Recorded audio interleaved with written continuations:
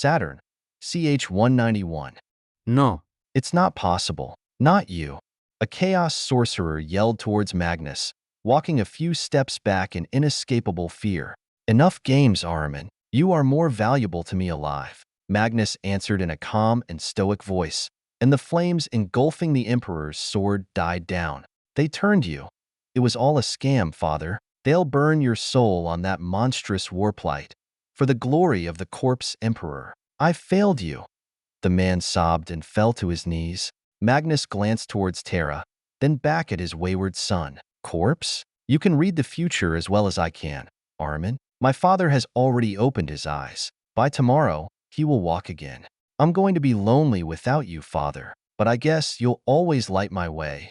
Ahriman answered in a sad voice, then crumbled to the ground, armor shattering to reveal nothing inside. Another rubric. Well, killing Ahriman would be quite a pain, I suspected. With the leading sorcerer gone and the Silent Sisters already locking hands for their counter-ritual, my task on Luna was over. I flicked my hand and collected my regiments inside the Tesseract, then scanned the place for something worth stealing. It took a while and some luck, but I did find a gene library with exabytes of experiment data and some old history tomes, going from the 10th to the 30th millennium, quite valuable. The history books, since most of that era's knowledge had been lost or vanished. But then, the Selenites have never been completely loyal, and hundreds of small cabals and cults still resisted imperial compliance to this day. And going by some hidden altars and blood sacrifices strewn around, Ahriman and his band had helped to arrive on Luna. A step later, I arrived beside Magnus. There are a dozen chaos altars on the moon, pre-March Magnus. I believe you know how to locate them and the perpetrators. I spoke in a casual voice. Pef Lancefire. My son. I never seen anyone terrify him like you did. Magnus answered while weighing the sword in his hand.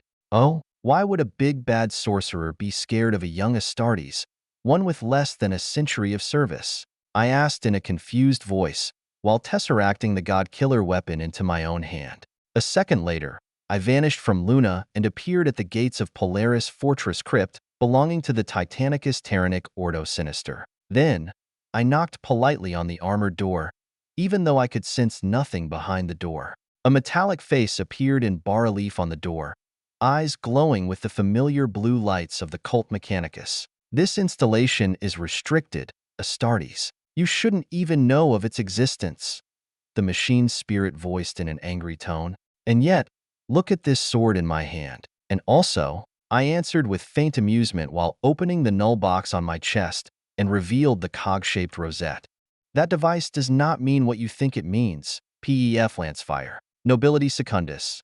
Terran holdings equals 974 square meters. Falkland Islands. Southern Promontory. Agent of the Throne. Ordo Xenos Tertiary Class. Lamenter Chapter Master. On probation, pending Adeptus Terra review, and unsanctioned rogue trader.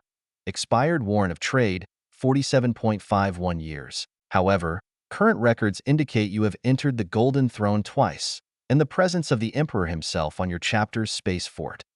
The machine's spirit explained in a rather not impressed tone. I might have gulped a little, and drew back my hand away from the irate door. It wouldn't do to get electrocuted because my warrant had expired, which made little sense too, because the things did not have an expiration date on them. Did you just hack the Administratum Central Cogitator to read on my info? I asked instead. Call it intuition, but I doubted Astartes' internal data was easily accessed by every door lock, especially that part about my probation. Only a Primarch could demand a review, and there were rather few Primarchs around. We shall never discuss this event ever again. And look, your warrant of trade has just gained 974 more years of unsupervised operations in the Eastern Fringe. Now, why are you bothering me? The metal face asked with a scowl. I blinked in surprise, then shrugged. The Emperor certainly liked playing with fire. In this case, a rogue AI, in charge of his Psi-Titan security. I need a pair of Psi-Titans to deploy in defense of the Imperial Palace. The pacification sirens in particular, since killing a few trillion citizens driven mad and angry by chaos sorcery wouldn't please the Emperor, especially on Terra. The blue eyes measured me for a long second. In AI terms, it probably reviewed my service record and all known data points about my life a few hundred times. Your request had been sent to the Preceptor Intendant. Major Psi-Source revolt confirmed. Titan assets engaged with traitor forces. Pending. Request approved. Polaris Albadalac will deploy at the Nepal entrance. Stand clear of the door. The machine spirit demanded in a rather surprised voice. The next second, the door vanished and another dimensional portal appeared in its place, to reveal a giant warlord titan stepping out. I moved myself on its head and sat myself down comfortably. The transport lander will arrive in 3.14 minutes. Be advised, riding on top of a titan can be dangerous to your life and or sanity. The Princeps spoke via his voxcasters. I'm good, Princeps, but there's no need to wait for a lander. I explained with a wry voice, then snapped my fingers. The next second, we arrived right in front of the Imperial Palace, with Los Cannons flaring the void shields of the Psi-Titan in the next second. Ugh, I hate teleports. They make me sick to the stomach, and then I get cranky and take it out on other people, especially if they shoot at Albadalac. The blank Princeps inside the cockpit commented with a caustic voice, followed by a low drumming sound that made my hairs stand up. That might be the titanic capacitor cycling, or some psychic weapon charging. I had a wary suspicion of the latter. The golden armors are with us, big guy. The enemy is the other way. I yelled while tapping the armored head with my glove. Riding a titan was rather exciting. I can recognize the Adeptus Custodes too, wise guy. Hang on! The Princeps shouted and spun the titan around, its claws gouging deep trenches to keep itself balanced. And then it jumped, clearing the adamantium walls and rushing right in the middle of the traitor army. Some unfortunate guys got stomped into the hard rock of the Himalayas until the Psi-Titan reached his optimal range and sounded its Psi-Sirens. It's hard to describe the effects, as there was nothing visible, but in less than a minute, incoming fire died out, while soldiers and cultists dropped their weapons and fell to their knees, weeping and sobbing. This beast was absolutely the king of crowd control, and the invisible sounds kept propagating for dozens of kilometers, rolling down the abrupt slopes and pacifying entire feral armies. Another minute, to make sure they never do it again. But I believe the mission is complete. The Princeps declared in a proud voice, happy with an easy job. I grinned widely at his silly naivety. Capacitors already out of energy? I asked instead. Don't talk crazy, Lamenter. This baby can go on for years at this rate. The blank Princeps replied in a proud voice. Years, you say? I suspect we'll have a lot of fun together. I commented in a wry voice and moved us to the next gate. Bhutan. They have tanks here, and that is a Baneblade. The pilot yelled in a rather alarmed voice as a heavy caliber shell struck the armored greaves of the Psi-Titan. So, you can't do it? Mission fail? I asked in a teasing tone. Oh, dear God, Emperor, I can't fail a mission. They'll take him away from me. Damn silly traitors. Repent. The Princeps yelled and kicked the Baneblade away, while blaring Negasai vibes from all its available ports. It took us a whole day to visit all the entrances into the Imperial Palace, making a giant ruckus wherever we went and leaving sobbing and repenting guardsmen and other gangsters, criminals and cultists, to be collected by arbiters or the Inquisition. Well, I almost consumed 1% of the capacitors, but the Alpha Psychers are still fresh, so they can go back to stasis. I'm going to remember this day for a long time, Lamenter. It was rather fun. The blank Princeps admitted in more friendly voice. Indeed, it's not every day you get to walk around in public and terrify people with those Psi-Sirens. But did you think the mission is over? I asked rhetorically. No. You cannot do this, Pef Lancefire. There are rites and canticles for maintenance, plus the energy reserves are getting low. The pilot pleaded in a pitiful voice. But I never visited Saturn. I heard the rings are amazing. I offered as an excuse and began our new adventure. Only this time, it was demons. Big ones too. Arms, CH-192. Let's go help the sisters too.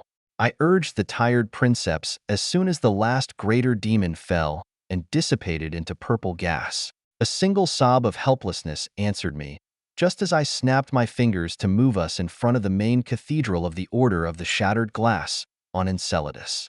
Thousands of Sisters of Battle, supported by rhinos and flamer tanks, were battling a large army of chaos cultists and lesser demons, led by a towering blue bird with hundreds of eyes on its feathers.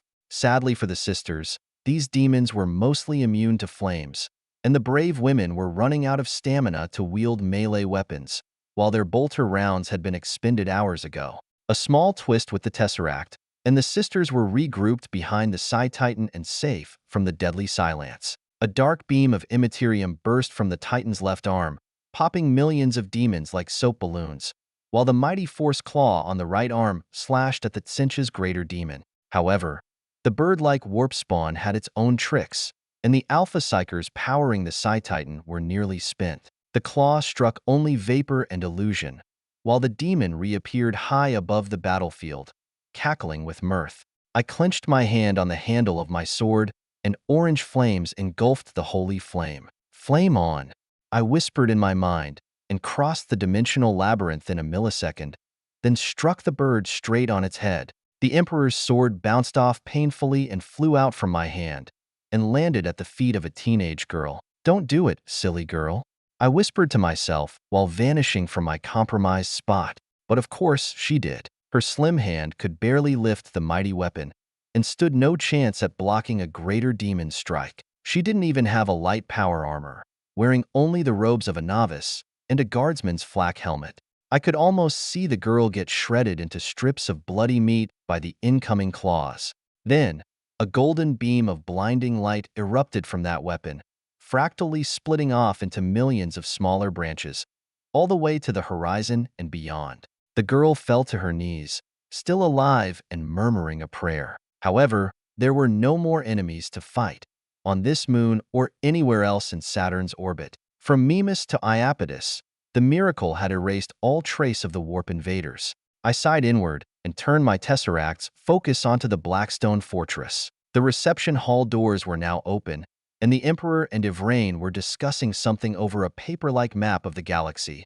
Swirls of energy painting new borders and tracing thin red lines of ellipses and tangents. The Emperor glanced directly at me, then returned to his negotiations.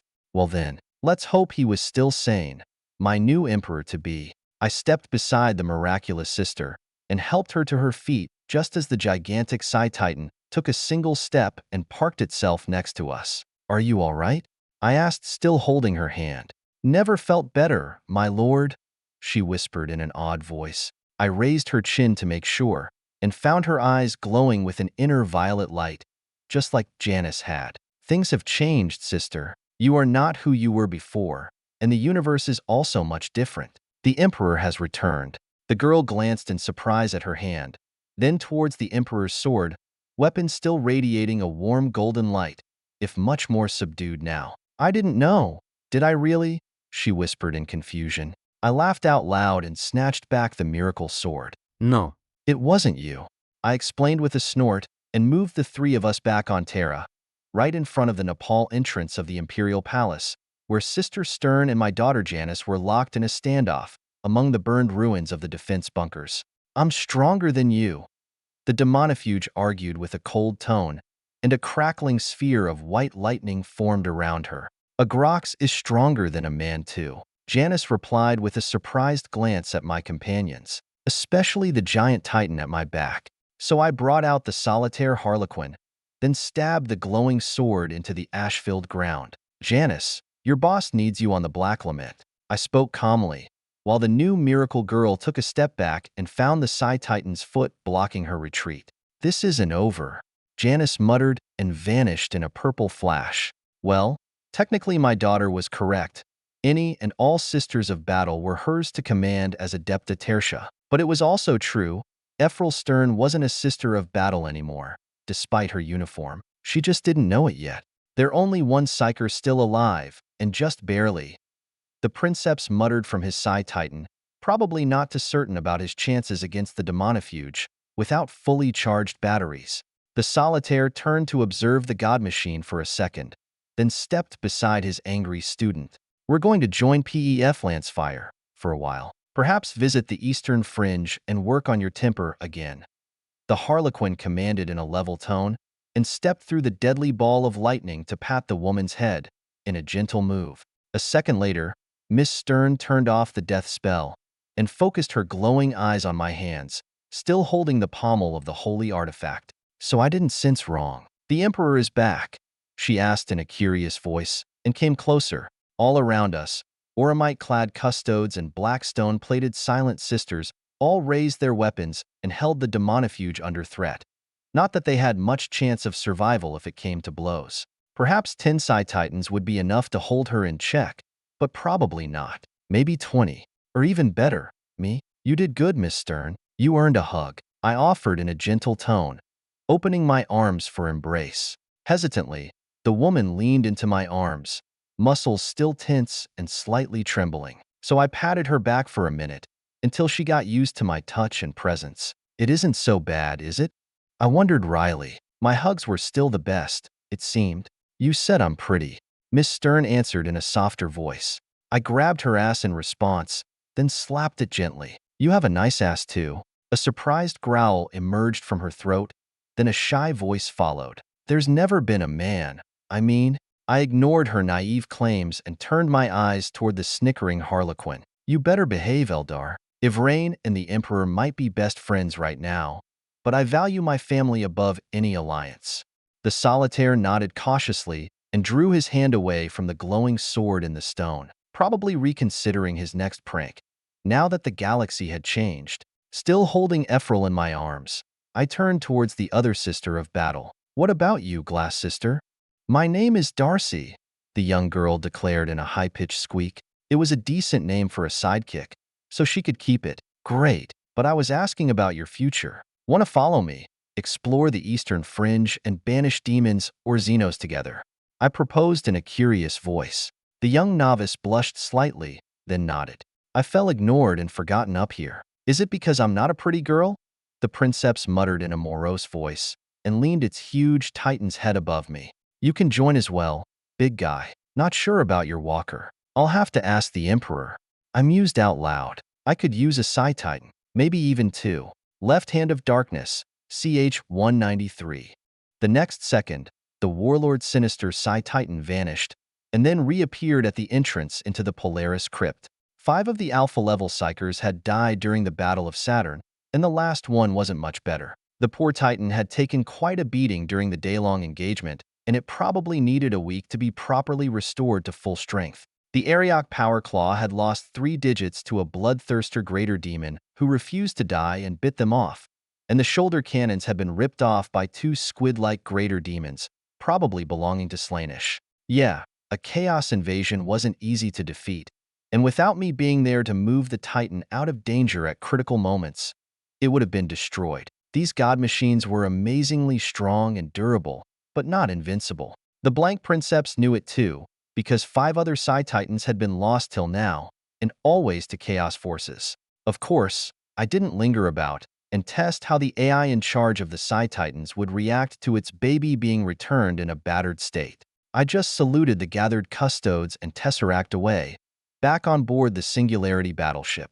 Lord Lancefire, this is a Xeno, Archmago's call noted in an angry tone, and his famous power axe crackled with electricity as a counterpoint to the presence of the Harlequin. And I am a rogue trader, I said in a casual voice, just as Dreadnought Chiron arrived at a brisk walk. I shall provide quarters and security for our guests, the Lamenter captain voiced from his walking coffin. I just nodded and gestured towards the main hallway. Soon enough, Ephraim and Darcy were being led towards their new homes, with the solitaire tiptoeing after them, hands tucked into his large pockets like he was on a stroll. Hopefully he could keep the pranks at a minimum, for now. You heard about the machine forge, Dominatus Dominus? I wondered out loud. The tech priest nodded in a cautious manner and held a familiar data slate out, the one I gave to Primarch Gilliman some decades ago. Quite a lot of discoveries on this tablet, Lord Lancefire. Some of them bear the definite markings of Xeno origin. I just shrugged. I've seen the Golden Throne, tech priest. Half of it is made from Xenotech, and your fellow tech priests have no idea how to repair it. Not to mention the Eternity Gate or the Imperial Webway. Belisarius Call sighed painfully and motioned at me to follow after him. A minute later, we descended at the base of the Voidclaw, the ancient weapon able to shoot singularities as projectiles or even sustained beams. This is the weapon you recovered from Vigilus. I see someone had made some modifications to it. Miniaturization of the adamantic shielding, triple buffer capacitors, scalable yield, surge protections against static or dynamic overload, and hundreds of others tiny changes. Who did this? He asked in a rather upset voice. I smiled a bit too wide. A friend. The same friend worked on your helmet's visor, I suspect? He asked with a piercing gaze at the helmet hanging on my belt. Yes, he is quite shy and orange. I explained in a mild voice. Yes, Jokero smiths tend to leave subtle hints of their origin into their artifacts. The problem is, they can also deactivate the objects they've worked on with a single thought, or make them explode. He warned me, while popping open a panel into the side of the giant space gun. Thin red and orange lines formed a childish painting depicting a sunburst, and then the painted lines vanished deep among the cables and solid-state circuits of the ancient weapon. Some kind of special paint? I asked, back in savant mode. Psychoreactive paint. Yes. I backtracked the tracker signal to its source. The control node was originally somewhere in the eastern fringe, but has now moved towards the Eye of Terror. Belisarius Call explained while projecting a minimalistic galactic map and pointing at a moving dot. The trajectory lead right to Salamis, and a certain Necron overlord with a whole company of Jokero in his service. And there was a single possible destination for him, in his own Blackstone fortress. Cadia. Makes sense.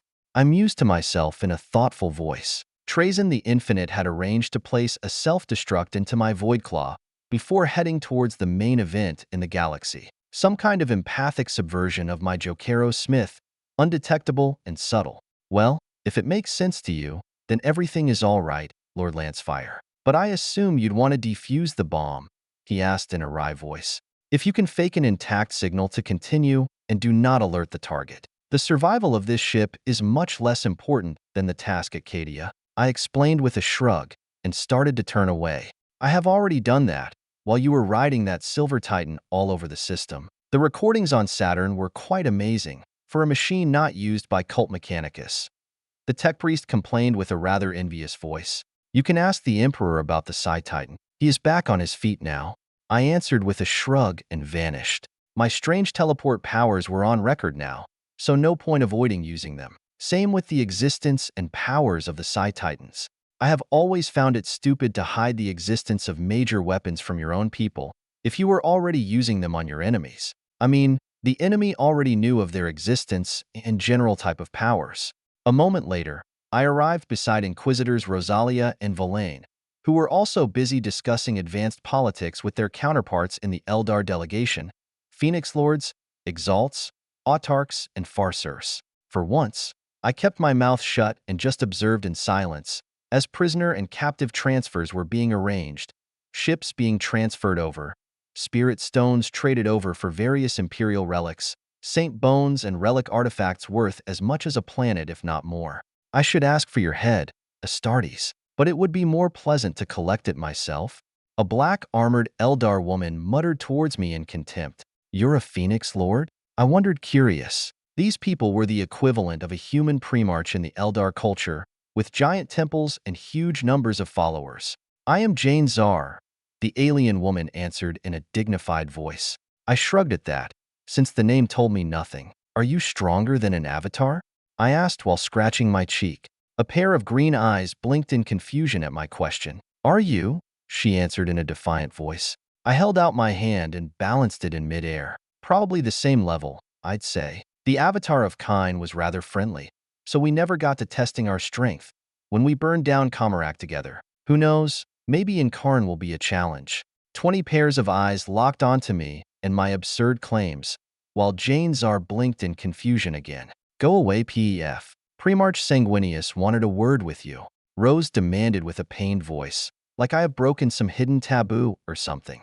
Well, might as well leave before I was set on fire. Even though this space fortress was my home, with a twist of space-time, I moved myself beside Sanguinius, who was in the middle of a staff meeting with 100 high-ranking generals, admirals, and other Adeptus Terra of various factions. Pef Lancefire. Had enough fun gallivanting around the Sol system? The Primarch asked in a mild voice. Well, he was always that way, even while chopping off your head. Cool guy, my Primarch. I was told to deal with the invaders, Lord Sanguinius. Primarch Guilliman himself, with his own words. I answered in a level voice. Sanguinius almost sighed. and patted my head in a fatherly manner. So this is where Ludvius got the gesture from. Never mind then. Go to Cadia and deal with the invaders as well. If you need more troops or ships, we have plenty to spare right here, he explained with an inviting gesture towards the gathered staff. My eyes swept the gathered officers and officials for someone of real use. You command the Indomitus Fleet Tertius, right? I asked Fleet Master Cassandra Van Leskis. I do, Lord Lancefire. 9 battlecruisers and 84 cruisers, all upgraded with warpless engines. The weapon batteries are not upgraded, though, she replied in a dignified tone. I nodded in understanding. The Navy rarely got the best deal, as they were rather prone to defections, mutiny, and even turning to chaos. I will need some augur teams of the Templar psychologists and a pair of agents from the Synopticon. Maybe a Culexus assassin, if there's one available in system. I continued in the same tone, watching Sanguinius hide a faint smile. Yeah, he knew I didn't actually need intelligence and subversion operatives, nor pariah killers to go after chaos demons or sorcerers. But he wouldn't say that now, after he basically gave me a free hand to pick my team. Anything else, Lord Lancefire? Sanguinius asked in a pleasant voice. I pretended to think about it for a moment. A pair of those psychic titans, and especially the pilot of Polaris Albadalac. We worked great together. We all saw your exploits, my son. Very well. Sanguinius agreed, with a nod towards a white and silver dressed inquisitor with a black glove on his left hand. And this inquisitor was a blank as well. Only then I realized how stupid I must have looked, with my low-level rosette, trying to impress the gate guard. Ordo Sinistrum was part of the Inquisition, the black left hand of the Emperor, the left hand of darkness. Magpie, CH 194.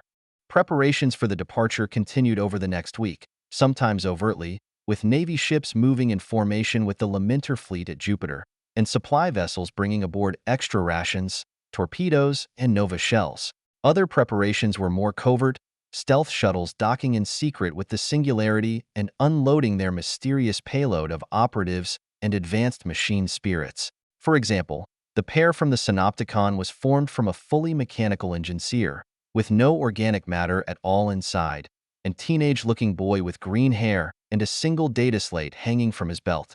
The boy walked right to me and examined me for a minute. At least you have a mind implant, Astartes. Perhaps this mission will not make me tear my hair out again, he declared in a superior tone. I smiled kindly and switched to manifold circuit talking. Just make sure we have advanced warning if the Navy ships go traitor. Do you need special clearance to install your Vox thieves and whatever surveillance devices you normally use? With a wry smirk, the boy glanced at his mechanical companion. I stole this Sicarian infiltrator and upgraded it with the best tech available in the Imperium. It even has Clavis overrides for secure vault surveillance. There is basically nowhere it cannot go. And I also want pressure plates installed around the main reactors and the Gellerfield's generators. Even invisible enemies have to step on the floor, sometimes. I added with a second glance at the subverted infiltrator. The boy was a geek, but a competent one going by this exploit. Stealing from the Mechanicus was never easy. A string of code and green engrams flashed over the irises of the green-haired boy, and the machine cloaked itself and ran off, then vanished into a quite small air duct. I could keep track of it with the Tesseract vision, but otherwise I would have taken a miracle to detect the invisible infiltrator. I'll be in my room, writing the new parameters for this mission, my lord. Potential enemies? The boy asked in a bored voice. Mainly Necron, Eldar, and Chaos. Perhaps some human faction as well, Officio Sabatorum, Assassinorum, and Ordo Hereticus, Navigators, and Dark Angels too. I revealed with a careless shrug. I did have plenty potential enemies. The boy scratched his head in a rather comical display of confusion. I'm not a miracle worker, Astartes. You better have some skill and luck of your own, he muttered in a tragic tone, and walked off without looking at me or around him at all, eyes glued to his data slate and already adding more variables to his spying engrams. A couple of hours later, I was lounging in the armchair, studying the hololith map of Cadia and its star system. Chaos and the Imperium had battled over the fortress world for millennia, and there was plenty of data to go through. The map is not the territory, Lord Lancefire. The Cadians themselves are the walls that defend humanity from chaos. A gruff voice spoke over my shoulder. I didn't turn or give any sign of surprise. After all, I did ask for a Culexus assassin. Cadia is not an Imperial fortress assassin. Terra still had dinosaurs roaming its jungles when Cadia was being fortified. The Tan tasked the Necrons to construct the Blackstone pillars as part of their flat universe plan. I mused out loud, while highlighting the 1,000 of gigantic pillars raising into lower orbit. So, the pillars themselves are the weapons. Blackstone is famous for withstanding warp damage, and your ships are covered in it. Would the pillars work against a chaos incursion, dispel demons, or suffocate psychers like a tyrannid silence? The voice asked, seeming curious. Probably they would, as a minor side effect. Anyway, your task is separate from this future battle. Ahriman. He is very difficult to kill, as he can shift timelines and vanish, leaving only an empty armor in his place. Thus, our plan must never threaten his life and close the second timeline. Or better said, we must catch him twice. I explained to the pariah assassin. Well, this is the first time I've been called to make sure my target doesn't die, but I am only one man and can be in just one place. I hope you realize that, Pef Lancefire. The man answered in a thoughtful voice. 3 rooms down the hall, there's a solitaire harlequin. He'll be the first timeline hammer, with Sister Stern as the bait. She can resurrect, so plan for it as well. I said in a casual voice, then focused back on the map. The Cadians, yeah, they would not break. That was true. Now, what would Trazyn do? I had to plan for the actions of a lunatic, and that wasn't going well. Then, Inquisitor Greyfax will arrive as well, with her custodes in tow. Plan for a miracle? Yeah. Not something really reliable, was it? Not for me, at least. My own sword lost its powers in a critical moment, just to give Darcy her moment of faith. It was hard to plan around the Emperor, as he worked in mysterious ways. Still, he would send a saint again. He liked showing off, probably Saint Celestine, or maybe young Darcy again. Slowly, I began smiling as the fragments of a plan began assembling in my mind. Now that would be a great trick to play. I held my left hand out, the armored glove filtering the dim light of the hologram and casting a dark shadow. 5 Primarchs held in the Tesseract Labyrinth. Angron, Lorgar, Perturabo, Mortarion held by me, and Fulgrim with the Necron Lord. It could work. I remembered the giant hand emerging from the HIATUS anomaly when it was forcefully closed. Definitely an enraged chaos god, most likely Khorne. Now, Angron was himself a demon prince of Khorne. Would his sacrifice enrage Khorne enough? My gut said yes. The Empyrean construct was made of fury and carnage. The Blackstone fortress itself was a weapon meant to kill gods. Warp gods too, with some help. You seem quite satisfied with yourself, Lord Lancefire. The Culexus assassin observed in a level voice, once again appearing above my shoulder. You have a name, my friend? I asked instead, turning a centimeter to catch the pariah in my peripheral vision. The assassin hesitated for a second, then removed his Animus Speculum helmet to show a young face with a dozen brain implants scarring his bald head. I am named Vadrex now. You are a blank yourself, so you earned a modicum of thrust for that. Plus your adventures with the Psi-Titan were rather fun, he disclosed with a wry smile. I smiled back. Not usually my style, but my warrant of trade was expired and my chapter master rank is under review. Most likely the Lion. I don't think he likes me much. I disclosed as well, and took out a bottle of expensive wine and a pair of crystal glasses, illegal loot from Vigilus both. Perks of the job. Vadrex sipped the expensive wine with a faraway look. A publicity stunt, with 2 Primarchs watching, plus the Inquisition and the visiting Eldar. I'd say it worked just fine. I shrugged and sipped my wine in turn. The Emperor wasn't that pleased. Seeing how he denied me the full use of his sword. Darcy might be innocent and cute, but even miracles had a reason, which is why I planted his sword in front of his house and left it there. Let's see who dares draw that sword from the stone. Late into the night, a pair of transport landers rose from Terra and made their way to the Black Lament, each carrying a Psi-Titan. Come alone, Big E demanded straight into my mind.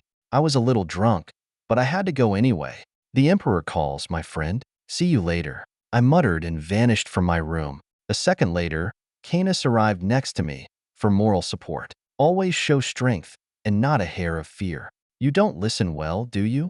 The Emperor muttered with a mild voice and waved his hand to put Canis to sleep. Should I be impressed? He could put mountains to sleep with the same gesture.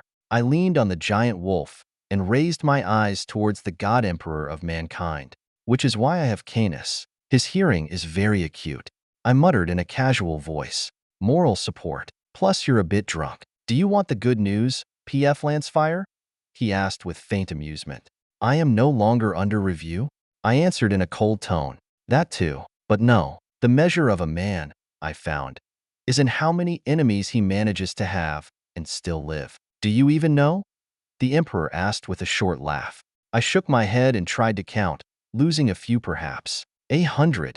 I guessed at random. This mission to Cadia. Those tesseracts on your glove will not work. You can't catch dreams in different dimension, he said with a sad head shake. So I missed my guess. I have never lost a battle. Big E. I'll be fine.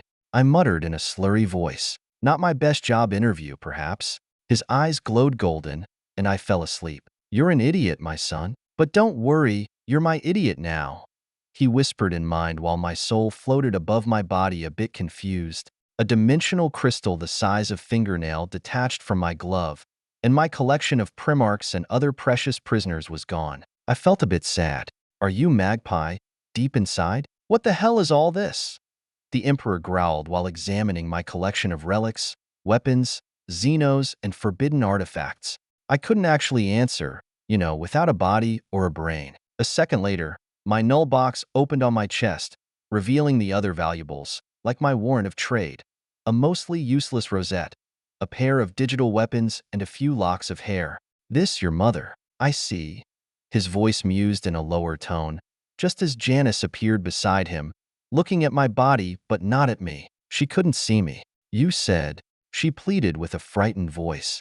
I did, but now I know more. Your father fed me Tutan, billions of years of knowledge. My sons will be able to defeat any foes now. It's only fair I start with him, the Emperor explained while plunging his hand into my chest.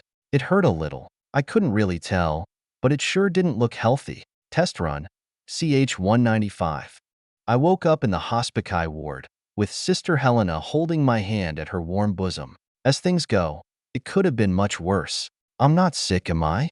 I wondered while reviewing the data logs through the machine spirit of the Black Lament. The reception party had moved elsewhere, and only the Lamenters and my house troops were still on board. Well, it wasn't like the Emperor needed a ship, even one as nice as my Blackstone fortress. But he did take my 2 tesseracts and most of my precious loot, and that hurt a little. My heart was bleeding deep inside, which fit perfectly with the Lamenter heraldry. The 3rd tesseract on my Aquila necklace was still there, with my good loot and supplies for my troops. This was the one I have recovered from Comarak. I could work with a single tesseract labyrinth and 9 trillion thrones as a starting capital. I did start with much less after all. I was even born naked and powerless, like all babies. Sick? You'll never be sick again, my lord, the faithful sister whispered in a soft voice, then walked out and left me check my body by myself. For a second, I was worried about my progenoid glands and checked for them. Still there. Excellent news, for once. I rushed to the bathroom and checked myself all over. My muscles had their own muscles now, and I could sense a few extra organs deep inside my body, and inside the brain too. I was also a head taller than I recalled, probably to make room inside for the extra gear. Almost the height of a midget Astartes now, which fit me just fine. Still, I wasn't the same as my Astartes sons, or even the custodes. No black carapace ports, no progenoid glands in the neck, and more importantly, the junk still worked just fine. I'll have to thank Janice for putting a good word for my jewels. While admiring the work of the Emperor, I sensed Lady Villain enter my hospice ward. I'm in the refresher, I shouted as she seemed a bit worried at the empty bed. A second later, she crossed the room and joined me. You look good, Villain whispered, and even managed to blush a little. I grinned widely and turned on the shower. In or out? I demanded in a teasing voice. Much later, she rested on the muscles on top of my pectoral muscles, a bit tired yet rather satisfied. I was tasked to keep you company, Pef, and keep an eye on the Harlequin too. He is not exactly what he seems to be, the Inquisitor disclosed before falling asleep like a cat on her favorite pillow. Gently I set her aside and moved myself into my quarters, nearly stepping on an invisible assassin curled at the base of the door. Canis was also sleeping on his furs and opened a lazy eye to show he noticed me. There's a bed right here, Vadrax, I commented in wry tone, while picking at the wardrobe for something loose that would still fit my larger body. A Catacan-style fatigue uniform would do, for now. It's what I also used to dress up a couple of Primarchs who didn't have proper clothes and armor just yet. The man rose to his feet and dispelled the Immaterium cloak, then glanced at Canis with a frown. Can't you use the door, like everyone else? And why are you so big? Call it a growth spurt, my friend. The Emperor helped too. I answered in a snarky voice, while trying to find a larger pair of boots in my dimensional inventory. The Culexus assassin pointed a finger at me and did some type of Negawarp spell. My skin tingled in response, and a shield formed around me, like an invisible bubble. You're much stronger now. My temple recruits people of this strength, he revealed with a surprised voice. I bet he didn't mean my new muscles. I thought you guys were cloning blanks for your program, I wondered with a wry tone, while going to pet my wolf and check him for any lingering damage. But Canis was fine, more than fine. A dozen cuts and burns on his paws had vanished, and he seemed to have become a bit larger and stronger as well. I might need a wider door. Woof? The wolf asked at my curious probing. I just scratched his head, and the wolf sighed in delight. We can clone blanks, but there are risks and nasty failures sometimes. The temple prefers natural operatives, whenever possible. Vadrax muttered in a low voice. I turned to check on him and noticed a faint smile at the corner of his mouth. So this is where I'm supposed to offer my family for the program. Natural blanks are quite rare, and most get killed before you can find them. I concluded with a sigh of my own. Perhaps being smarter wasn't always a blessing. Vadrax nodded a bit cautiously. You did offer hundreds of blanks to various Astartes chapters, he countered. There were contingencies in place, Vadrax. Astartes training kills 1,000 recruits for every new Space Marine, which is fine when you're sifting through the trash at the bottom of a hive world. Gangers and criminals and the like. Not so fine with my sons. Each of them gets schooling enough to earn them a captain rank and an engineer title, I explained in a harsher voice. The assassin measured me a bit more thoughtfully. The Culexus cannot afford that kind of waste, since blanks are too rare. But I see your point.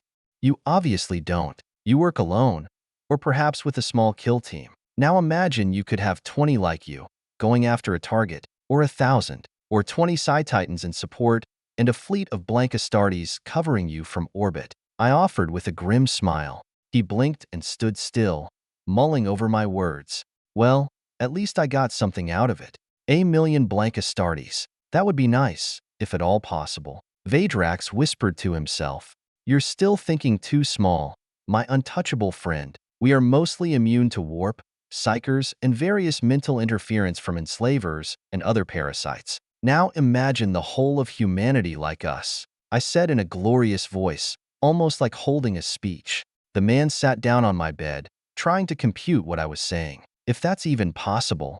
In a normal world it wouldn't be. But here, we had a galactic-sized dictatorship. Social norms could be changed by decree, and they often were. What was illegal and anathema one day, it became the norm a millennium later, just like the ecclesiarchy had done with the imperial truth, turned into the imperial cult, turned the untouchables and pariahs into nobles and angels, and people would gladly offer their children to become the new ruling class. I was already doing that in the fringe, with some measure of success. Perhaps I was naive to place my faith in the Emperor, but I had faith anyway. And if he wouldn't do it, for some obscure reason, I didn't actually need his help. The blank plan was still going.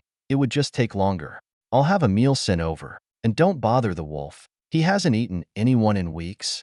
I quipped in a lighter tone and snapped my fingers by reflex. The Tesseract didn't actually need gestures to work, as it used an empathic connection to its user. But a snap made it look better. See how easy it is for me. I arrived beside the brightest tech priest of them all, Archmago's call. I need a new armor, I demanded with a level voice. The cyborg turned to measure me for a second, then glanced up at the Psi-Titan. You'll fit the cockpit just fine, Lord Lancefire. Hop in and let's test the manifold circuit. On the one hand, I wouldn't get a master-crafted power armor from him. On the other, I had my own Psi-Titan, made by the Emperor himself. I wasn't too sad with my choices, so I just moved myself into the empty cockpit. A second later, the world exploded in my mind. As the Mind Impulse unit linked up with the machine spirit, but a different type of spirit from my knight. The Siricrix anima converted Psyker soul energy into motive power and senses, and the sleeping Titan had 6 healthy alpha-level Psykers to draw from. Options for various Titan scale spells opened into my mind, from the Shroud of Terror, the Psy-Siren's able to crush souls and revolts with its invisible waves, and up to the Death Pulse bombs and the Necrotechica temporal repair spell. A couple more exotic spells like the Quickening Speed Boost and the Antipathic Tempest of Unhallowed Lightning could be deployed as well, and that was without getting into the Left Hand of Darkness or Sinistraminus Tenebrae, a Psy-cannon which resembled a directional vortex weapon, though without the vortex part. I have seen it in action on Saturn, and even greater demons were killed with it. Well, for as long as the Alpha Psykers lasted, that is, the last spell seemed a bit superfluous. With Biomancy, I could drain the life force of everything in a dozen kilometers radius, then fire it as a concentrated beam of soul death, similarly to what the Immaterium beam of the Blackstone Fortress could do. Well, it would be probably useful if I fell right in the middle of an orc waff, or some tyrannid swarm. The Princeps of Albadalak had no reason to use this spell on demons, or the insane humans besieging the Imperial Palace. My own Psi-Titan was named Occidentalis Abax, a name which meant destroyer from the west in ancient Greek. Well, it was certainly a destroyer, as it wasn't built to construct buildings or roads. Below the snarling lion emblem, the Titan had a simple inscription, Ordo Sinister, Pavor Dominator, which translates from High Gothic as Masters of Fear. Up and let's take a small walk, Sabax.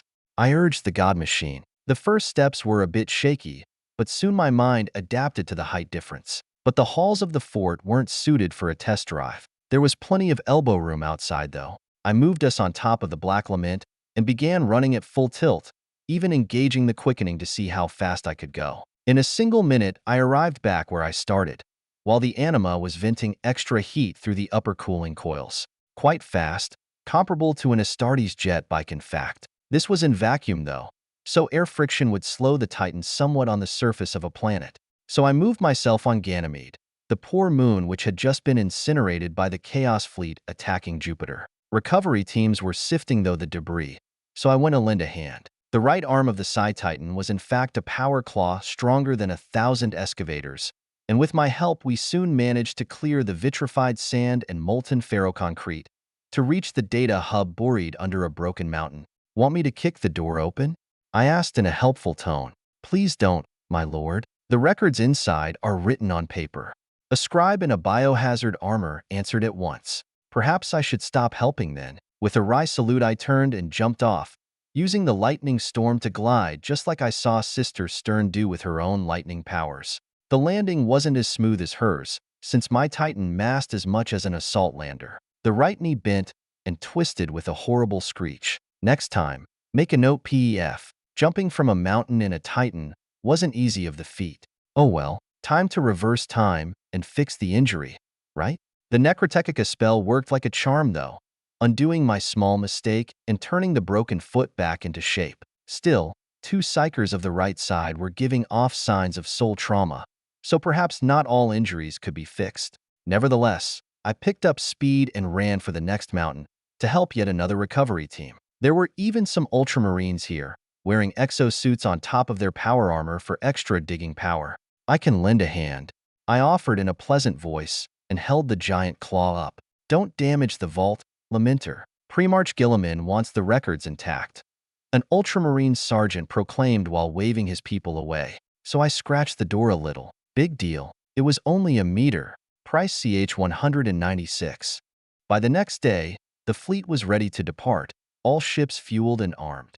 A leadership conference with all the captains and their exos had just finished, where I instructed them what orders to obey and how. The Navy guys were possibly used to being subordinate to Adeptus Terra, seeing as this was the Sol system. Primarchs, Astartes, Inquisitors, and various High Lords would often grab whatever fleet was available for a task or another, though I doubted any of the previous Crusade commanders had my ideas on how to conduct space warfare. Even their best fleet master, Lady Cassandra, was mildly qualified in my eyes, compared to the type of training and practice I had my captains go through. Not her fault, as neural indoctrination chairs were not available to the Imperial Navy, so she had to struggle reading history or technical data page by page, from the often censured scrolls and books of the Schola Progenium or in the Admiralty spires. I gestured her to stay seated and took out a null wand like a marshal's baton. You will carry this device at all times, my lady. Have it surgically implanted next to your femur, if there's any chance you might not be able to wear it.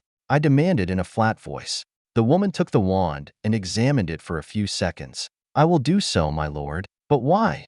She asked with a frown. We're going to Cadia, the moat in the Eye of Terror, and a place that probably annoys the chaos quite a bit. Your fleet's real task will be to harass any enemies we encounter without losing your ships. This stratagem is called a fleet in being and is at least 40,000 years old. But that only proves it is still effective now, as it was to our ancestors. I said with a slightly kinder voice. I happen to like smart women. Cassandra frowned again and tapped her temple with the null wand. I understand that. My ships do not have very effective weapons, but they can maneuver very well, even in places where warp drives could not. But what is the purpose of this?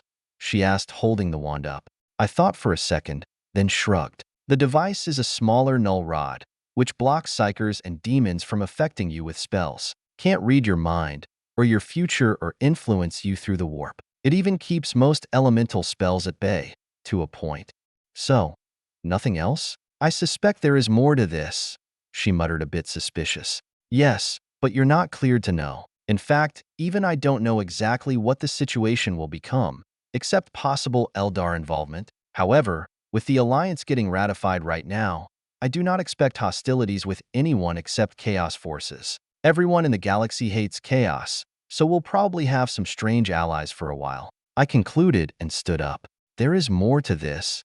Cassandra grumbled a little as she walked away. As the armored door of the conference room closed, I turned around to find Vadrax removing his helmet and nod towards me. So the Fleet Master is my bait? Only if Armin comes. Otherwise, is a standard protection detail and you're cleared to engage or not, at your discretion. I explained in a casual voice. The Culexus assassin grinned back at me. You're a strange one, Lord Lancefire. I agreed completely with his sentiment. How was training with the Lamenters? I asked instead. Well, they are somewhat slower than regular Astartes, but much better armored and armed. Quite excellent quality equipment too. Still, avoid sending them in melee fights, especially against Chaos Marines.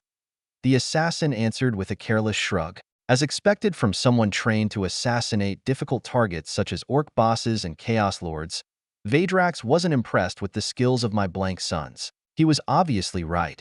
As I've met a few Blade Masters myself, my sons also did not have millennia of combat experience, nor were they decimated in ruthless training to select only the fastest. And the Silent Sisters? I wondered with a smile. Vadrax just shook his head. There are a few who might survive in close quarters, but no, without Astartes or Assassinorum-grade enhancements, they should not be on the front lines. I would suggest sniper rifles for all of them. A single World Eater could plow though 20 of them with ease, if he gets close. Well, these women were meant to hunt rogue psychers and demons, not traitor marines. I fought a Chaos Sorcerer on Esteban too, and it wasn't too difficult, even without enhancements. Sister Ordila killed 2 greater demons at Fenris. Took her like 5 seconds. I mused in remembrance. And then, there is the Demonifuge. She killed one of ours, a few decades ago. Why is she on your ship? The Culexus asked in a colder voice. Why not? The Emperor gave her the powers. Is she at fault the Inquisition wanted her dead? Or for fighting back? I wondered with a sad grimace. That's not what I know. She was empowered by a demonic ritual, he argued back. By the victims of demonic ritual? You mean, the 700 sisters of the Screaming Cage poured their faith and souls into her to obtain vengeance on that demon, and she has never stopped destroying demons since. Now, in my own line of work, I've met many Inquisitors. Some I've befriended, or even loved. Others, I executed them and had their rosettes sent back to Terra. That is the problem with those people who are not blanks. Eventually the Chaos can get them, Primarchs or Inquisitors alike. Not that I blame Chaos for everything. Stupidity, greed, and pride can get everyone, even blanks. I answered in a softer tone. That, he started to say, and remained frozen in a stasis field. I turned around to find the Emperor himself, holding a tesseract in his hand. I saw you liked my Psi Titan. It was quite expensive, to be fair. Pretty fragile too. I muttered in a disgruntled tone. I worked hard for all the goodies in those tesseracts, plus the crystals themselves. He just waved a hand, producing some samples of xeno-weapons, and my secret data slate with all the inventions, even some too advanced to release just yet. Perhaps it is so, but it would take me too long to produce such weaponry from nothing. And the blanks problem, I've considered it for the past day. Vadrax here, while a decent warrior and loyal to the bone, he would certainly die if implanted with a gene seed. The women are not compatible anyway, due to extra chromosomes. Only you and your miraculous bloodline can sustain a gene seed implant. The Emperor admitted in a slightly annoyed voice. I just nodded. This wasn't exactly news to me, as I had conducted my own experiments back at Illavar. So, what now? I asked after a minute of awkward silence. I enhanced your body and mind, without going too transhuman with it. Otherwise, you're free to conduct yourself as before, or any other way you please. Go forth and multiply, the Emperor proclaimed while handing me back the null box. I opened the box to see a new warrant of trade, signed by the Emperor himself. The paper itself was glowing faintly, so to a psyker this would likely appear as a raging bonfire of warp energy. I guess I did pay for it, with all the loot I produced for the Imperium. But the wealth of Xeno and Chaos-tainted people or artifacts was well worth the free hand given by the Emperor. He did just say, "Any way I please," which proves a level of trust he never shown much, or ever. Then again, I did speak in his voice for a century all over the galaxy's fringe, and my deeds were found exemplary. I'd guess the new trust has grown to cover the entire galaxy now, with the new Inquisitor's rosette resting in my null box. The rosette had a snarling lion inscribed on top of the old metal cog. Blaring coded engrams swiftly informed me I was now an agent of the throne, Ordo Sinister, Chamber Occidentalis, Perceptor Secondary. Probably the necessary promotion to operate the Psi-Titan, plus requisition things, people, and whatever else I needed from every loyal Imperium world. Not at the level of an Inquisitor Lord or Perceptor Intendant, but probably a normal Inquisitor or such. Killing billions of people for no reason might be frowned upon, and killing trillions of innocent citizens might result in a reprimand, or even a recall to Terra for inquiry. But otherwise, free hands. I don't think I'll visit the Imperium much, I muttered with a grim smile and raised my eyes towards the Emperor. He was long gone though, fleet-wide, form in pattern gamma, and maintain point defense stations. Then begin engine burn towards Cadia. I commanded over the Vox network. As the fleet began to accelerate away from the sun, a coded transmission arrived from my Synopticon agent, directly on the manifold circuit. My lord, 3 separate transmissions from the Indomitus fleet. Destinations: Terra, Luna, and Titan. Decoding the contents will take me a week or so. Green hair or not, the boy was quite competent. Well, at least I knew someone would arrive at the party for certain. Now it was only a matter of waiting. Merging CH 197.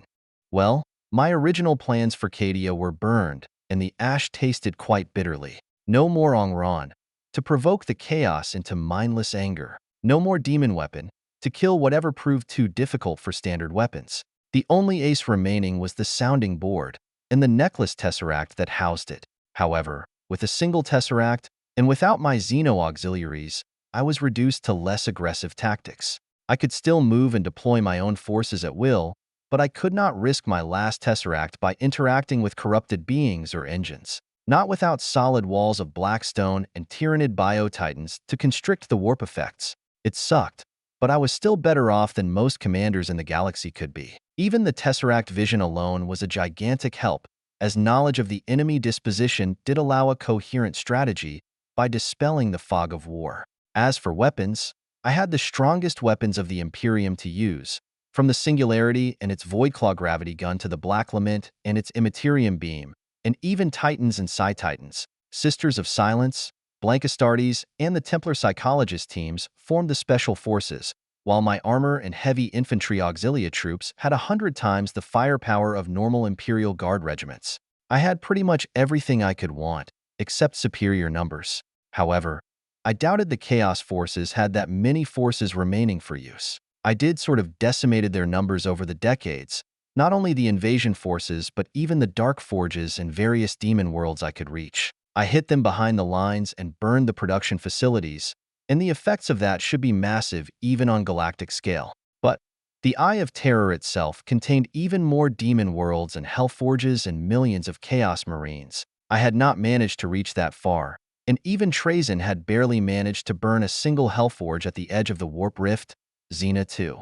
The stable corridor called the Cadian Gate included other fortress worlds like Beli's Corona or Agrippina, and other imperial worlds like Lelithar. That name seemed familiar to me, which was bad. Any memories I had of old books about the Black Crusades simply meant something bad would happen in that place. There was some good news, though. The Dark Angels and their pre-march were converging towards the Scarus sector to the north of Cadia, while the White Scars and Pre-March Khan were approaching from the south via Forge World Mordax. Over 100 Astartes chapters would be present, plus Mechanicus, Adeptus Sororitas, and countless regiments from the Astra Militarum and PDFs. Over the holomap of the battlefield, Inquisitor Ramius simply waited with her eyes closed, not sleeping, but instead diving into the future for omens and hints. Erebus, he's the one leading the traitor attacks, she revealed after her long psyker trance. Well, considering who Erebus was, can't say I'm surprised. The guy was the architect of the Horus Heresy and the one who turned Lorgar to chaos. I'll take care of him, my dear, I answered with a confident voice. She just smiled sadly. Bravery is not a substitute for strength. You don't have to pretend, PF. I can see you're not truly certain of this battle, unlike the other times we've fought together. A few seconds later, Valane tapped another planet on the holomap, marking it as lost. Earthward, a world so often attacked that people lived in underground bunkers all the time, had finally fallen. Zombies of some kind. The astropathic messages are not clear, the Inquisitor whispered with a deep frown on her face. I leaned back in my chair and glanced at my fellow princeps from the Ordo Sinister, called Albisalom. Didn't look much in the flesh, wiry and thin, but with princeps it was mostly about willpower, not muscles. The blank pilot just nodded. I guess this time it won't be as fun. Any troops deployed on the surface could be lost to an orbital strike in minutes. What we need is some kind of protection aura, like the Saints can project over their troops. They call it the inviolable aura. I mused in a thoughtful voice. Albisalom blinked at me, then glanced at the Inquisitor with wary eyes. And how would you manage that? Our Alpha Psychers are not capable of it, even if one of them might be a holy person. The ones on the left side are all savage, brutal beasts filled with anger and bloodlust. The darkness needs that to power the Psi cannon. I have some ideas, I said with a wry smile and jumped to my feet. A minute later, I arrived at Sister Stern's quarters to find her and Sister Darcy playing cards and giggling like schoolgirls. Hello there. Mind if I join? I demanded with a kind smile and sat on the carpet in front of them. Only if you let me play with Canis again, Darcy demanded with puppy eyes. I tried to resist. My willpower could restrain a Titan's machine spirit. But those eyes. A minute later I just sighed and picked up the cards. Don't put your hand inside his mouth again. He ate a dozen space marines, hands and feet crunched like twigs. I warned her with a grim voice. The girl didn't quite believe me, but it was very true. They were even lamenters, if traitors. Some hours later, Darcy returned to her room, and I shared a bottle of wine with the demonifuge, while she spun tarot cards in midair. A few glasses later, she leaned on my shoulder for support. I'm going to die again, aren't I? The Emperor's tarot is very certain of it, she murmured in a sad tone. Everyone dies, my dear. Some last longer than others, and some even come back. You think lamenting to a lamenter on board the Black Lament is fun? I quipped and elbowed her gently. Huh, your chapter is quite famous for its misfortune. That's true enough. So why did you got me drunk? Want to taste my pure body, my lord? Ephraim proposed in a tentative voice, even pushing her chest out for emphasis. There's time enough for love. We'll get to that one day. But no, what I want is your psyker abilities. I bet you'd like riding a Titan with me, I answered in a serious voice. She turned to gaze into my eyes, electric currents swirling inside around the blue iris like a maelstrom of concentrated violence and wrath. Only if you let me sit in your lap, she demanded in a childish tone, and obviously copying Sister Darcy's perfect manipulation. So I drew her into a hug and groped her a little as thanks. It's going to be great. We'll begin tests tomorrow and see what psyker effects we can obtain together. Stay with me tonight. the pretty sister pleaded in a lonely voice. I tried to resist. I really did, but my bleeding heart wouldn't let me. Plus, she did have a fabulous body. The next day, we began working on controlling the Psychergestalt of the Psi-Titan at the lowest setting possible. The fortress might be made of blackstone, but a Psi-Titan would still likely manage to breach the hull anyway. Damned walkers were quite overpowered, even without my miracle girlfriend exceeding all reasonable limits and overcharging the anima circuit with a dozen times the normal amount of psychic energy. I'm not much impressed with the abilities of your Titan, Lord Pef. It's slow, cumbersome. The Psi spells lag and take entire seconds to cast, and there's no Psi shield or even a Rosarius. All it has is brutish mechanical strength and amazing range for its weapons. The demonifuge complained while leaning backwards and resting on my body like in an armchair. Well, technically my arms were the arms of the chair, so that worked fine. Other Titans are much worse, my dear. I'll show you the Emperor-class Titan in the next hangar. It barely moves at all, so I have to teleport it into battle before the enemy gets bored and simply leaves. And my Titans are all upgraded ones. The relics of the Mechanicus are much worse and take months to shamble around. I explained with a snort and pawed at her peaks for my comfort. At least my hands had something nice to hold to now, as piloting a Titan was all in the mind and the implant circuits. Probably the exact reason why the Emperor enhanced my brain with his gene magic. He even unlocked the dominant genes of my blank heritage, allowing me to begin learning the real skills of a pariah, from null shields to rebounding psyker spells and draining psyker energy. Standing in the cockpit of a Psi-Titan with a potent psyker in my lap and 6 others slave to the anima circuit empowered me immensely even without drawing from this well of power. All right, I trust you. So what do we try next? Ephraim asked while breathing deeply and pushing her peaks into my hands. Now, we try to make that Psi shield. First, a thin one covering the cockpit, then a slighter larger one over the entire chassis, and keep the power low. No need to blow of the hangar doors again, I whispered in her neck, while my mind merged with the machine's spirit and gently urged it to listen. A flare of golden light followed, and the armored doors blew out again. Sorry, I'm trying to be weak, Sister Stern muttered in a childish voice. She wasn't really sorry, though. Torque, CH-198.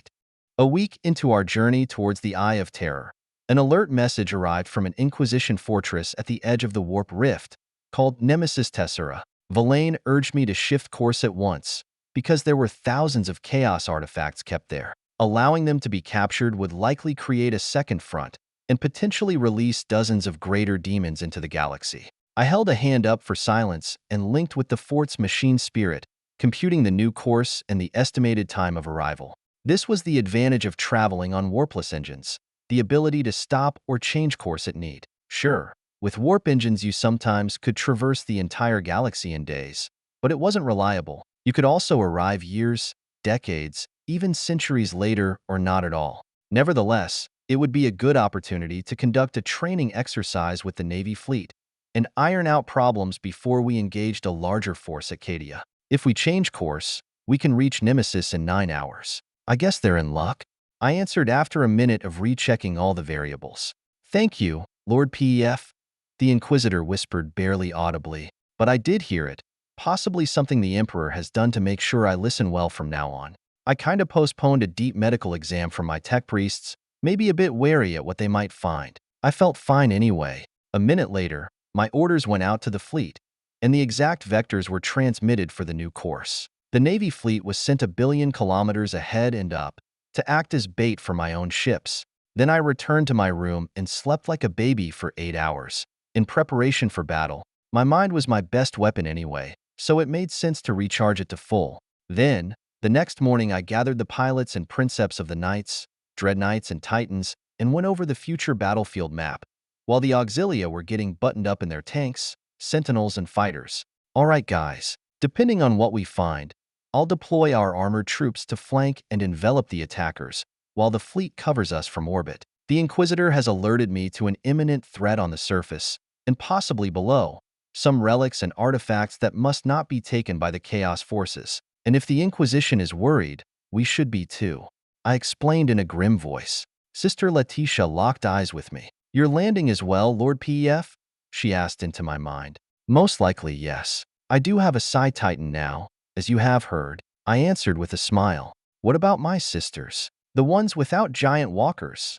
She continued in the same manner. They should stand ready, as they will be deployed as bridge guards on the ships and maybe overwatch for the Astartes. I don't have enough sniper rifles for all of them, I said with a shrug.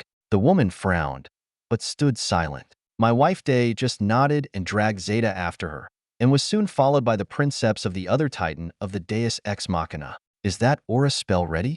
Albisalam asked once everyone had departed for their giant robot walkers. Hard to test it inside the fortress, my friend. Anyways, you will take point and neutralize the strongest enemies, as you do have the experience. I'll focus on winning the orbit before I make landfall with my titan, I explained with a level voice. The Ordo Sinister Perceptor measured me for a minute. You know how absurd that sounds, right? He asked in disbelief.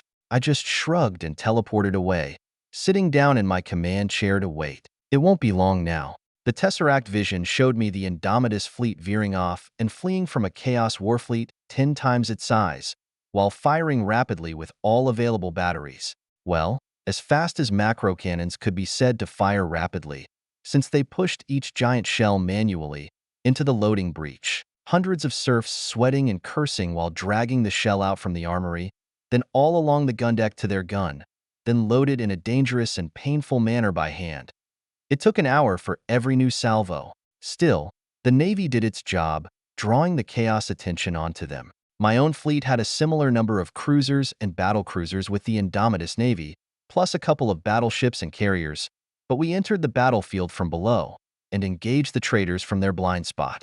Torpedoes and lance batteries, plasma cannons and las cannons struck the enemy right as Nova shells detonated in their midst, crumbling their void shields and crippling the escort destroyers and frigates, while a couple of Nova mines vaporized their fighter and bomber squadrons. By the next minute, I was already deploying Titans and tanks on the surface of Nemesis Tessera, with fighter cover right above our front lines.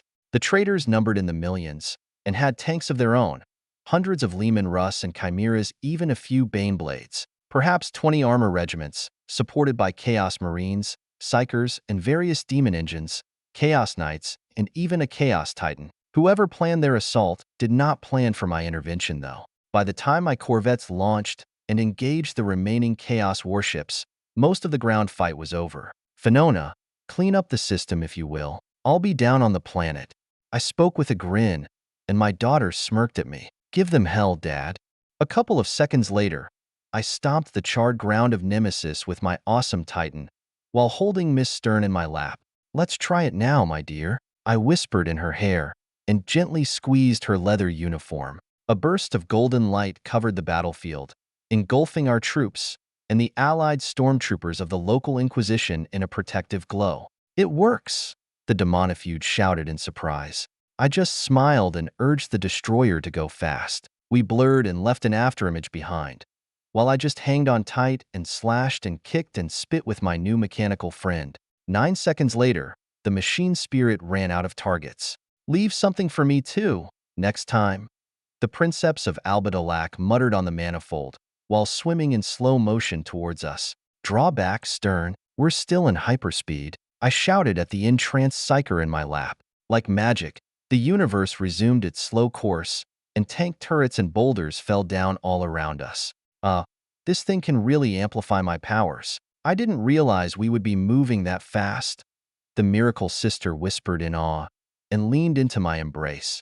I scanned the battlefield to find injured troops, and stormtroopers wonder at their newly regrown limbs or eyes, even picking up blown-up legs to show them to their comrades as proof. Perhaps the Emperor had given me a bit more than I first thought. I had a goddess in my arms, not a mere psyker. Cheers of joy and victory emerged from the healed guardsmen, all praising the Emperor and his new saint. I snapped my fingers and begun recalling the troops back to hangars and barracks, and just in time. I had just seated myself back into the command chair, watching Phenona complete the space battle and incinerate the last remaining battleships before they retreated. Captain, there's a Lord Inquisitor called Torquemada Codiaz on the Vox. He wants a meeting, my Vox officer said in a curious voice. No way. I did not like his name at all. Tell him we're in a hurry towards Cadia. Emperor's orders. Was this a bad joke? An Inquisitor named Torquemada? I really did not want to meet him. I think he's curious about that aura your Titan projected over the battlefield. Lady Villain advised me with a smile. Yeah, but I'm busy, I answered while sipping my blessed recaf and reviewing the mad dash from the implant's memory storage. It was quite incredible to watch it frame by frame, seconds turning into hours of savage butchery and battlefield massacre. Sure, an entire army could do the same, especially if Titans were involved. But a single machine, in several seconds? What the hell? Cadia. CH-199. The minute my fleet arrived in the Cadian system, the magnitude of the Chaos assault on the Imperial Bastion nearly frightened me. The Tesseract vision revealed every tiny detail, creating a perfect 3D map of the system and its contents in my mind. Over 10,000 warships, 10 times as many Hellfighters and other smaller demon engines, billions of traitor soldiers and millions of armored vehicles, Xenos of a dozen species, many of them distorted by chaos sorcery and psyker spells. It was almost as bad as I expected. Still, the corner of my mouth raised in a slight smile. This isn't so bad, I whispered softly. Open your eyes, my lord. I think it's pretty bad. Semnai yelled and shook my shoulder, pointing at the holographic screen. The human defenders were locked in battle with corrupted invaders on the big screen, losing ships at a much greater rate than the invaders, often choosing to sacrifice their ships in suicidal ramming or reactor detonations, or getting boarded and being massacred in detail. A Black Templar Crusade fleet was engaged over Hive World Belizer, while their Astartes and Auxilia fought valiantly against overwhelming forces on the surface. I just took a deep breath and twisted space-time with my mind. The Black Templars and other exposed Imperium forces vanished in the Tesseract Labyrinth and were replaced with blooming ordnance. Plasma warheads, nova mines, incendiary bombs, canisters of nerve gas and atomic bombs, all dispersed over the battlefield in a mere minute. The entire Chaos Army evaporated under my blanket of punishment, with few Titans and big demons remaining in a stunned state. The meaning of sacrifice is always a better future, Semnai. You will deploy at Cadia with 2 companies, and make sure they obey my commands. This is too easy, so I bet the worst is yet to come. I answered instead, keeping my voice level. For a second, Captain Semnai stood still, eyes fixed on the screen and the cogitator statistics recomputing enemy numbers in the wake of my own strike. Of course, Lord Lancefire. We are doing the Emperor's will, he said in a rather impressed tone. Partly on automatic control, I began deploying my own forces as needed, countering specific threats with effective countermeasures. Silent Sisters to block and weaken demon princes, my own Titans and Knights to oppose enemy giants, and armored regiments to protect soft targets like cities and vital infrastructure. Meanwhile, my eyes turned to the right, where Inquisitor Ramius was still scrolling through her Nexus arrangement device. My lady, I think it's better if you direct the Black Templars for now. Melee battles might be awesome and glorious, but unnecessary for now. The cube allows nearly perfect asymmetric warfare. Use it. My lover smiled thinly at me and nodded gently. Take care of Minilo, she demanded instead and vanished from the fort's bridge. 2 assets in place, I turned my attention on the Indomitus fleet and contacted their fleet master via the empathic sounding board. Lady Cassandra, link up with Battlefleet Cadia and support them as well as you can. Former orders about fleet integrity still stand. I sent directly into her mind. To her praise, the woman didn't flinch or scream at my intrusion, just bit her lower lip and frowned. I thought my null wand prevented psyker spells, she answered back, while already directing her officers and captains to fulfill the task I'd given her. This is not a psyker spell. It's merely advanced technology, Fleet Master. Just remember, I need your fleet intact for later.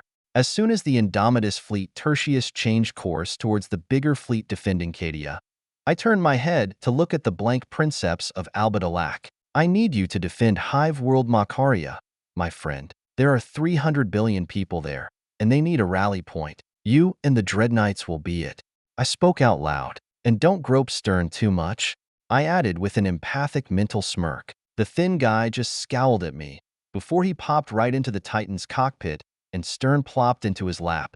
By the next minute, Albisalem and the Demonifuge made landfall among the invaders at Macaria, while the Leviathan Dreadknights and the heavy infantry arrived to defend the Hive cities. I wasn't worried too much about that place now, with a Psi-Titan powered by the amazing Miss Stern to skew the odds in our favor. Phenona, accelerate towards St. Jasmaine's Hope World and blockade it. Nothing in or out.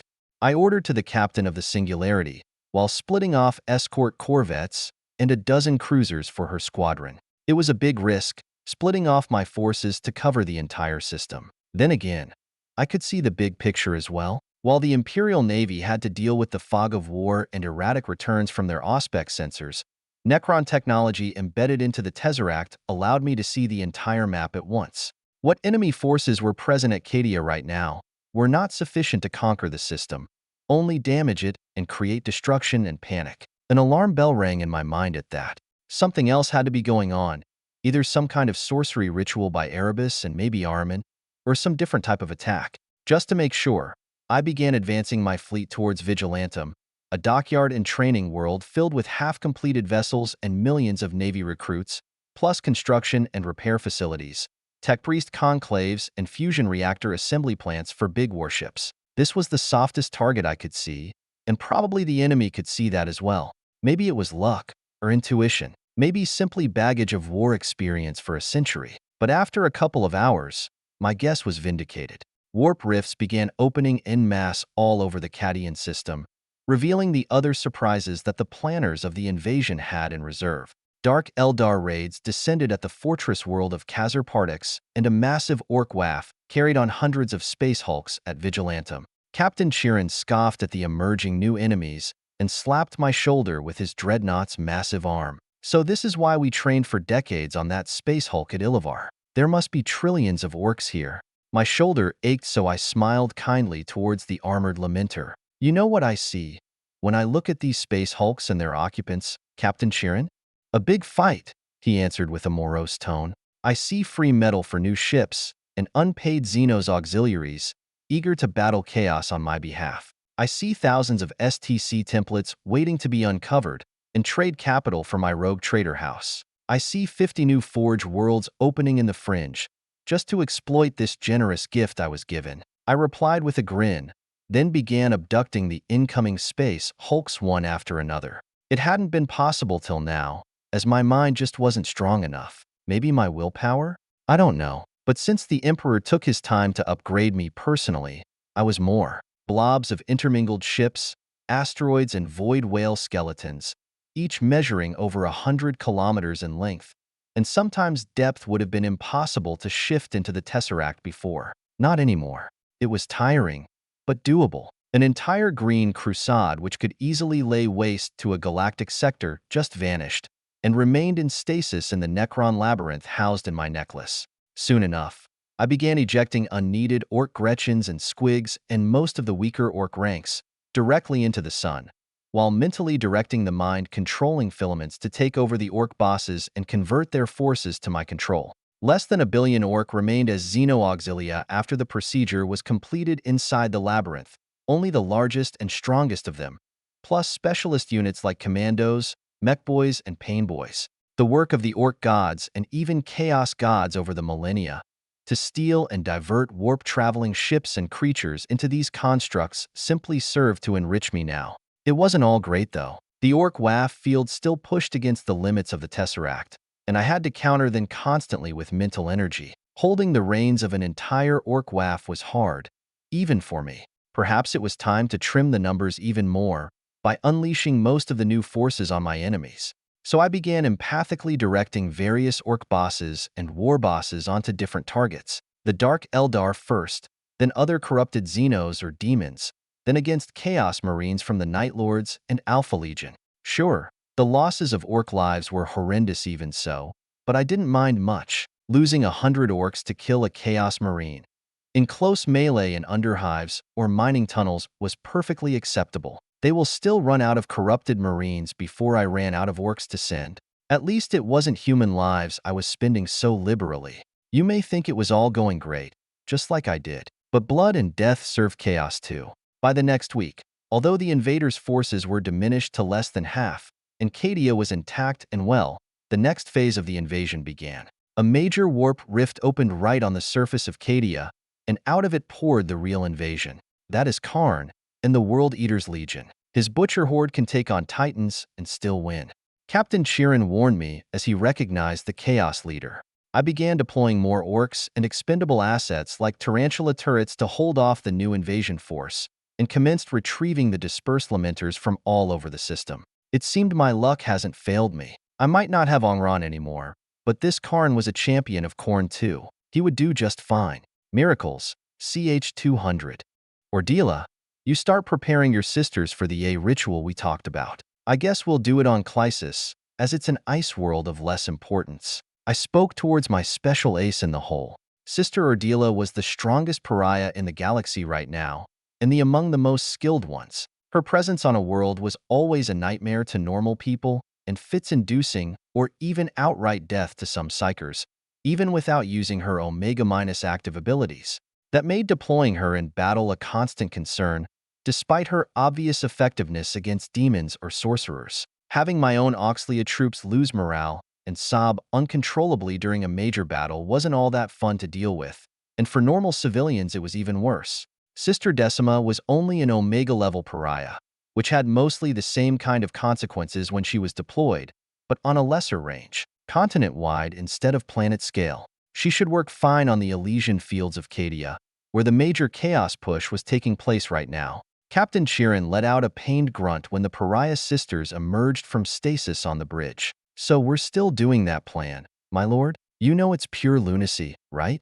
Just make sure this Karn doesn't die yet. Remove his limbs and subdue him.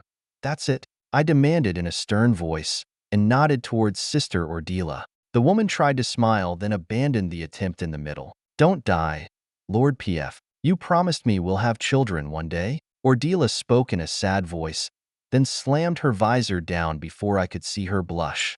Unlike Decima, I have found Ordila before she could take the silence vow, which was sometimes handy. It didn't matter as much, since she simply couldn't live among normal people. Her blessing was a real curse too, denying her a normal life. Other blanks had it much easier, though still not great lives among normal people, still being subject to discrimination and being isolated. Being accusing of smelling bad or looking suspicious wasn't all that nice, even for minor blanks that didn't even know they were psychic nulls. It got much worse when they were found out, from being tortured or exploited to being converted into weapons, as assassins, or simply psyker countering Ash.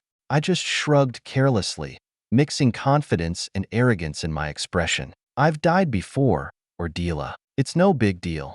A minute later, I had Sister Decima get ready for the champion abduction, with Dreadnought Chirin serving as the mechanical vice and the pariah sister as the pliers. 1,000 starfighters dove for a ground attack, while I spread incendiaries and grenades over the invasion force to keep their heads down for a moment. In the midst of flames and explosions, a small team inserted via the Tesseract, a squad of Terminator armored lamenters, a mighty dreadnought, and a thinly armored sister.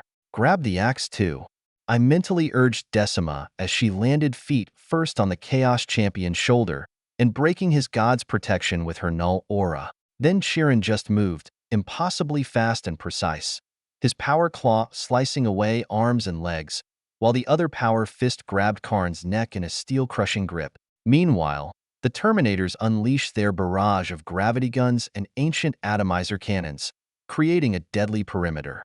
Now, normal procedures for extraction wouldn't work right now, so Decima just slapped a teleporter beacon on the back of the champion and then flared her pariah shield to overcome the warp rift. The second the rift closed, Karn was teleported away and guided towards the sacrifice altar being raised on the glaciers of Clysis, while my Lamenters and Decima folded neatly back in the Tesseract, along with the looted Gorechild axe. It won't work, human. Your Emperor warned you as well. An alien voice spoke from the door of the bridge, just as I retrieved the axe to observe it in detail. It was a heavy and gory axe chain, made of adamantium and whirling chain teeth made of real dragon teeth. You mean the ritual solitaire? I asked the newcomer. Yes, the ritual. And I'm not just a harlequin. You should know when to listen. The Eldar muttered in a displeased tone, just as the ritual began forming on the ice world, with Ordila guiding the powers of her sisters to reverse the Khorne's blessing over his champion. Can't say I was actually surprised at his admission. Segarag was a god too, and had access to millions of years of advanced knowledge and technology, plus reality warping powers. Of course, Messenger. But things are rarely what they seem in this universe. Perhaps I do know better. And perhaps I am not working alone on this, I whispered just as another Blackstone fortress arrived in the system. Although the new battle station was sporting Forge Venatoria markings and carried thousands of Venatoria tech priests, a Titan Legion, and the entire Soul Drinkers Astartes chapter, I knew very well who was holding their strings. A mad robot with an infinite amount of resources and no moral compass to hold him back. No soul either. The solitaire Harlequin measured me with a piercing gaze, before slowly turning towards the exact spot where Trazyn and his Blackstone warship has just emerged.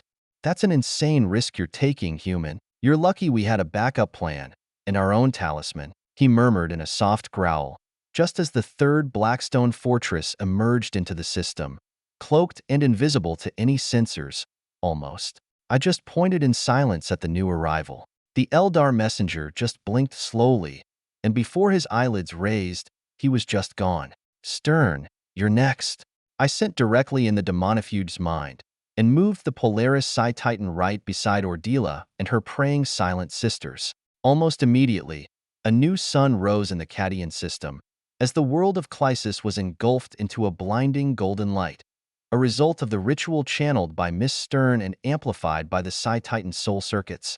This wasn't mere light, though. I should have suspected the Emperor have read my memories and plans, and made the necessary arrangements. His goals had not changed in past 10 millennia.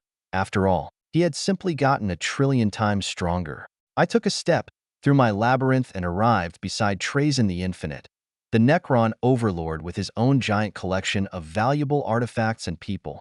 Hello again, Lord Trazyn. I spoke gently and held my hand out to retrieve Canis, just in case. And as always, the stranger with his puppy is once again a step ahead of me. You called the Eldar too? The Necron asked while 1,000 Astartes stomped down just one time behind him. Just get ready, Necron Lord. I counted over 2,000 broken pylons on Cadia. A third of the field power is gone, so I had to improvise a quick fix. Segorag himself was amused with the idea and lent me a hand. I argued with a small white lie. I mean, my analysis of the situation was not wrong, only my contribution. But Trazyn should be a bit more wary now. The Necrodermis robot turned to stare at me and my wolf with dispassionate green glowing eyes. Collecting what I wanted will be much more difficult now. You'll owe me again, Pef Lancefire. The Necron demanded in a glacial tone. We'll trade, value for value. Lord Trazyn, right now, you're under my protection, as agreed by the Emperor of Mankind himself. How long until you can restart the field? I asked, pointing at the fortress world of Cadia and its 5,000 remaining Blackstone pylons. There is a certain Inquisitor in the control room, and a certain Custodes too. This brings back memories, right?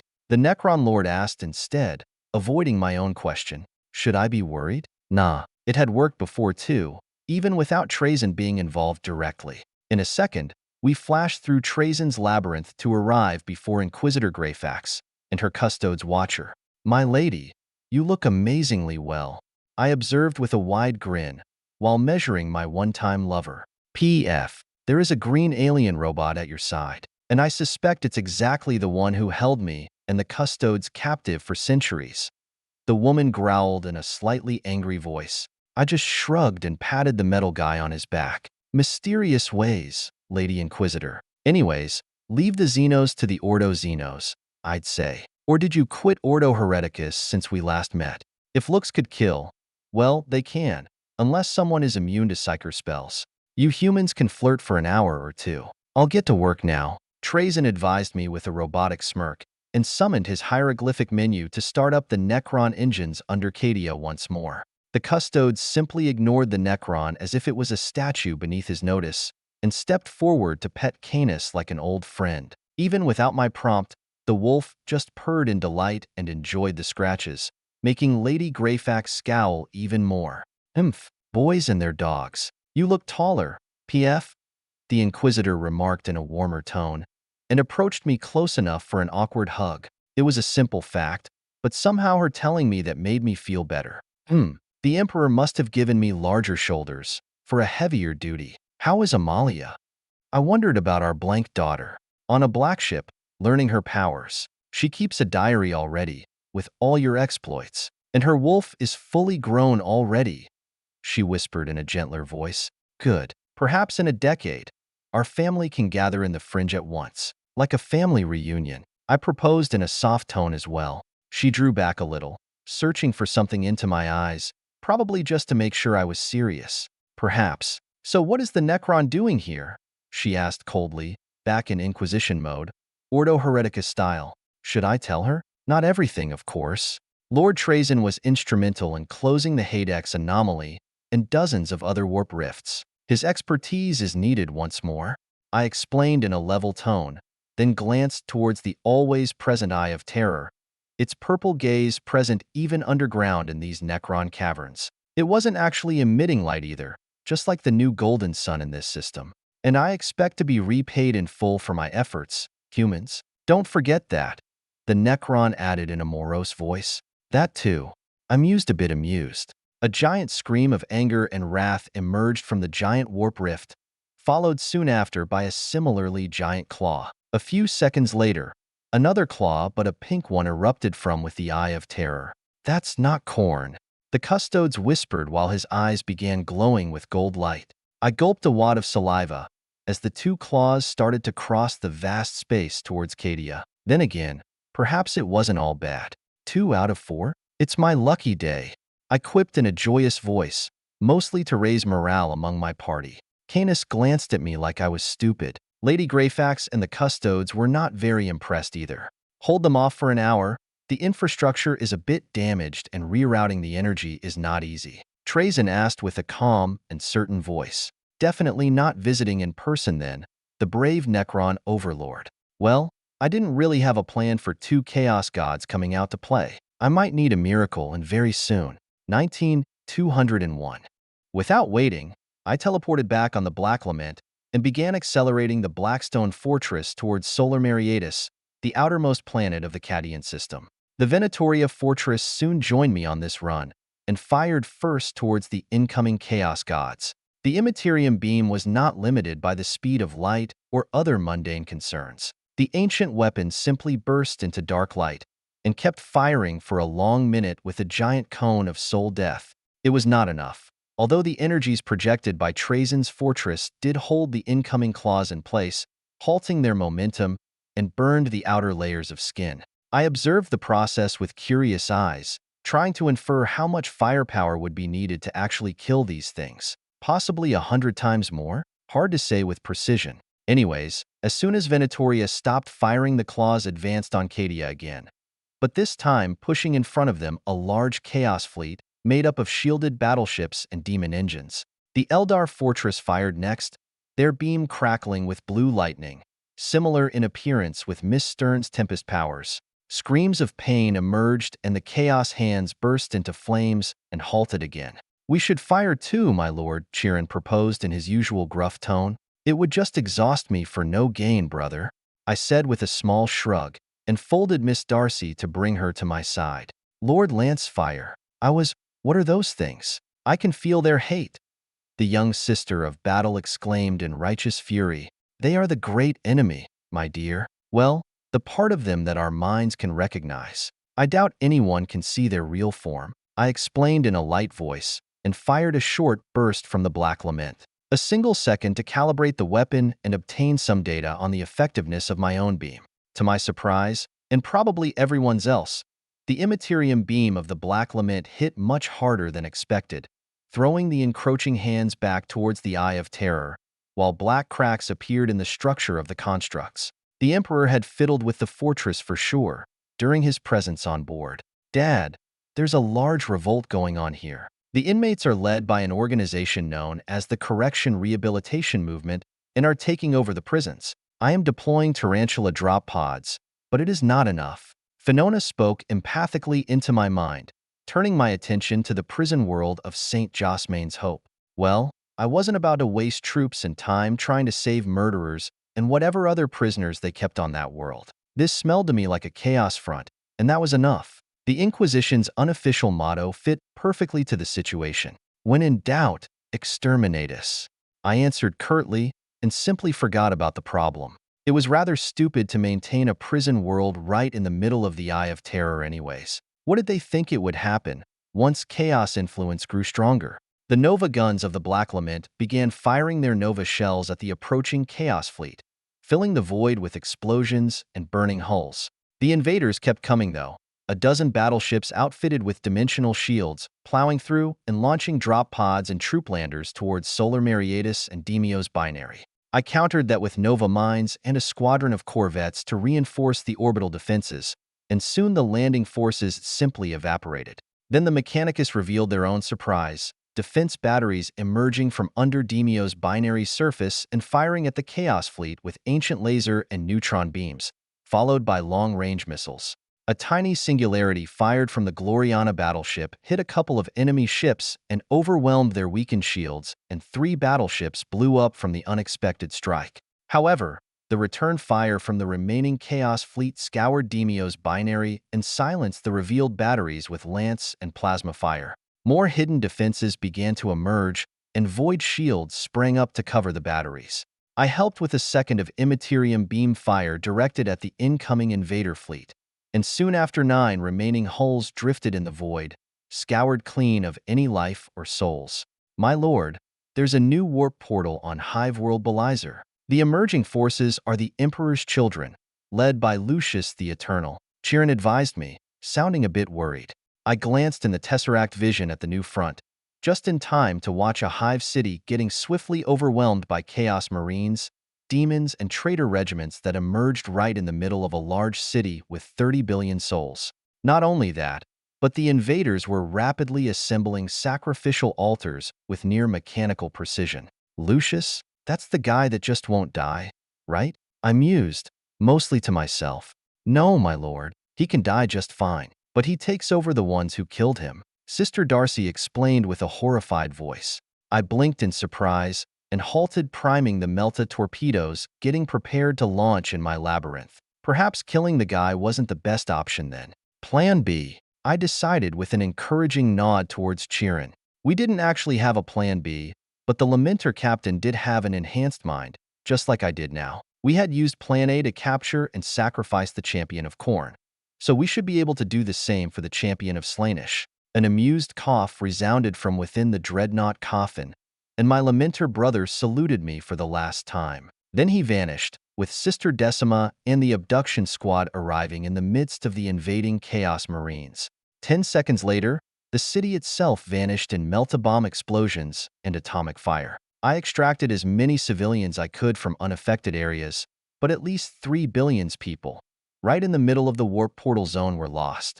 Another burst of golden light followed from Clysis, as Ordila and Albisalom were starting the next sacrificial ritual of a Chaos Champion. An angry howl of hate emerged from the Eye of Terror, and the pink claw split off into 1,000 spiked tentacles rushing towards Cadia, followed more sedately by the burnished red claw of Corn. I held fire again, until the Necron and the Eldar fortress fired, then fired with the Black Lament as well, for a long 10-second burst. But this time the Chaos Gods refused to retreat, even as their skin blacked and cracked, then shards fell off and burst into flames. A torrent of tiny winged dreams erupted from the eye, only they wouldn't be so tiny if they were visible from light years away. Emperor, if you have a miracle prepared, now it's the time. I muttered in my mind, not exactly a prayer, but I wasn't a very religious person anyway. Where am I? I heard a confused woman ask right behind me. Darcy sprang to her feet to confront the new arrival, while I just smiled wryly in my command chair. Really, Big E? You waited until I asked for a miracle? This is the Black Lament, sister, the space fort of the Lamenter's chapter. And we are at Cadia, the novice explained with an impressed voice. I was dead, walking among ruins and corpses. And then, the new arrival whispered to herself, you died 10 millennia ago, Sister Celestine. Come, I'll let you have my old novice robes, Darcy said, and escorted the naked saint towards her room. I just sighed inward and produced a set of light power armor and a blue body glove for the naked woman, and placed them in Darcy's room, as my own miracle. The Emperor tried to be subtle, enticing me with his naked saint. Not that I would refuse his gift, but now it wasn't the right time for romance. I just hoped the saint would be enough. I fired the Immaterium beam again, a short burst to buy me some time, then teleported beside Darcy. I guess you're the miracle, huh? Perfect body, I admit. But do you have actually useful powers, beside making me blush with your beauty? I asked the dressing woman. The saint was even prettier than my wife Serena, and possibly equal to my Rose, though quite differently. Flowing blonde hair and a warrior's fit body, full lips and wide hips. Yeah, it was love at first sight. Even knowing that it was hard to resist, Celestine nearly gasped while looking back at me and blushing profusely. You're very pretty too, Astartes. And while I know my faith is infinite, I can't say if my powers will be sufficient for what I sense it's coming. Fury and lust, anger and pain. The ruinous powers emerging from the eye of terror itself. Celestine answered in a shy voice, while tugging at the thin body glove. I just snapped my fingers and assembled the power armor around her with the tesseract, since time was quite short right now.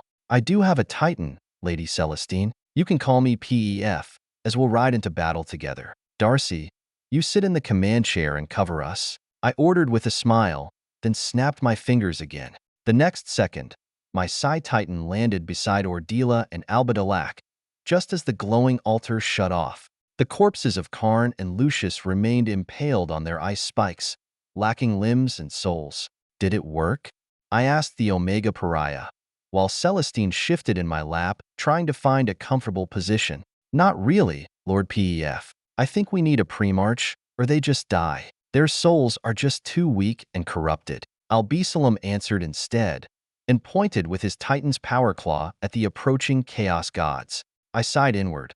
Although I was told by two gods the ritual wouldn't work, I guess reversing chaos just wasn't the same with an orc waif. Sister Ordila returned to her labyrinth stasis pod beside Decima, while the Coven of Silent Sisters were sent to protect Cadia and other vital ships and installations.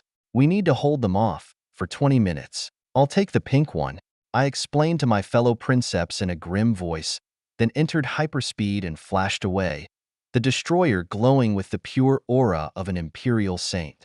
Albadalac passed me with ease and streaked away in a golden beam, proving that Miss Stern was much stronger than the pretty sister Celestine in my own lap. I had a few other tricks of my own, though. I lazily dodged the incoming tentacle and flared the Tempest aura, then fired the left-hand Psi-Cannon. The first tentacle simply evaporated into ectoplasmic ash, and I heard Celestine chant softly a melodic prayer.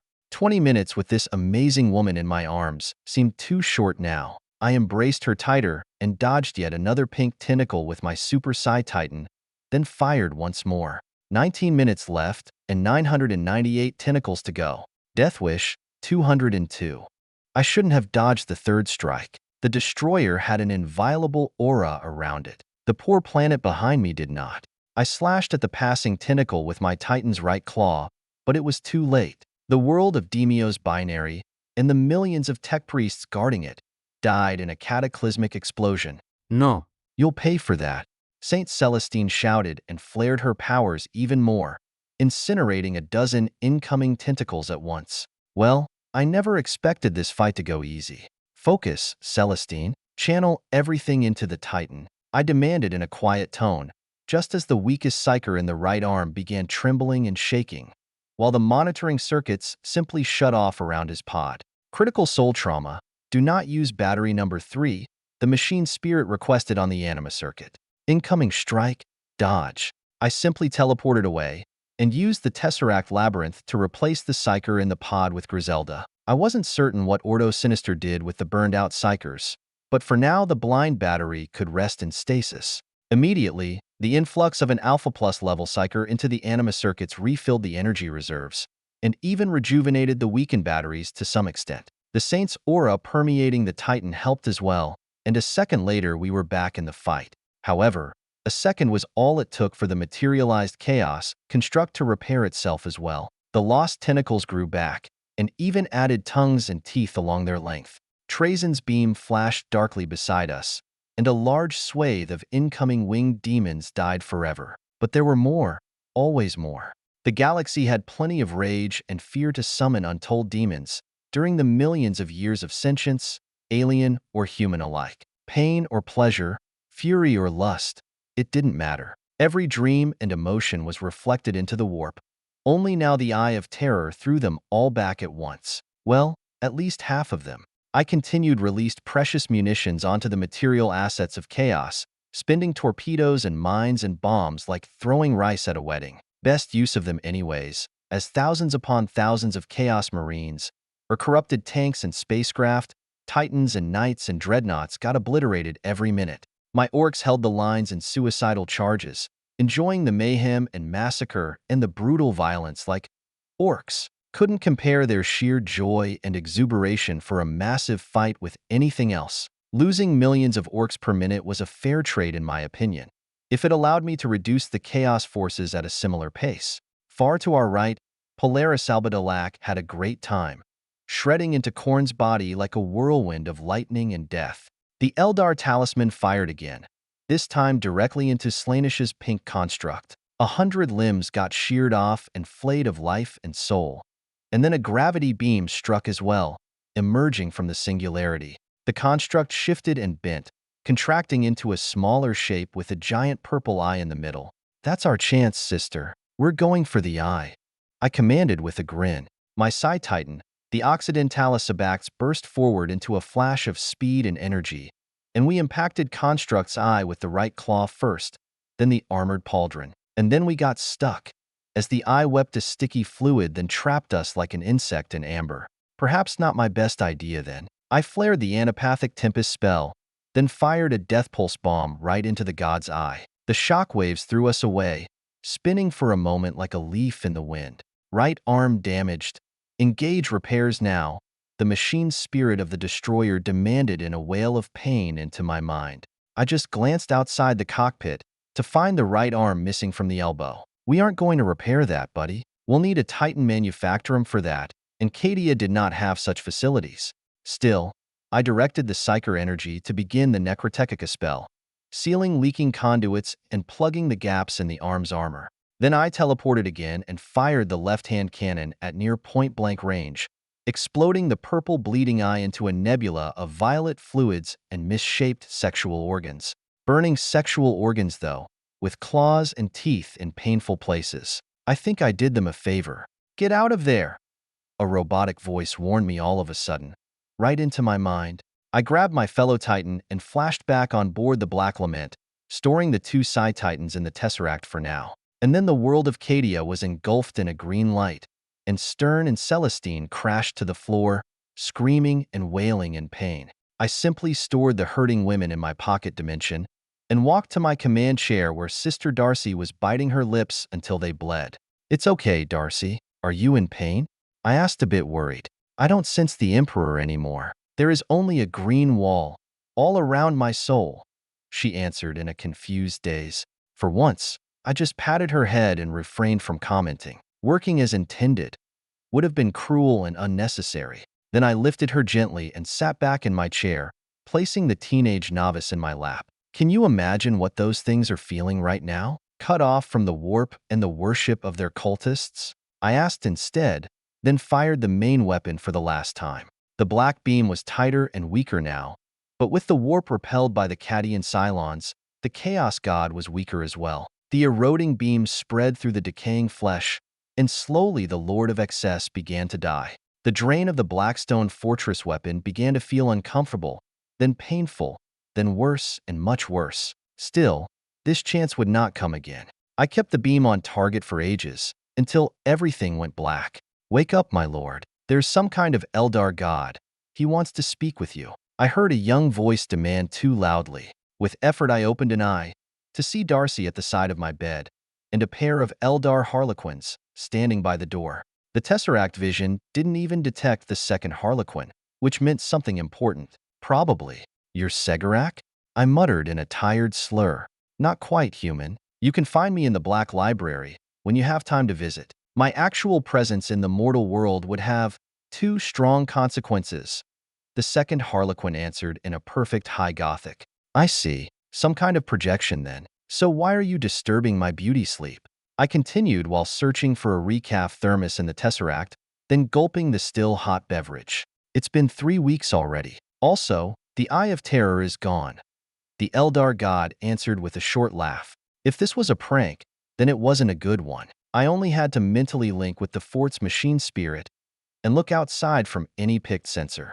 The Black Lament's chronometers also confirmed the elapsed time. I'd slept for 3 weeks, but didn't even feel weak or famished. I just sipped more recaf and mentally checked my internal organs. Some kind of organic mechanism had triggered and placed me in hibernation. The Emperor did look after me.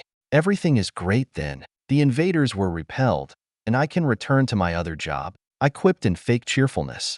Both Harlequins snorted at the same time in the same tone. 2 Chaos Gods are dead, Pef Lancefire. And you killed one of them. She who thirsts is gone, and Ennead has awakened instead. The familiar solitaire explained in an odd voice. I just blinked to shake off the last clouds in my mind. So? I asked a bit confused. He's an idiot, Lord Segarak. I think we're wasting our time here. The solitaire spoke in Eldari, only I understood him clearly now. Since when could I understand Eldari? I barely knew 100 common words. I'm not wrong, my lonely son. He too has crossed the Black River, just like me and you. He can even understand us, don't you? Human? Segarak asked while measuring me with a piercing gaze. Gods were obnoxious like that, always reading your mind. So who killed Khorne? I asked in Eldari as I stood up and summoned Canis for support. The wolf sniffed at the Xenos and glanced at me to confirm if they were edible. Darcy immediately plunged to hug and pet the elephant-sized wolf, almost vanishing in the thick and gray fur. That's the funny thing. We helped too, but it was your pet Necron who scored the kill. And there was an Inquisitor involved as well, Lady Greyfax. She fired that modified weapon. Segarak replied in an amused voice. I nodded with a smile. Trazyn had done the same with the Hadex anomaly, using an Inquisitor for the dirty job itself. Anything else? I asked, curious.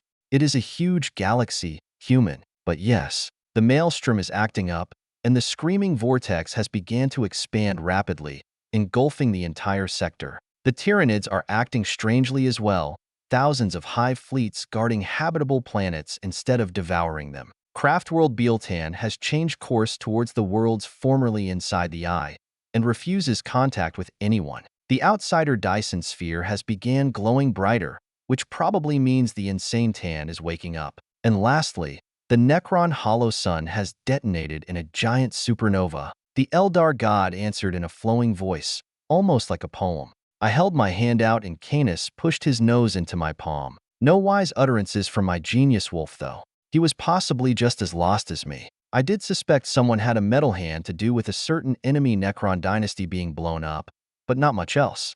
So? I wondered again. I had a feeling the Eldar god wanted me to ask something, but I really didn't want any Eldar help, especially not a god. They came with too many strings. I will allow Nimerak to travel at your side, Pef Lancefire, and a favor for your amusing service. I may not have the reach of your emperor, but I suspect you'll avoid Terra for as long as you live. You might need divine intervention one day. The projection spoke in a final tone, then faded away, leaving the other solitaire alone once more. I grinned and pointed at the Harlequin with my thermos. So I'm an idiot, right? You are, human, but you're also too lucky. Had you asked anything from Segarak, you'd have died a slow, painful death. The solitaire explained in a casual voice. I chuckled at that and drew Darcy out before she tugged the wolf's tongue again. Poor girl had a death wish, I swear. Momentum minus 203. I can't really describe the atmosphere on Cadia when I arrived in the capital. Perhaps bewildered joy? Confused hope? Either way, Cadia still stood, although its purpose was gone. No longer would its walls and guns be needed to defend the Cadian Gate against endless chaos incursions. Occasional attacks and various other Xenos raids would still test the Cadians, but the Eye of Terror was gone. The sky was no longer illuminated by the horrors of the warp, and psychers and astropaths were rendered powerless by the activated interdiction field. Pariahs had a difficult time as well, with the main source of their powers being shut off. However, unlike the normal psychers, a skilled pariah could still draw energy from other sources, like light and electricity and even life itself. I know, because I could still make shadows, with some effort. But that still wasn't important. Necron technology was right now the most important thing, being able to operate at peak efficiency in the nullification zone created by the Cadian pylons. and a certain Necron lord was gleefully having a parade of captured Titans and Astartes along the main avenue of the capital, with Imperial officials and officers blissfully unaware of the falseness of the display. I appeared at the side of Captain Semnai and Lord Creed, the local commander. Next to them, Adominus Archmagos from Forge Venatoria was bombastically proclaiming the triumph of Omnicia over the Immaterium pretenders. And here he is, Pef Lancefire, the hero of Cadia, the Godslayer, and the Lance of Omnicia, the mind-controlled tech priest announced with a generous bow. I just waved off the exaggerated claims. I had strong doubts about the actual causal events that took place at Cadia, with at least 2 gods directly opposing the dead Chaos gods, and a few other gods with vested interests in this affair. Lord Creed, there are 100 hell forges and thousands of demon worlds laying exposed in real space right now, with the eye closed. But the enemy will not wait long to regain initiative, I said in a level but clear voice. Lord Castellan Ursarker E. Creed smiled grimly at me, then nodded at the sergeant at his side. The man simply ran off towards the command bunker without further orders. I take it you'll be leaving right away, my lord? He asked politely in reply. Today, yes. I'll open a pathway straight to Forge Mordax via the Navy base at Belly's Corona. I'll request they send whatever floating docks they have free to install warpless engines on the capital ships of Battlefleet Cadia. Also, the Venatoria tech priests can set up a repair facility at Vigilantum base. I explained in a firm tone, with my eyes glancing for a second towards the nearby tech priest. Of course, Lord Lancefire. Your words are gospel for any loyal priest of Mars.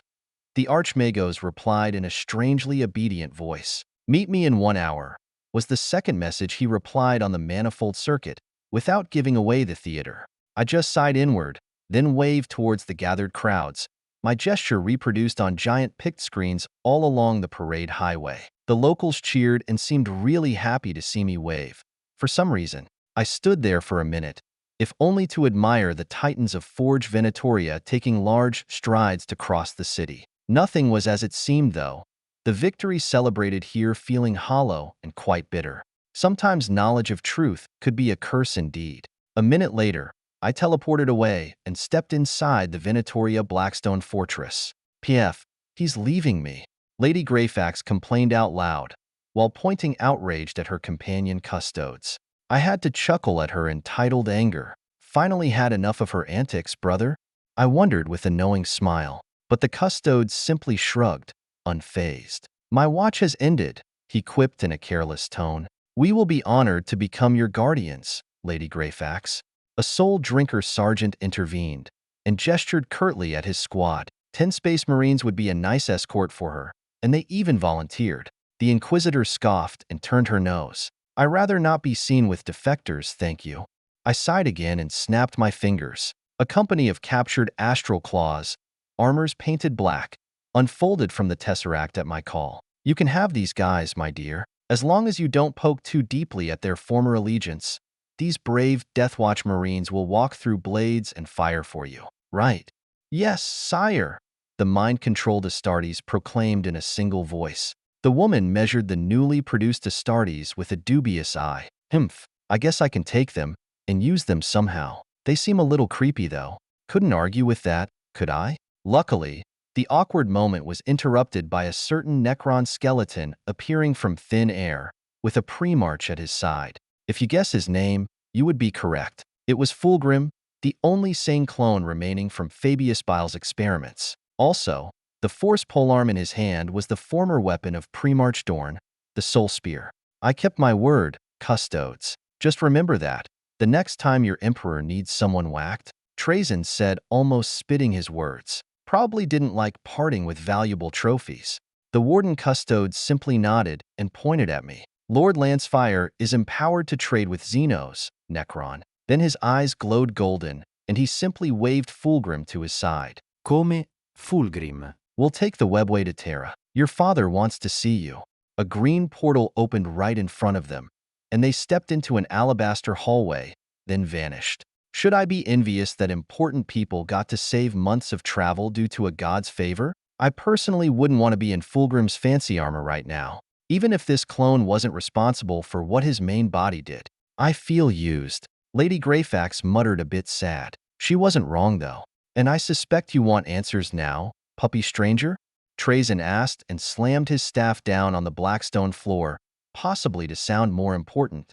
I have my suspicions, Lord Trazen. Some scheming god plotted the demise of his fellow gods, and you agreed to help in exchange for a unique artifact? I wondered in a lazy voice. The Necron laughed in a superior tone, while moving us in a different part of his labyrinth, where a swirling garden of yellow ichor swamps and toothy plants formed a cage with a glowing hologram inside. This is only a model, reconstructed from bits of memories and visions, mostly Eldar. But that is my future prize, human friend. I can give away a Primarch, even a precious avatar for the real thing. A god! The Necron overlord proclaimed in a maniacal voice. I mean, there weren't that many gods kept prisoner in a garden, were they? You want to steal Isha? I asked, a bit amazed at his unfathomable boldness. He was bugfuck insane too. Isha was truly the most guarded item in the universe. Well, not quite. We need to kill Nurgle in order to acquire the Eldari goddess. Trazen continued in a carefree voice, which sounded even worse coming from an undead robot. I should have walked away right then. You know it, and I know it. This wasn't a daring raid, ending with a boss fight and rescuing the princess. This was literally breaking into hell and killing entropy to steal eternal life. But I was curious. Sometime insane people had a genius idea, like one in a trillion. Maybe? Tell me more, I said with a fake smile. So I listened for an entire hour, without even breathing too much. The Necron was insane, but he was also a genius scientist that took part in the war in heaven and won. I could almost imagine myself jumping through a dimensional portal with a divine beauty in my arms when he finished his exposition. You might overestimate me, Lord Trazen. I mean, I'm slightly flattered you think so well of me. But we'd need actual competent fighters for such a quest. Subterfuge experts, illusionists and seers and counter-seers, and a giant army. To start with, those 6 guys from the Templar Psychologists could barely create an opening in the first layer. Behind that there will be greater demons, unclean ones. I grumbled with a slight shudder. We simply did not have the resources for such an operation. However, the Necron's greed was possibly a stronger force in this galaxy than gravity itself. A minor setback. You have possibly heard of the 7428 Hive fleets awaiting new instructions from their hive mind? Once I find a way to capture them, all you'll need to do is direct them into battle. It's just that Tesseracts are too feeble for this many Tyranids, the Necron Lord said in displeased voice. Perhaps I am an idiot, but I had a solution for that problem and couldn't keep my mouth shut. I know where we can find a Tesseract vault, I answered instead, almost eager to jump feet first into hell. I knew you were the right man for the job, strange human. Now, do you think you can convince a couple of Primarchs to join this quest? Trazen asked with an enticing voice. I knew I could. I should have ran like hell though. Brothers, 204. Under the not-too-effective scrutiny of Inquisitor Greyfax and her Deathwatch bodyguards, Lord Trazen has departed for the world of Damnos to provide some unexpected and unnecessary help for the second battle of Damnos. Sure, the Necron Overlord was smart enough to mask his activities under the guise of Adeptus Mechanicus monopoly on technology, be it Imperial or Xeno. Also, having an Inquisitor supporting his demands would probably make the involved Imperial forces at Damnos cede him the ownership over the Tesseract Vault, and more importantly, its contents. In this case, a transcendent tan bound to the will of the Necron Lord known as the Undying. And if he could obtain ownership over the baleful necropolis and its entropic machines, our quest would become marginally easier. Meanwhile, my fleet and the Indomitus fleet plowed our way through the newly emerged worlds formerly inside the Eye of Terror, spreading warmth and light to their inhabitants. Or in other words, exterminate us. It wasn't easy, but the Adeptus Mechanicus was already sending punitive fleets into the new sectors.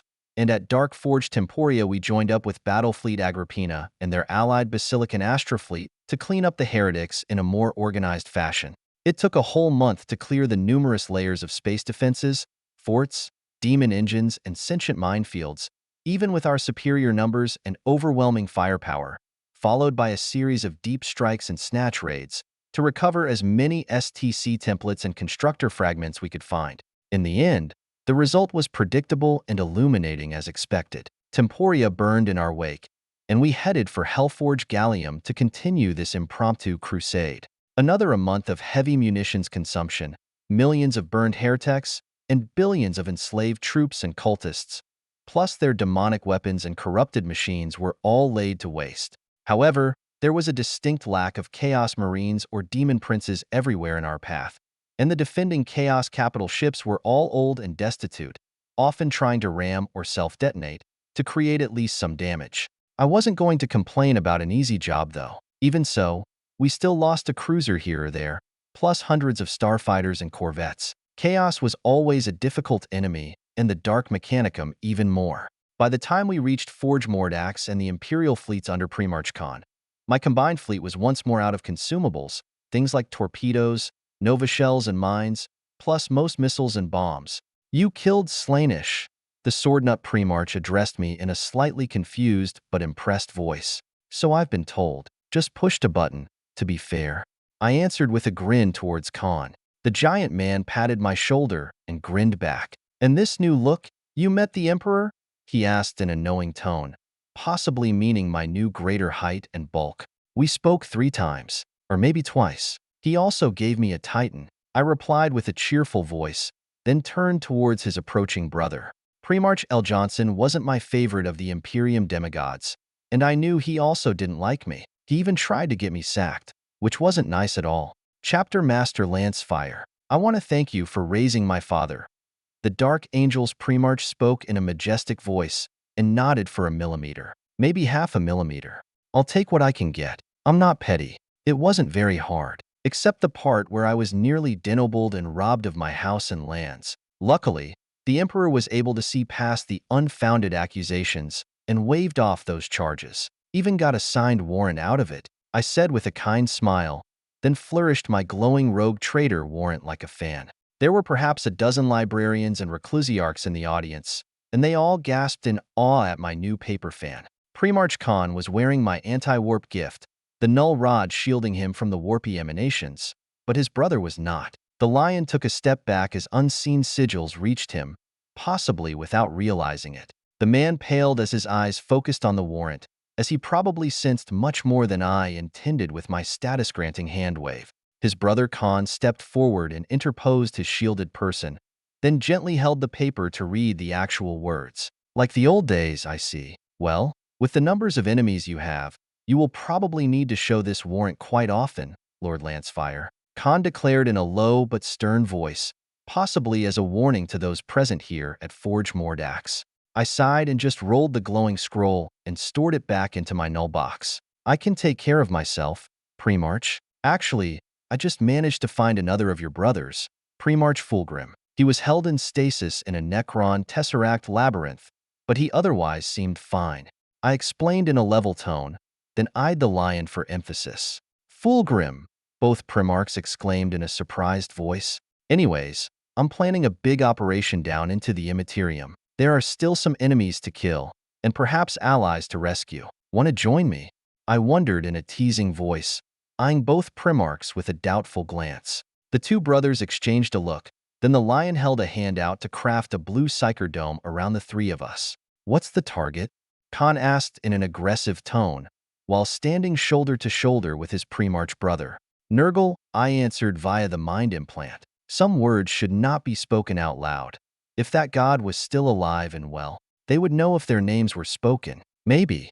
I wasn't taking more risks than necessary. Khan's hand clenched on the pommel of his Force sword, and he nodded warily. Then he glanced towards my fleet parked in orbit above Forge Mordax and frowned deep in thought. Somehow, the lion smelled the answer as well, even though he lacked a MIU implant. But then Alpha Psychers were bullshit like that. Even if we combine our forces, we're barely at 1% of the required strength for such a target, Lord Lancefire. That fortress of yours won't be very effective inside his garden, and the pair of us can only fight one greater demon at a time. There will be hundreds of them," the blonde Primarch muttered in a dismissive tone. I completely agreed. It was lunacy, almost guaranteed suicide, in fact, but I had more allies to call. A lot more.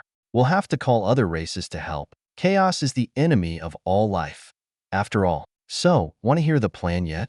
I asked with a shitty grin. Khan nodded politely, while the lion grit his teeth in visible xenophobia rage. The alliance with the Eldar Inari has been finalized, for the most part. Who else? The Dark Angel asked in a low growl. Orcs, Necrons, Tyranids, maybe a tan or two. Not all voluntary, of course. Some Eldar gods and avatars might want revenge too, and the yet-living pantheons of dead races might join as well. The Rashan and the Jokero also have nice tech, while the Hrud make excellent cannon fodder. It's going to be a bloodbath anyways. Might as well reduce competition for humanity, right? I proposed with a shrug.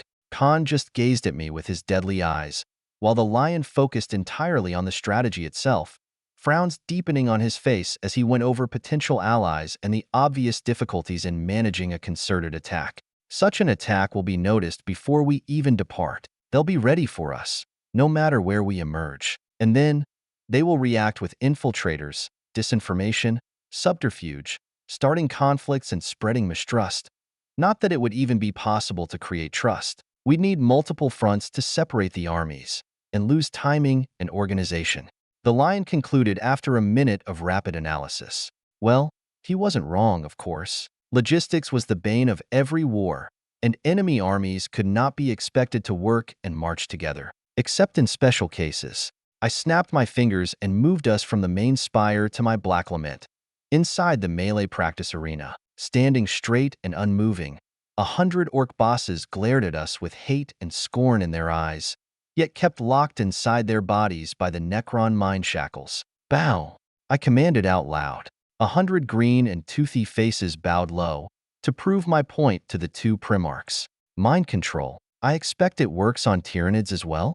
Khan asked in a curious voice, while examining the captured orcs with a wide grin. Nothing complex, and nothing in large numbers. But the synaptic controllers do direct the others, much like these orcs do. As for multiple fronts, there will be a helpful Necron to provide dimensional pockets to store and release these armies in the right place. He is a backstabbing insane robot, but he did kill Khorne not long ago. Just need to point him at our common enemy and watch our backs. Not that different from the Eldar, after all.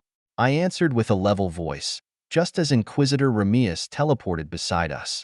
The Black Templars are coming too, and a dozen other of Dorne's chapters, she announced in a calm voice, while nodding politely at the two brothers and kinda ignoring me. What did I do? The two Primarchs glanced at each other again. This might work after all.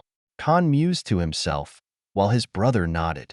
Just don't ask me to fight side by side with the Xenos. Lion L. Johnson concluded in a sad voice. I personally would feel much safer surrounded by orcs than by his Dark Angels, so I generously agreed. Now, recruiting all the other races would be more delicate, so I smiled at the Ordo Xenos Inquisitor. She could handle the Eldar again. Garden -205.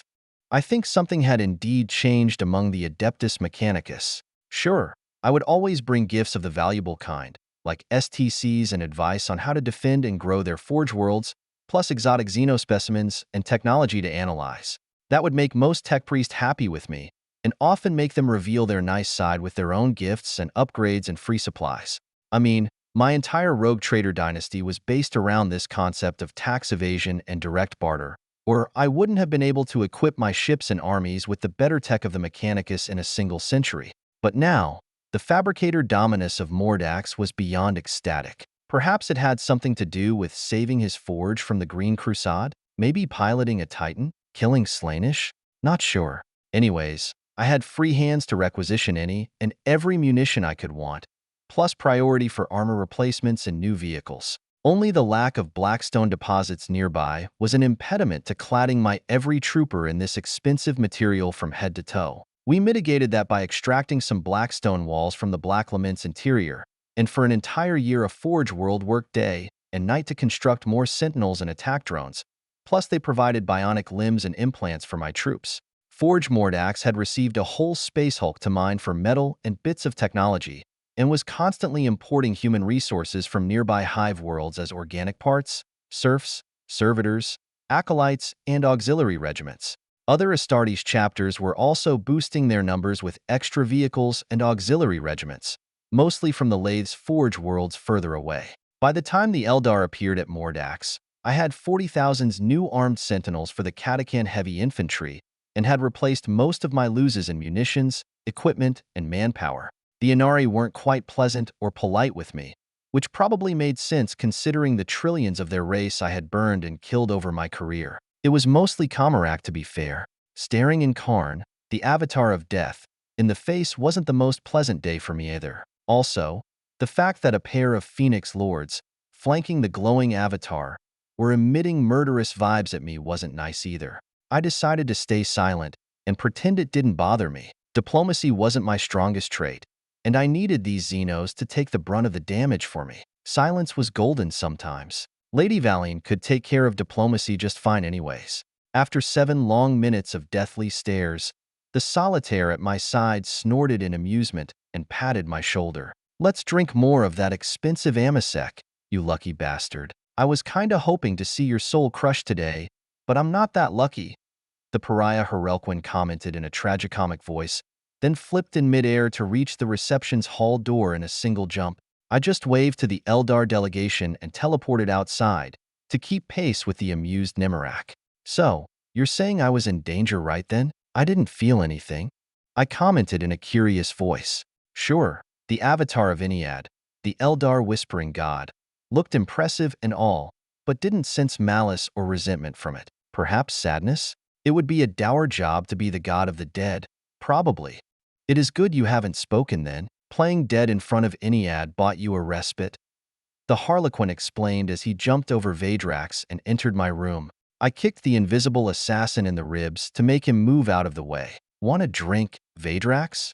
I asked while pouring into 3 glasses anyway. The Culexis assassin decloaked and rubbed his side with a scowl. "Should numb the pain at least," he grumbled while sipping the exquisite Amasec like it was a medicinal potion. "Now, we only need," Nemerak proposed with a dramatic gesture towards the door. "A real drinker," Albisalam proclaimed from the doorframe, then locked the armored door behind him. "For blanks in the same room, plus a wolf to snore and create atmosphere. If we were to die tomorrow, I would be in good company at least." By the 4th bottle, only Vadrax could still slowly lift a hand, due to his bullshit augmenting, so we called it a night and fell asleep. So what if the universe hated us? We blanks had to stick together and drown ourselves in self-pity and booze.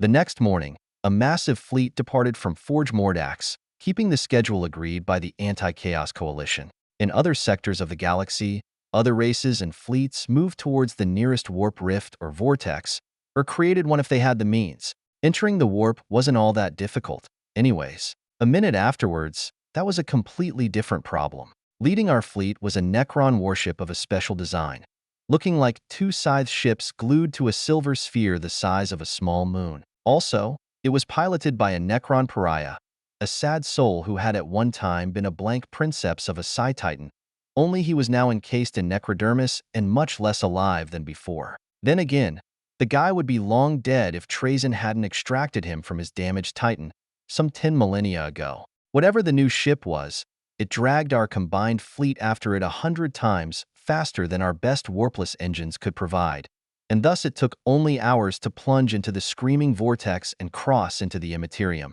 Waves of trillions of demons and thousands of plague marines waited at the exit, only for the Necron ship to unleash a green glowing tan chained to the tips of the ship and millions of Tyrannid bioships in our wake. A lightning storm erupted from the captured tan, forming a passage through the Nurgling's defenders, and thus we passed nearly intact through the first layer. Behind us, the Tyrannids battled the defense lines in a frenzy of teeth and claw, but we didn't have time to halt and shoot. Space itself shifted and turned inside out, and now we had a green sky above with pillars of flesh and tentacled plants growing taller than any mountains.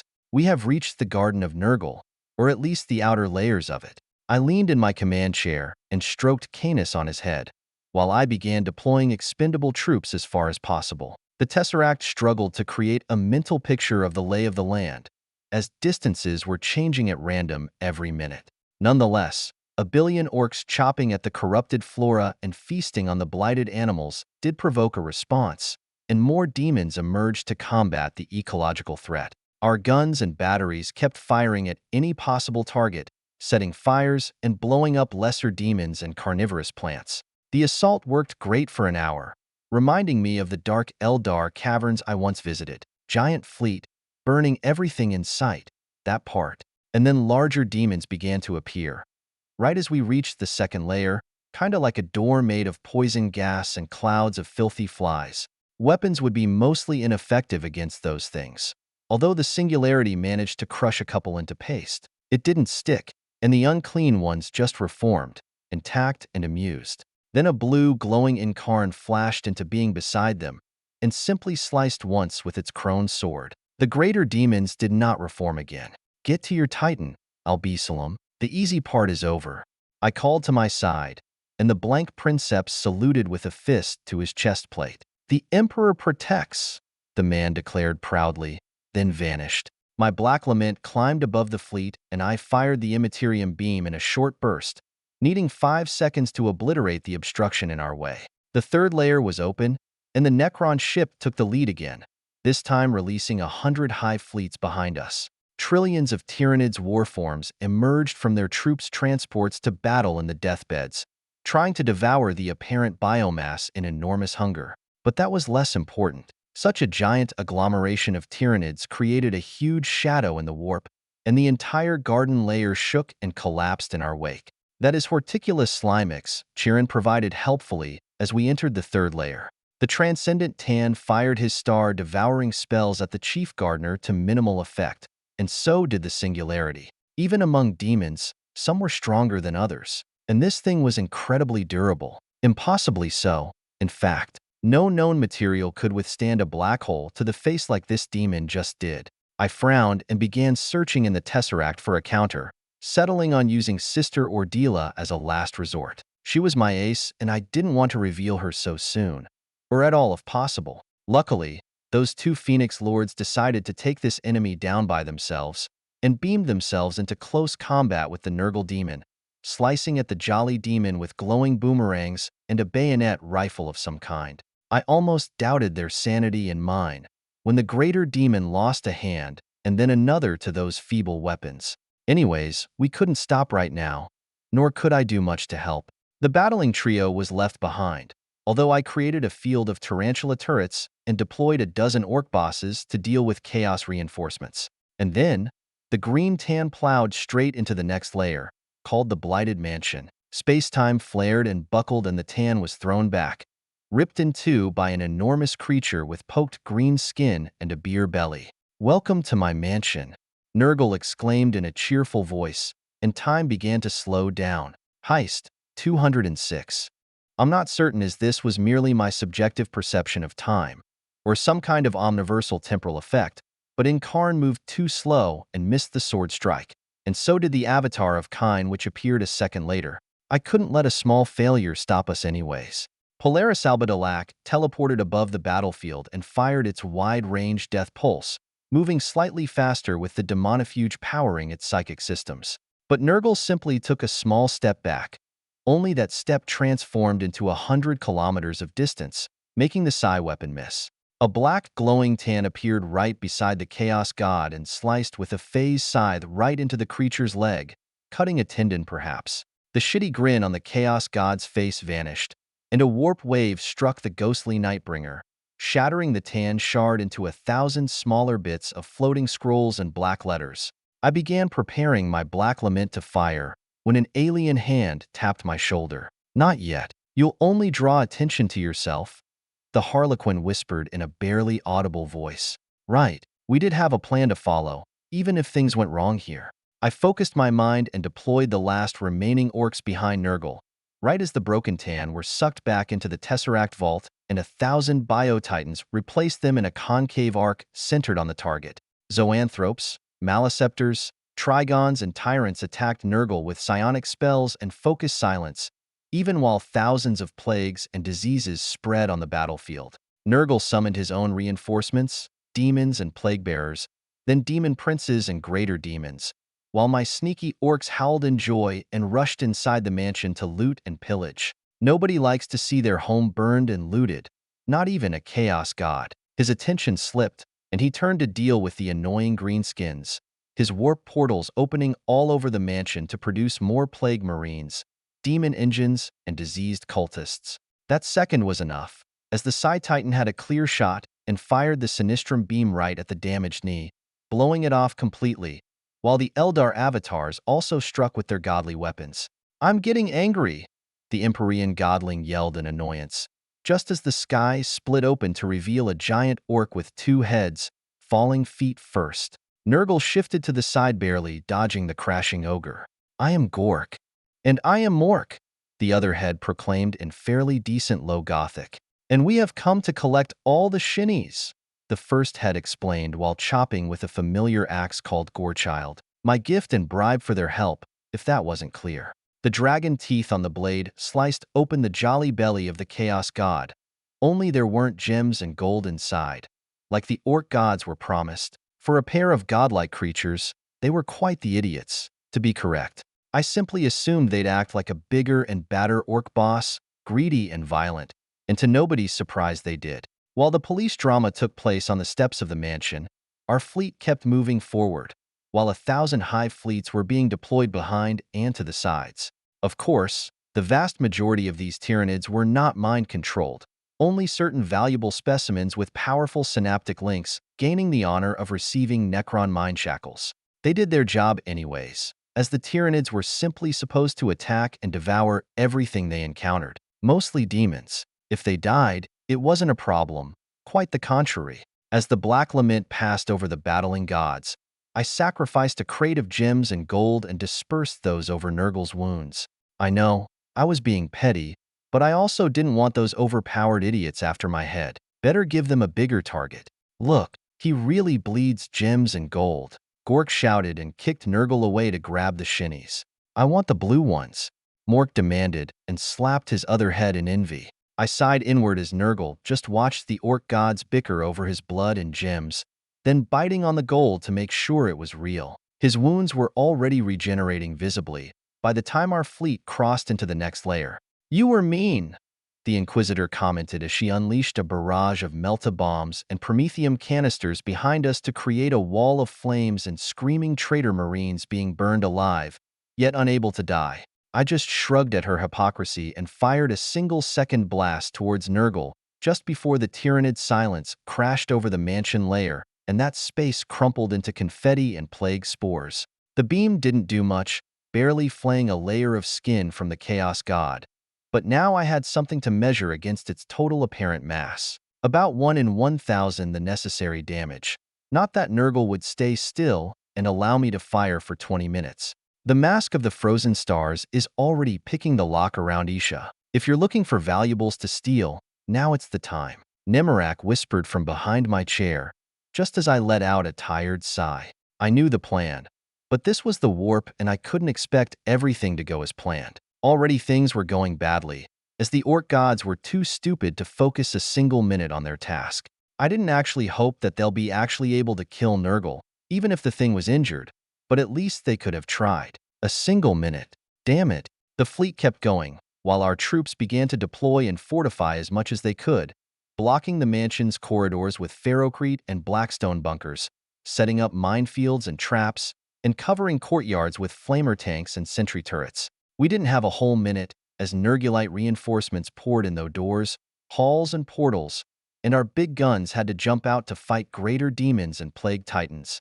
We did have 3.5 Titan legions of our own, plus 9 Night Courts and thousands of tanks. We could hold the enemy here, while the rescue took place, but only if Nurgle didn't show up in person. Even greater demons were functionally immune to most weapons, and Titans were too slow to fight them on even grounds. If the plasma cannon missed, the Titan was toast or melted. Shields and armor counted for too little here inside the garden, where reality was often a mere suggestion.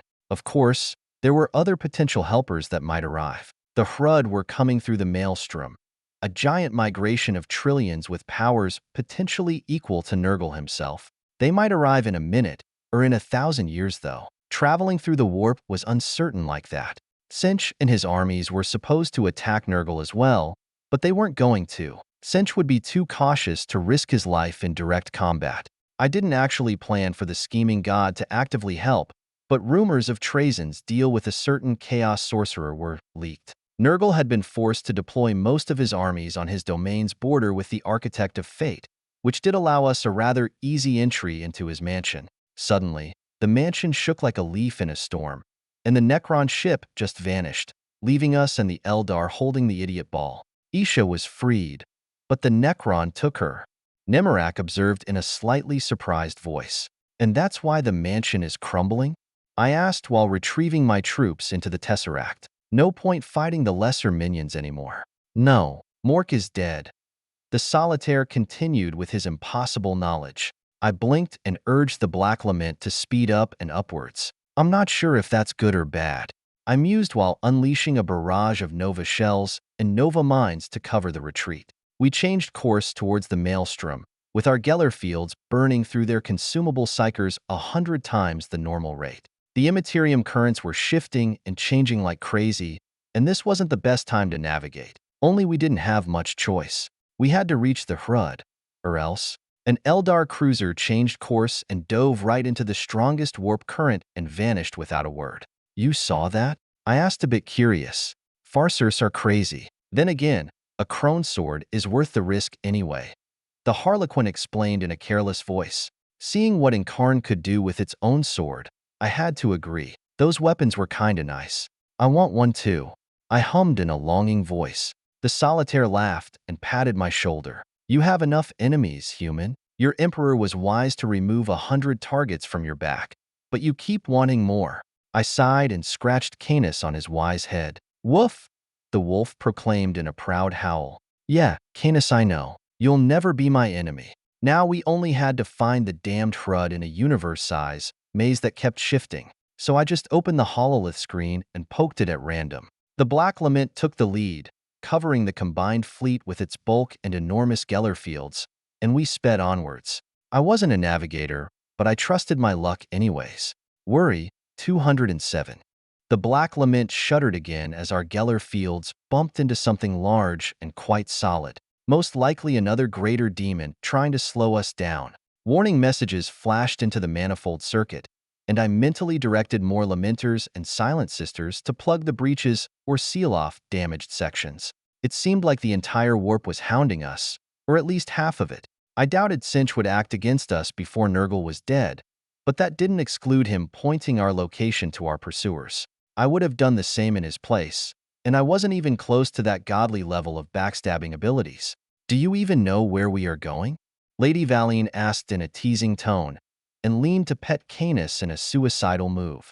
Really, everyone keeps petting the wolf engine as if it was a docile puppy or something. Canis was already more than a match for an Astartes dreadnought, and possibly even an Imperial Knight. I know, because I did train him to fight orc bosses or Tyrannid warforms, and he only had problems with the larger biotitans.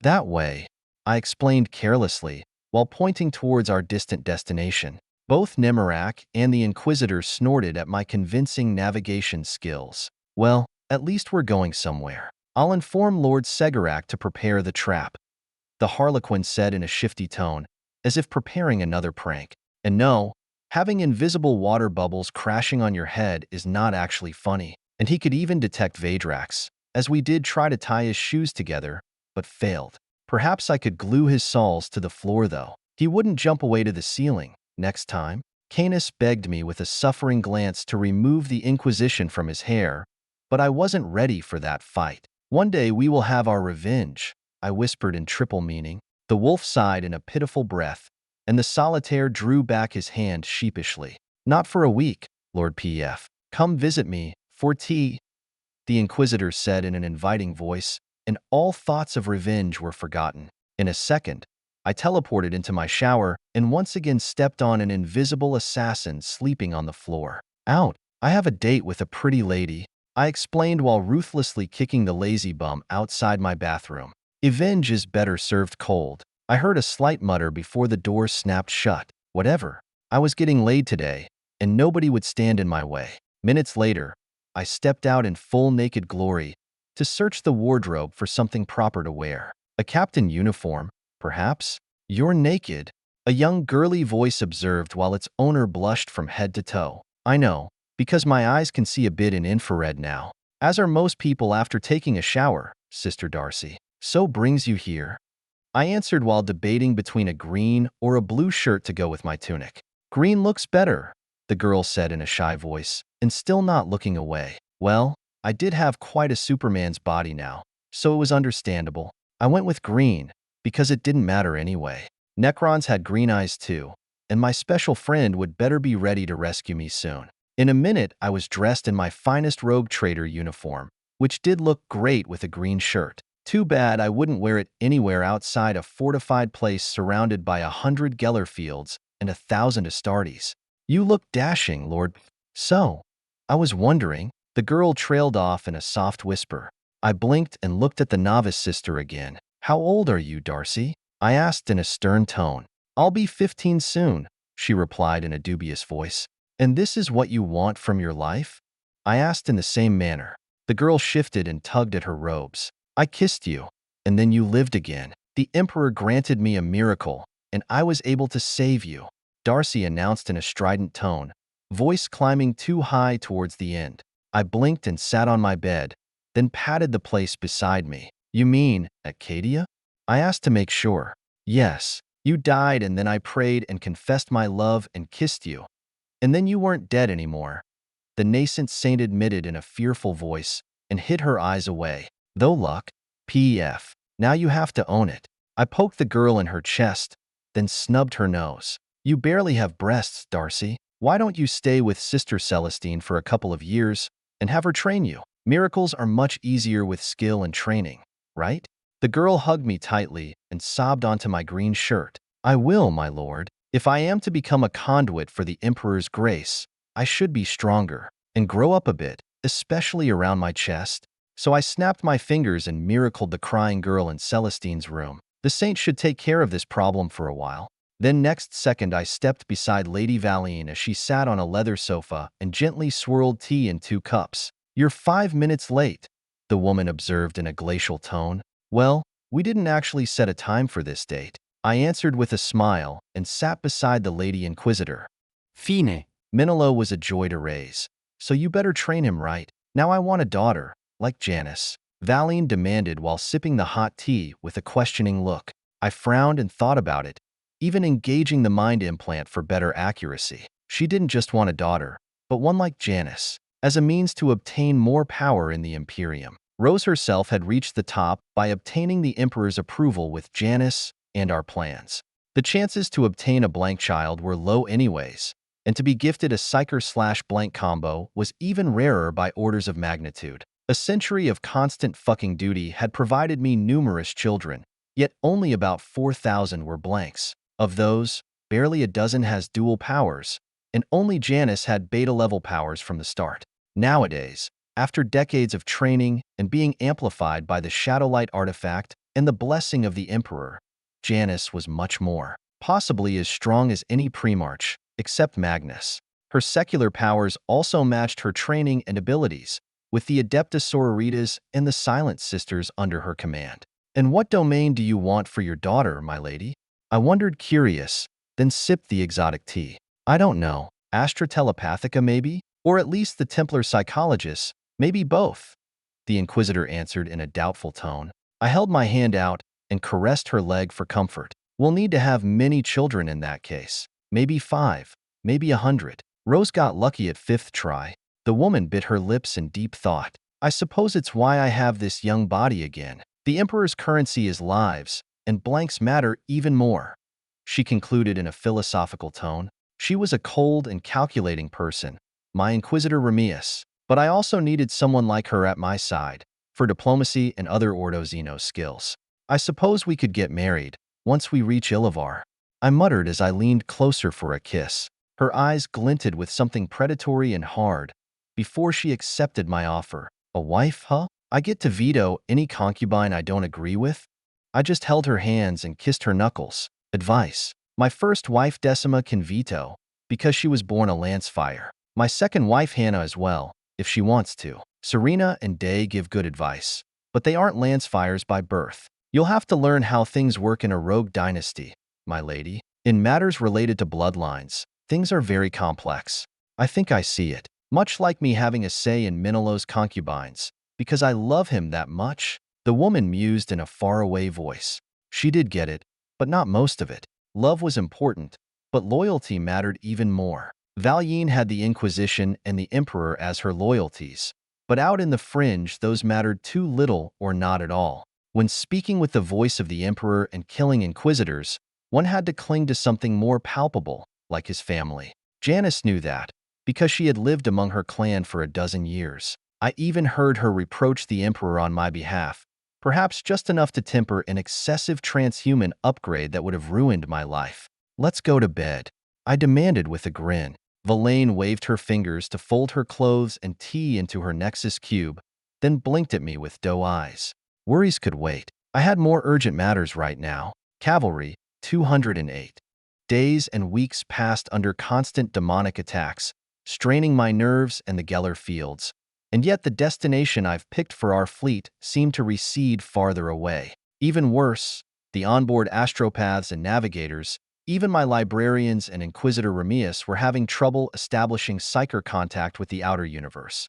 It appeared we were lost in space, only much lower under, in the hellish dimension called the warp. The only ones with a tiny sliver of knowledge of the events happening in the Immaterium were Sister Stern and her mentor, the solitaire Harlequin. And they weren't saying much. Sentences like, "Things are proceeding as planned," and "There's nothing to worry," kinda made me more worried. I also knew they weren't lying, just not telling me the whole truth, for some strange reason that would become obvious much later. Probably. So, I had to play dirty, even if that meant abusing a trusted friend to get to the truth. "Canis, you like Darcy, right?" I asked my trusted wolf. The giant feral engine mewled in a dubious tone, making puppy eyes at me, but my will held firm. He wouldn't actually suffer from hugs and petting. An hour later, the young saint turned towards me with an ecstatic face and glowing golden eyes.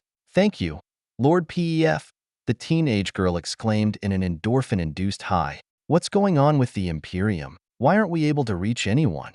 I asked before she could recover from her trance. Her eyes glazed for a second, before returning to clear blue. "I'm not sure. Everyone is mostly fine, although they move very fast and their thoughts are exceedingly rapid, like entire days pass in minutes." I nodded slowly while going over the new information. Of course, the universe outside hadn't sped up. It was us being trapped in a bubble of slow time, possibly ever since we attacked Nurgle in his garden. Our Geller fields prevented the more obvious effects of accelerated entropy affecting us directly, which was good, for now. However, that also meant we haven't actually escaped, or not completely. Gods were probably still battling just outside the Black Lament's hull, with the combined Allied fleet as prize or hostage in their reality warping games. Was I a fool? I knew the heist wouldn't be that easy. Still, we were still alive, which meant a number of things. With a deep sigh, I leaned in my command chair and patted my necklace, delving into the sounding board. The range of the Xeno device was very limited when removed from the Pharos, but I could still reach the entire fleet. "All ships, prepare for combat. We will commence normalization in 60 minutes. I commanded toward the minds of all the ship captains in the combined fleet. Naturally, the Lamenter and the Lancefire ships were used to such orders and immediately began sounding the battle station sirens. It took longer for the Indomitus fleet and even longer for the Eldar, at least until their avatars confirmed the orders. A ghostly blue apparition manifested on the bridge, followed a second later by a burning red one. Incarn and Kine, luckily not in the flesh. I ignored the dead silent avatar of death and instead focused on the god of war. "I don't enjoy losing time, Kine, nor I am interested in your great game," I muttered in a calm voice, perhaps with a tinge of irritation. A pair of orange glowing eyes focused on me for a minute. "Your point is noted, human, but this fleet lacks the firepower to change the outcome of the battle. We need Isha, and the Fool as well." Kine answered directly into my mind. I almost sighed, but I grit my teeth and glanced at the pariah Harlequin observing the meeting from his perch on the ceiling. Selective canceling of natural laws was probably not meant to be abused this way, but I admit I envied his skill anyways. Lord Segarak will arrive at the right moment. A god is always on time, especially if timing makes everything more exciting and amusing. The solitaire whispered in a careless voice. I think I saw a flash of brightness in the dead eyes of Incarn, but it was probably only a trick of light. Surely an avatar of Ennead could not get aggravated by his fellow Eldar god, right? Definitely not. And I wasn't about to comment on his temper anyway. Canis yawned with his gigantic mouth, once again proving a perfect sense of social cues. Chaos Marines are not edible, my friend. Bite and chew, but don't eat them. Who knows what filth and disease they might carry? I advised the Fenrisian wolf while patting his nose. The wolf glanced at me like I was being too obvious. Still, his display broke the tension. Kine measured the wolf for a second, before turning towards me. Very well, Pef Lancefire. This location isn't ideal, but we are close enough to the domain's border. Just don't miss. The avatar said in a cold voice and vanished. Cryptic again, but I was somewhat smarter now as well. I could infer what the god of war had in mind and plan the battle accordingly. Incarn lingered for a few more seconds, dead eyes staring into my soul for some reason. Sorry, buddy. My afterlife is already spoken for, should I ever die. Again, Darcy stepped beside me and pointed at the glowing apparition. Apology accepted. Zeno, now get ready to fight, if you want to live. The dead white eyes glowed blue for a millisecond, and then the avatar vanished. Haha, you tell the upstart girl. You do have the most amazing companions, Pef Lancefire, Nemerak exclaimed and flipped back to the deck and poked the young saint on her forehead. A blue rune flashed for a second before it sunk into her skin, leaving no visible mark. That better had been a blessing, Nemerak, or else. I muttered while ruffling Darcy's hair in praise. The girl was perhaps too brave for her own good. But then saints were not known for being rational. Quite the contrary. The Eldar Harlequin smiled mysteriously and jumped onto the ceiling again, outside the reach of Canis and his formidable jaws. Not telling, he. The wolf growled and grinned at his future meal. Not yet, Canis. You know raw xeno meat is bad for your stomach, perhaps boiled or grilled over a small flame. I advised the wolf while ruffling his fur and scratching his ears. Woof, Canis answered in a convinced voice. Fried and stirred, not shaken. Good choice, my friend. But first, we had a god to kill, and the Eldar would be useful. Annoying and irritating like hell, but the Xeno was connected, and I needed his patron to have a bigger chance for victory, especially since Isha would not show. Overlord Trazyn didn't carry around that giant tesseract vault just for show. The poor Eldar goddess had simply changed a prison for another, if one in which she wouldn't be tortured and forced to create cures to Nurgle's plagues. The Necron had need for a completely different cure, one that affected his entire race with the Necrodermis curse. I personally doubted that Isha would be able to restore the Necrons to their former Necronter flesh, but perhaps a cure for the Flayer virus was possible. And from there, Trazyn would probably start massing entire armies of new loyal Necrons to his dynasty and wage wars on his enemy Necron dynasties, which wars would hopefully keep him busy for millennia. Win-win, at least for humanity. The preparation hour passed very fast afterwards, as troops and pilots prepared to sortie in their vehicles and starfighters. Weapon batteries and tubes were readied and prayers and logic rituals were chanted by our tech priests and engine seers. And then, the Black Lament disengaged the warp engines, and we appeared again in the warp, and all hell broke loose. A brightly golden figure flashed by and pierced through a tentacled greater demon, leaving only shredded entrails still pulled behind by its silver hands. For once, I didn't need a lore expert to identify this historic figure. Ferrus Manus might be dead in the flesh, but his spirit was not. Just like Sanguinius, the Golden Angel was kicking ass in the warp without a problem. I flicked Polaris Albadalac beside him, and together with the Psi Titan, the spirit pre-march minced the Nurgle's unclean one into tiny bits of gore and nightmare. Incarn and Kine took the brunt of the fight to Nurgle, striking with their glowing swords as Gork and the Legion of the Damned took a step back to draw their breaths and recover for a minute. Primarchs Khan and L. Johnson followed a minute later, with giant white wings acting as propulsion and shields. They weren't quite the match for Nurgle, but I also helped with short bursts from the Blackstone Fortress beam. Far in the distance, trillions of Tyranids were still battling hordes of Nurgulite demons, their numbers and silence giving them an edge against the Immaterium creatures. Thousands of distorted ships and space hulks kept arriving to disgorge corrupted space marines and demon engines of all sizes, from small rapiers with spines and mouths to chaos knights and titans inhabited by demons. Their pilots fused into their seats in grotesque distortions of flesh and machine. Our batteries fired without pause, exploding enemies by the millions while I deployed the troops wherever they'd be useful. Lamenters and Silent Sisters formed the second line, protecting our larger vehicles with their nulls, auras, and shields, while macro cannons and lance batteries fired on the Chaos ships in continuous salvos. I had a minor advantage with my Tesseract, punishing the traitors when bunching up too much, with Nova Mines or Melta-Bombs. For an hour, the fight went well, and we even pushed the enemy back. But unlike the Legion of the Damned, our munitions were not infinite. Bolters and missiles started to get scarce then ran out. Torpedoes and shells lasted longer, while plasma and lasers would still fire as long as we had power. It was not an ideal battleground, though. Not against a nearly infinite enemy force that was also able to reform and resurrect in the presence of their god, Nurgle. I glanced in the nearly empty inventory of the Tesseract for my final options, the Omega Pariahs and my own Psi-Titan. Somehow, I didn't feel it would be enough, though. The damned Chaos God didn't even seem tired, and more minions kept coming despite my best efforts. Sometimes, divine intervention should not delay this long. I muttered mostly to myself, "Oh, is it the right time already?" An alien voice asked from the ceiling. I glanced at the patch job Joker with a dour face. Even if Segarak arrived right now, he still wouldn't be enough. "My lord, the Emperor protects," Darcy announced in a proud voice.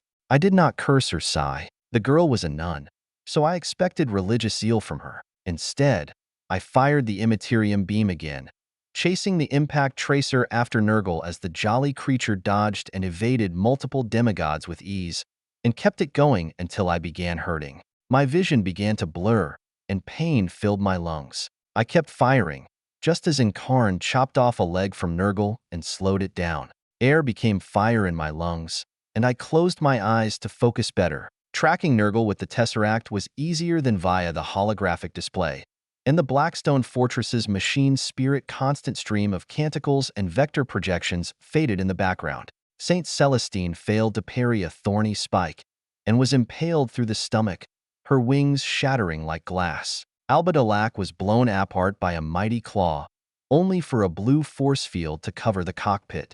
I forced myself to push through the pain and recover Stern and Albisalom, but Sister Celestine exploded into white feathers before I could reach her. Ferrus Manus was bitten in half and melted into acid, or perhaps wine. The warp was always trippy that way, but today was especially strange. The universe burned around and inside me, and everything lit up in glowing golden light. Then time itself stopped, the implant's chronometers turning 1,000,000,000 times too slow. Yet even in slow time, a stupid laughter filled my ears as a pillar of light split the warp. The cavalry had arrived. Conference 209.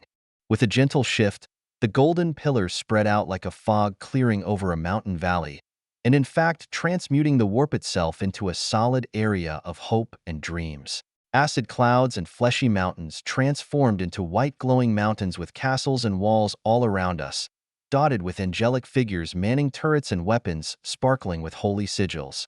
A host of angels and seraphs, with giant wings and fiery swords converged on the Chaos God, led by a blinding figure in a golden armor.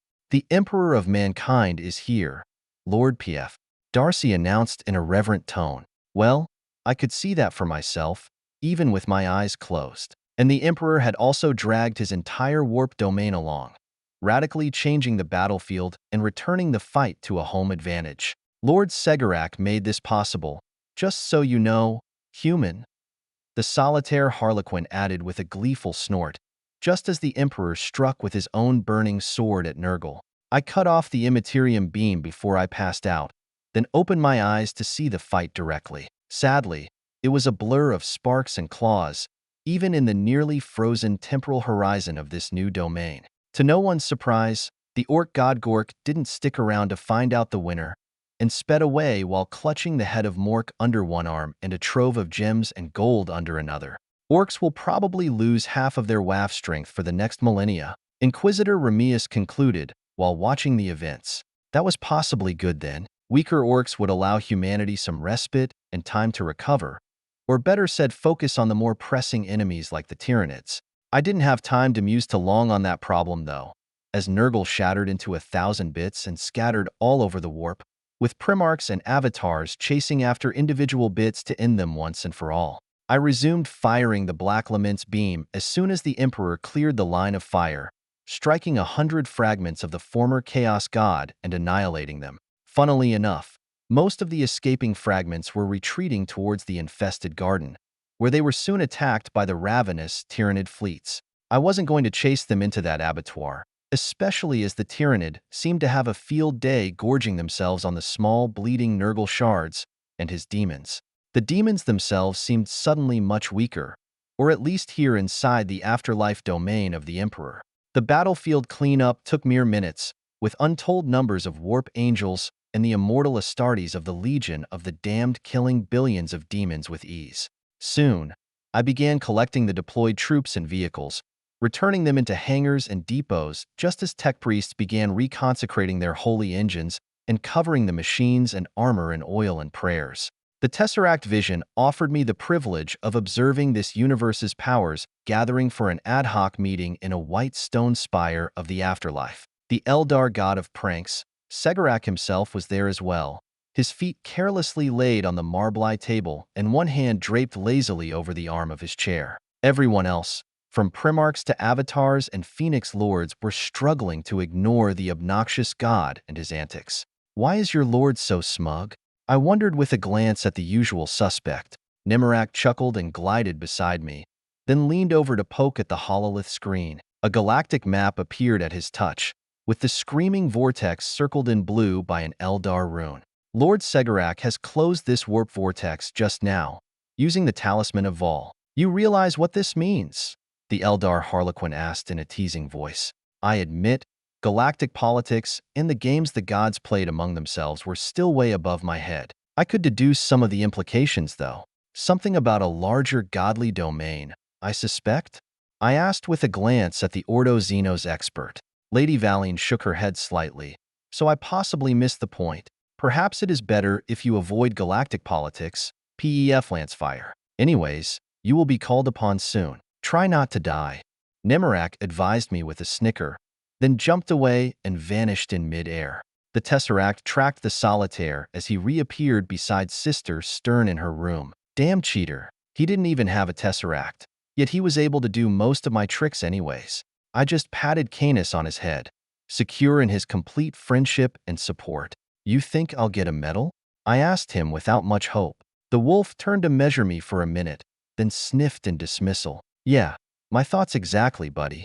I kept watch over the glowing avatar of the Emperor as a familiar map of swirling circles was produced and discussed among the winners of the Garden War, with new symbols and runes appearing over the map as each participant pointed a finger towards it. Hours later, the focus of the conference changed towards the eastern fringe, and I became suddenly a lot more interested. Certain runes were familiar to me already, like those for the Celestial Orrery on planet Thanatos or the Imga Monolith, and new runes marked the Ultramar space and my own kingdom at Illavar. Further south, the Tau were marked as well, as were the Ghoul stars to the north. The crown world Geddon of the Necron Nihilak dynasty featured 3 different runes for some reason, and Salamace featured both a Necron glyph and an Eldar rune. It didn't take a genius to figure out they were partitioning spheres of influence and galactic borders, as well as quarantine zones and important artifacts. I wonder what are they saying about the Lancefire lands? I muttered with concern towards my future wife. "I guess you'll find," she began saying when I was suddenly yanked away from my chair and displaced right into the map room. "Hello there," I quipped in a jovial tone. Nobody bothered to answer me, although Primarch Khan blinked and looked away. "So you're going to send your soulless hammer to solve such a delicate problem?" Kine asked with a derisive tone, and pointed at a glowing green rune marking Salamace and the lands of Trazyn the Infinite, Necron Overlord and Jailer of Isha. That was rather discriminatory, though, and I was not a hammer. Perhaps I wasn't the most delicate of men, but I never wanted to be one. My son has his flaws, but he gets results. Isn't that right, Avatar of Iniad? The Emperor asked the other divine being. Again, the god of the dead fixed his white orbs on me and measured me for a long minute. Then he turned and nodded towards the Emperor, with some secret message passing between them and above my head. "Is this about Trazyn?" I asked to make sure. Everyone in the room just stared at me in silence, which became quite awkward after a minute. Perhaps silence was golden? Things have changed in the past 90 years, my son. And with the hive mind gaining a share of Nurgle's domain in the warp, we think it would be good if Isha was freed and started aiding the Alliance. Lord Kine is quite furious at the delay. The Emperor spoke in a soft and rational voice, although his holy aura and appearance as a divine avatar kinda broke the setting a little. I could imagine changes had happened out in the real over 90 years. That was 4 generations and unknowable discoveries and social upheavals, especially with the Emperor returned to life, plus the consequences of my own actions before that, like spreading blank genes and new technologies, and killing a few chaos gods. Even worse, the Tyrannid hive mind now had a domain in the warp. Genestealers would spread like wildfire in that event. Space hulks could be directed to emerge anywhere in the galaxy and infest or attack more human worlds, perhaps even Eldar or Tau. Free Isha. Sure, I'll do it. I answered after considering the situation for a minute. We lost 3,000 ships and billions of warriors trying to do that, human. A certain Phoenix Lord interjected in obvious scorn. I blinked and turned towards the fuming Eldar woman. They tried a military solution? Against Trazen? How stupid could these people be? Don't you have farcers? Surely they could predict the outcome of an assault, right? I wondered in a surprised voice. I think Segarak smirked at that, while Premarch L. Johnson scowled profoundly. The odds get better if you are present, my son. Just let us know what aid you need from us. We do have substantial forces and armies among ourselves. The Emperor explained with a gentle smile. Maybe. The white might not have been his teeth. It was hard to say with all that glowing light. The voice was pleasant, though. I shrugged and waved my hand to dismiss the offer of more troops or ships. I alone will be enough. Again, a dozen pair of eyes stared at me in scorn or perhaps disbelief. Segarak tapped his forehead for some strange reason, and I was expelled from the conference without more comments. What did I do? Ferris, 210. Back on board the Blackleman, I had new guest. Uninvited but welcome, Ferris Manus stood in his angel form on my bridge, silver hands sparkling with the Immaterium equivalent of necrodermis. Can you talk? I asked, a bit curious. Obviously, the Emperor considered my mission important enough to deploy a heavy weapon as backup. Ferris Manus certainly qualified as such. Deadeyes stared at me without an answer. Well, I didn't expect him to speak, to be fair. It wasn't even the first time I have encountered a spirit premarch. Don't worry, my friend. We're going to see a goddess and have her restore you back to life. I explained in a patient tone and gestured towards the plasteel block normally reserved for an Astartes bodyguard, like Ledvius. And speaking of my old friend, it was probably too long since I visited Meridian. I could stop there on my way and check on Ledvius. My lord, he is a premarch. In the same room with us, Darcy exclaimed in a reverent voice. I sighed inward at her fangirly way. You can touch him if you want. Just don't stick your hands in his mouth. I answered with a snort, and Canis snorted in tandem. Darcy watched the angel sit on his pedestal and stare blankly at the viewing screen, her eyes wide in awe and hands trembling with excitement. You do have the most curious friends, Pef Lancefire, a Xeno voice observed from the door. I turned to nod towards Minmarak and his escort, Sister Stern. I'm certain you've met Phoenix Lords yourself. Ferris Manus is quite similar to your race's demigods. The solitaire raised a finger to comment, then lowered it sheepishly. I guess they would seem similar to a human. Warrior aspects with dedicated followers. He admitted in with a shrug. I began to nod when the warp shifted, white clouds and pearly gates evaporating all around. The conference ended, or perhaps moved someplace different. The Eldar fleet departed without any word, splitting into a dozen smaller fleets, each diving into different warp currents. I guess they didn't feel like saying goodbye, or even good luck. I can navigate the Black Lament, Lord Pef. Just name a destination. The Demonifuge proposed with a kind voice. Should I have been surprised at her new talent? She was in fact a new empress of mankind, created in similar manner to the Emperor himself. Sure, the Emperor was given his powers by 1,000 of shamans pooling their souls into a single entity in ancient times. But the Battle Sister also had 700 souls imbued into the fabric of her existence. A new perpetual, able to resurrect or destroy legions of demons with ease. And now, Stern was my new companion and concubine. I surely lucked out with her, even if she came with an Eldar Harlequin in tow. For a solitaire, that guy was amazingly sociable. Then again, I did have thousands of blanks and pariahs as companions, lamenters, and silent sisters with the same null aura as he had. There wasn't much tolerance in the galaxy for people like us, especially not among the Eldar.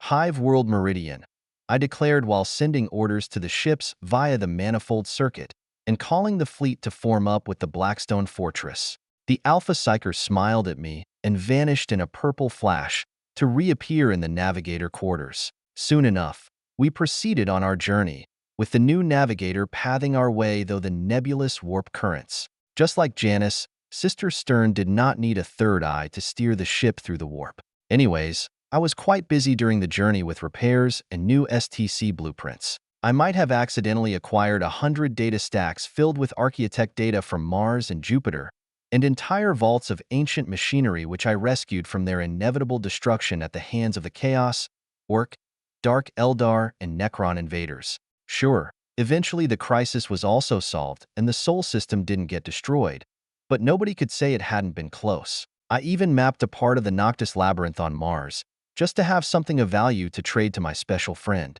I was a rogue trader by birth, wasn't I? To my right, the dead Primarch seemed to approve, as he observed my efforts on the STC template's upgrades with a stone-faced expression. Sadly, the vast majority of the valuable templates refused to load at all on the cogitator, locked under complicated algorithms and anathema class overrides, and the few that did open were horribly defaced or decayed. The tech priesthood of Mars guarded their secrets well, even innocuous technology like solar-powered rechargers or Vox transmitters. Of course, I did have working templates already stored from different Forge worlds, and even some Xeno-based blueprints from the Tau and other technological races. I could compare and then design a missing piece with a similar function, even if it wasn't an ideal device. Some efficiency or reliability would be lost through my meddling, but then it wasn't all bad. If the result was different enough to warrant a separate pattern name for this solar charger, then I could trade the new pattern without worry. Ferris Pattern Solar Charger, discovered in an ancient facility by Trader Lancefire. Tech priests and engine seers are advised to use with caution due to age degradation. I wrote as a final note. Then I saved the blueprint and reached for my recaf mug, only to find an angel hand hovering over the mug. "You want some CAF, my friend?" I asked in surprise. The angel turned to stare at me like I was silly. Possibly not his point, though. "You don't like the name? I thought you'd be honored." I deduced with my genius brain. That wasn't it, though. The Primarch's left hand morphed into a cogitator port, and he simply plugged himself in, then reopened the template to look over it with a curiously interested look on his statue face. No wonder the Iron Hand Astartes all had a knack for using bionic limbs and repairing their own weapons or armor. It was genetic. In mere minutes, the angel repaired the damaged STC template, then began upgrading it with subtle shifts in placement and materials, replacing gold connectors with platinum or enlarging some capacitor banks while reducing another. When he was finished, he added a few steel pins along the spine, and the template folded into a much smaller size, more compact and protected by the outer casing. Then the diagrams unfolded once more, and the text changed to remove the warranty warning. I patted his back in excitement, since this new device would be actually valuable, even for my own troops when deployed in the field. Perhaps as backup sources for the Tarantula turrets as well, even those mounted on the hull of spaceships. Every solar system had a sun. After all, plenty of energy to collect. "You're pretty bright for a dead guy." The angel turned and nodded towards me with a stony face. "Is it dinner time already?" a certain lazy assassin asked from under the bed. And no, I wasn't cruel to Vadrax. He just preferred not being stepped on, it seemed. Perhaps being kicked by accident. Sometimes.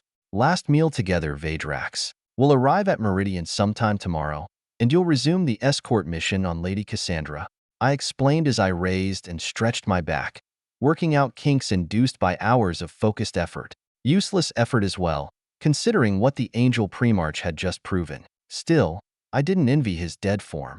And on that note, a giant angel escorting me around would raise eyebrows, perhaps even start some sort of zealot rage among the Imperial citizens. The crew of the Black Lament wasn't the type to get overly excited over a Primarch, especially not ours. The Battle Sisters and some tech priests were still impressed, but not to the degree normal hive citizens would be. As Vadrax crawled out and stretched as well, I began taking out various power armors and even dreadnought suits to compare them with the size of the Angel. Too small, though. Wait, are you trying to fit the Angel into a suit of armor? He is more durable than a cruiser, the Culexis assassin exclaimed with a laugh. Ferrus Manus turned towards me and nodded, agreeing with Vadrax's point. Nothing like that, but he is too obvious and might cause popular revolts or upheavals wherever we go. Primarchs are myths among the populace, I explained patiently as I extracted the golden armor once worn by poor brother Archeo at Forge Shenlong, the same place where I first killed a Primarch and then an Inquisitor. Good old days, right? Only this time, instead of stopping a delusional Astartes who dressed as a Primarch, I was dressing a Primarch to look like a delusional Astartes. And is he going to walk or fight in that armor? He doesn't have a black carapace. The assassin countered with a pretty logical argument. But he was asleep during the latest developments. Ferrus Manus simply became a vaporous cloud and moved inside the armor, then plugged himself in the armor's control circuits with his necrodermis plug. A second later, he found the wing ports and stretched his wings out through the flaps and hovered in mid-air with a satisfied face. You were saying? I asked rhetorically while retrieving and mounting the helmet over the armor. Nobody will suspect a thing. Until he has to speak, I guess. Vadrax muttered in a lower tone. The armor has a vox box. You were saying? The Angel asked with a metallic voice. I glanced at the assassin and we both sighed. Primarchs were pure bullshit. Old days, 211. Our fleet emerged at the outskirts of the Meridian system in a flare of purple light and exotic warp radiation, and immediately I began observing the massive changes that had occurred since my last visit. Entire constellations of space forts, extensive minefields, detection auguries, and FTL communication arrays, 3 fortified moons, and a decent-sized space fleet of a couple Navy cruisers and hundreds of PDF corvettes guarded the hive world. While the world itself had grown in population and industry at least 10 times, someone had been very industrious in the past century to achieve these results in such a hostile galaxy. There was also an Ambition-class cruiser of the Vane Trader dynasty, being repaired in dock by a Mechanicus shipyard called Flying Angel. The New Dawn's prow was mangled pretty bad, possibly a result of a collision or more likely a daring ram. However, my interest was currently focused on the Governor's spire, and the Governor herself, Elena de Rosa. My lover hadn't aged well, and was undergoing rejuvenation by an adept called Sanastasia Minst, with Ludvius and my daughter Octavia observing the operation from a glass cubicle. Dozens of Biologist tech priests and their aides were helping as well, even taking care to maintain hospital-level quarantine and cleanliness by wearing sterile gowns and gloves. Lord Ludvius, there's a large fleet emerging from warp, led by a Blackstone fortress. The microbead alerted the Blood Angel bodyguard, mere seconds after the auguries had time to register my fleet's presence. The veteran Astartes simply glanced in my direction, then smiled. Stand down. That's the Black Lament of the Lamenters chapter, he ordered in a satisfied tone, before closing his eyes. You have returned, Pef Lancefire? He asked in his mind, certain I would respond. It took me a while, my friend. Nurgle was trying to keep me for himself. I answered with a snort, then teleported beside him in the observation room. Dad, a shy voice asked, her eyes widened. A second later, Octavia jumped to hug me and started wailing and sobbing. It's okay, Octavia. Everything will be well.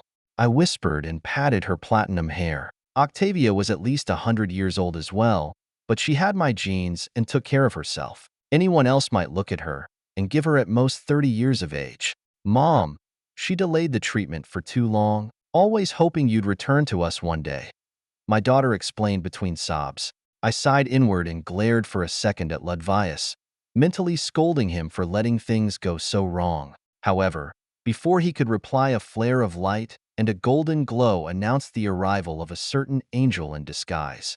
The Primarch simply nodded towards Ludvius, before looking down at the ongoing procedure of rejuvenation. Governor de Rosa is much too weak for rejuvenation. She will die in a decade anyway, he concluded in a dispassionate voice, making Octavia sob even harder.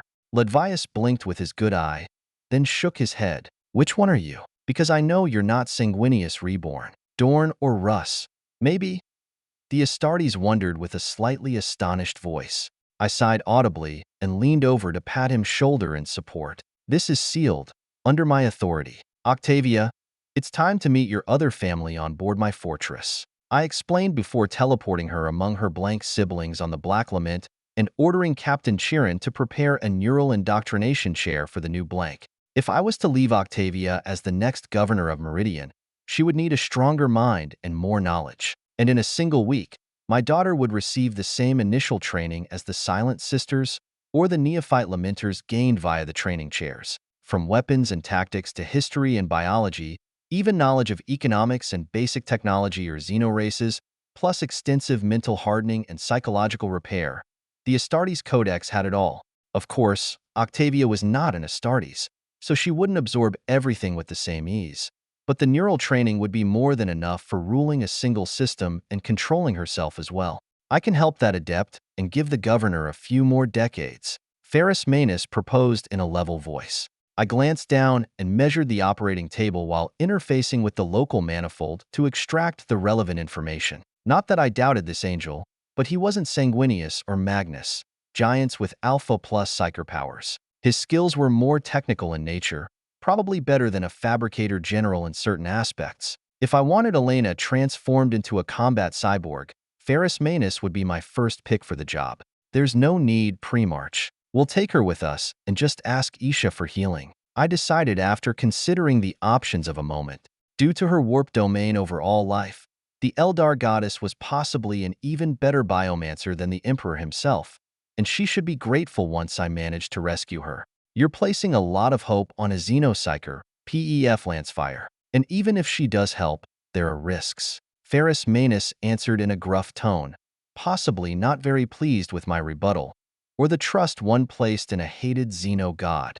I hope I'm invited as well, my lords. Keeping watch over a hive world gets boring after a century. Ledvius interjected in a hopeful tone. There were subtle undercurrents in his voice, like unhappiness at being forgotten for so long, or having his efforts at managing the reconstruction of Meridian being hidden under the guise of a simple bodyguard with a big hammer.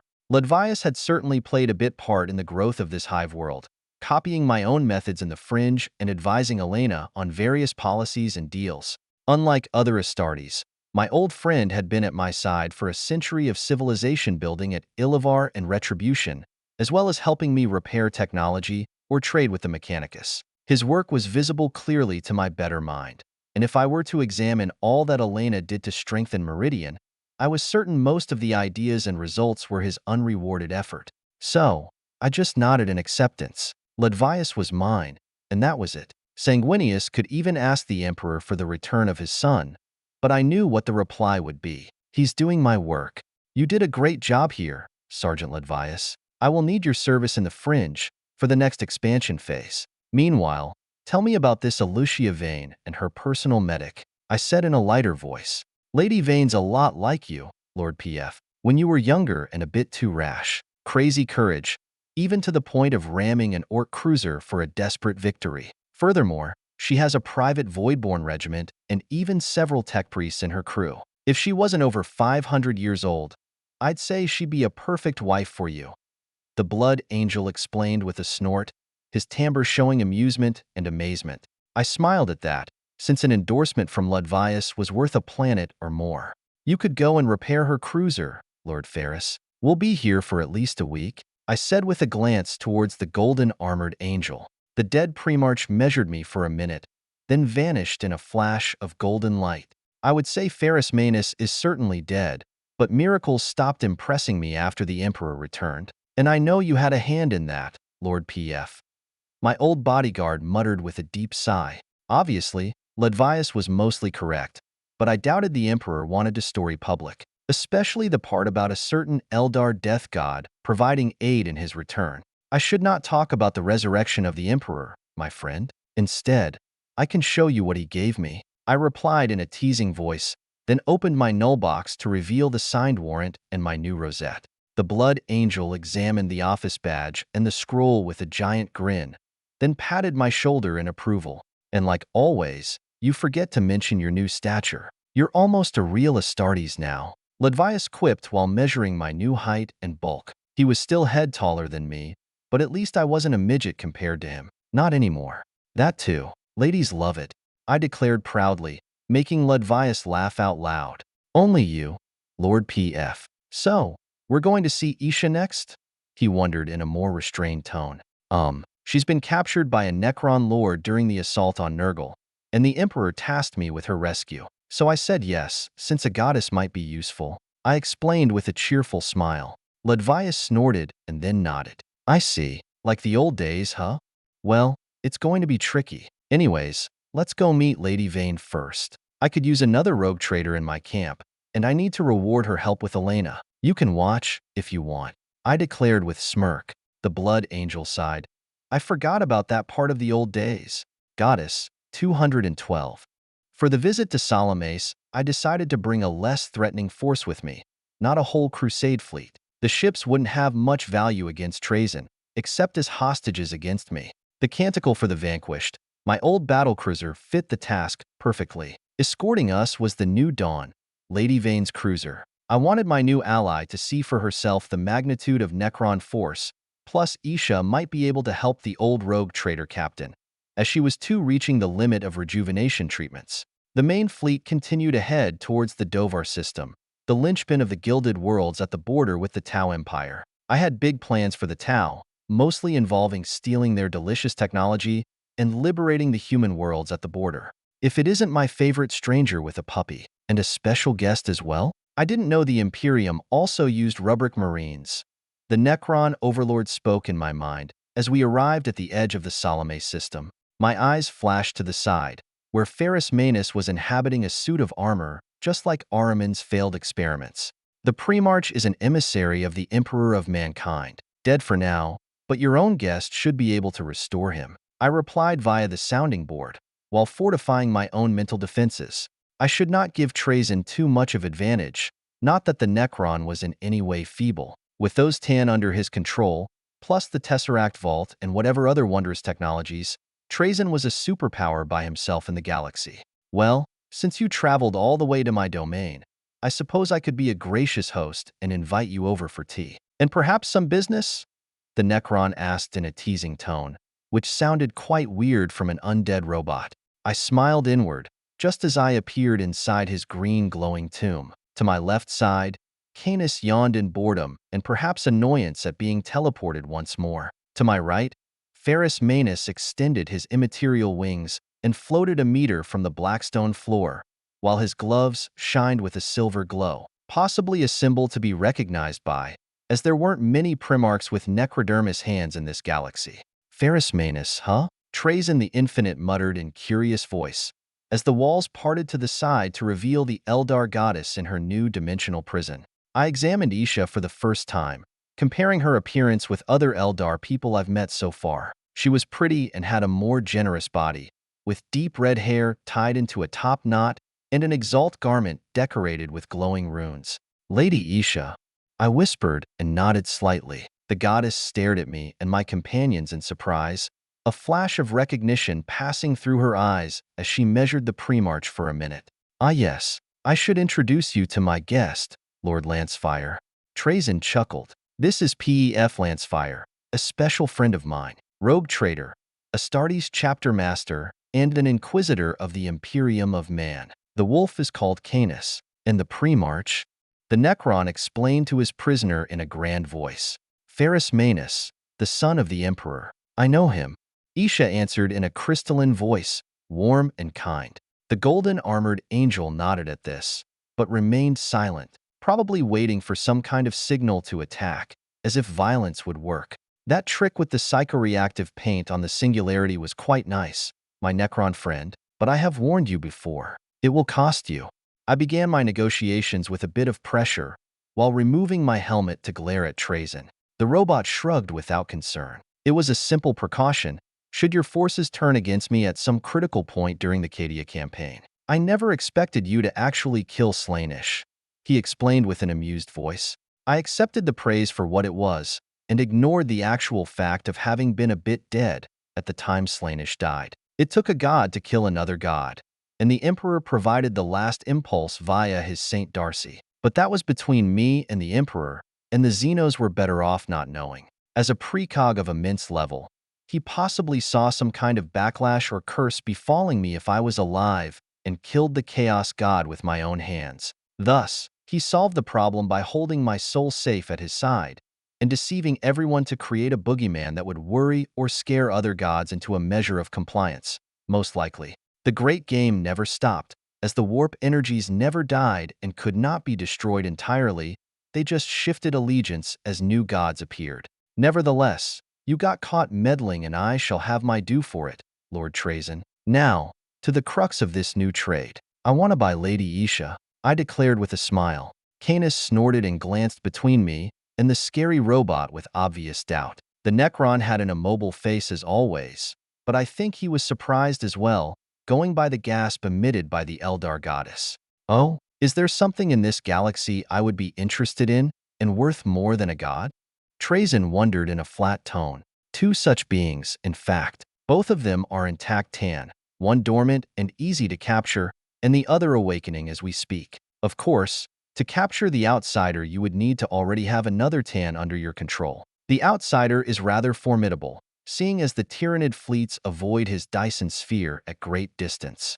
I said with a teasing tone and produced a data stack with the map of the Noctis Labyrinth on Mars, where the Void Dragon slumbered. Trazyn leaned on this empathic obliterator staff while considering my offer, always full of surprises, even when I thought I had all variables accounted for. And where is this second tan?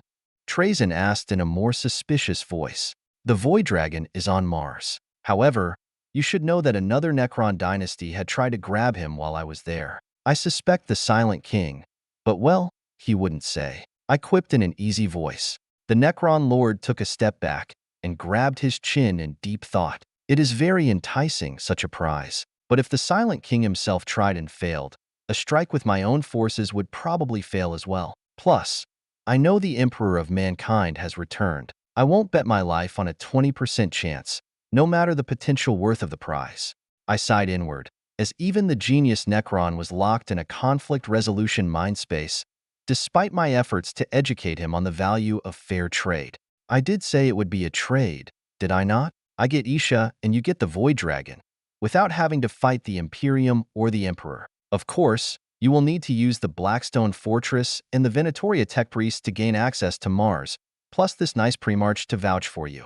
I explained in a softer tone. Trazyn hesitated and turned towards Ferrus Manus for confirmation. It is as Lord Lancefire says, Lord Trazyn. He speaks with the voice of the Emperor, out here in the Eastern Fringe.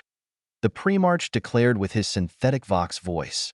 That is more surprising, I'd say. A binding agreement via Rogue Trader? And I receive immunity during the trade? The Necron Overlord wondered as he focused on the angel. As long as you don't overstep the boundaries of the deal. If the Emperor has to intervene to protect his subjects, then you will incur penalties. And the Emperor is not especially merciful to Xenos or Oathbreakers. Ferrus Manus replied in a sterner voice. While the two overpowered beings conversed the details of the tan extraction, I approached Isha for a personal request. My lady, freedom is never free. I expect you'll provide me with some help if it's within your powers. A pair of alien eyes measured me for a long minute before nodding slightly. I am needed elsewhere, and quite desperately, Astartes. You get one day. I sobbed inward at the unfair deal, but gods were always like that. I had a dozen issues to be fixed by a god-level biomancer, and a single day was probably not enough. Then again, I did have something to trade for her services, so I turned towards the Necron. Right, Lord Trazyn. A certain Phoenix Lord has complained to me about losing thousands of ships and many warriors. Billions of them. I need them packed and ready to transport in a dedicated tesseract in exchange for the paint job. I demanded in a shameless voice, while holding my palm out. I think I heard metal teeth clench and screech as Trazyn turned towards me. That's too much. They came here to kill me.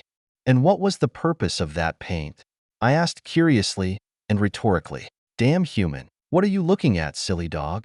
Trazyn muttered in an aggravated voice, pointing his staff at the innocent space wolf.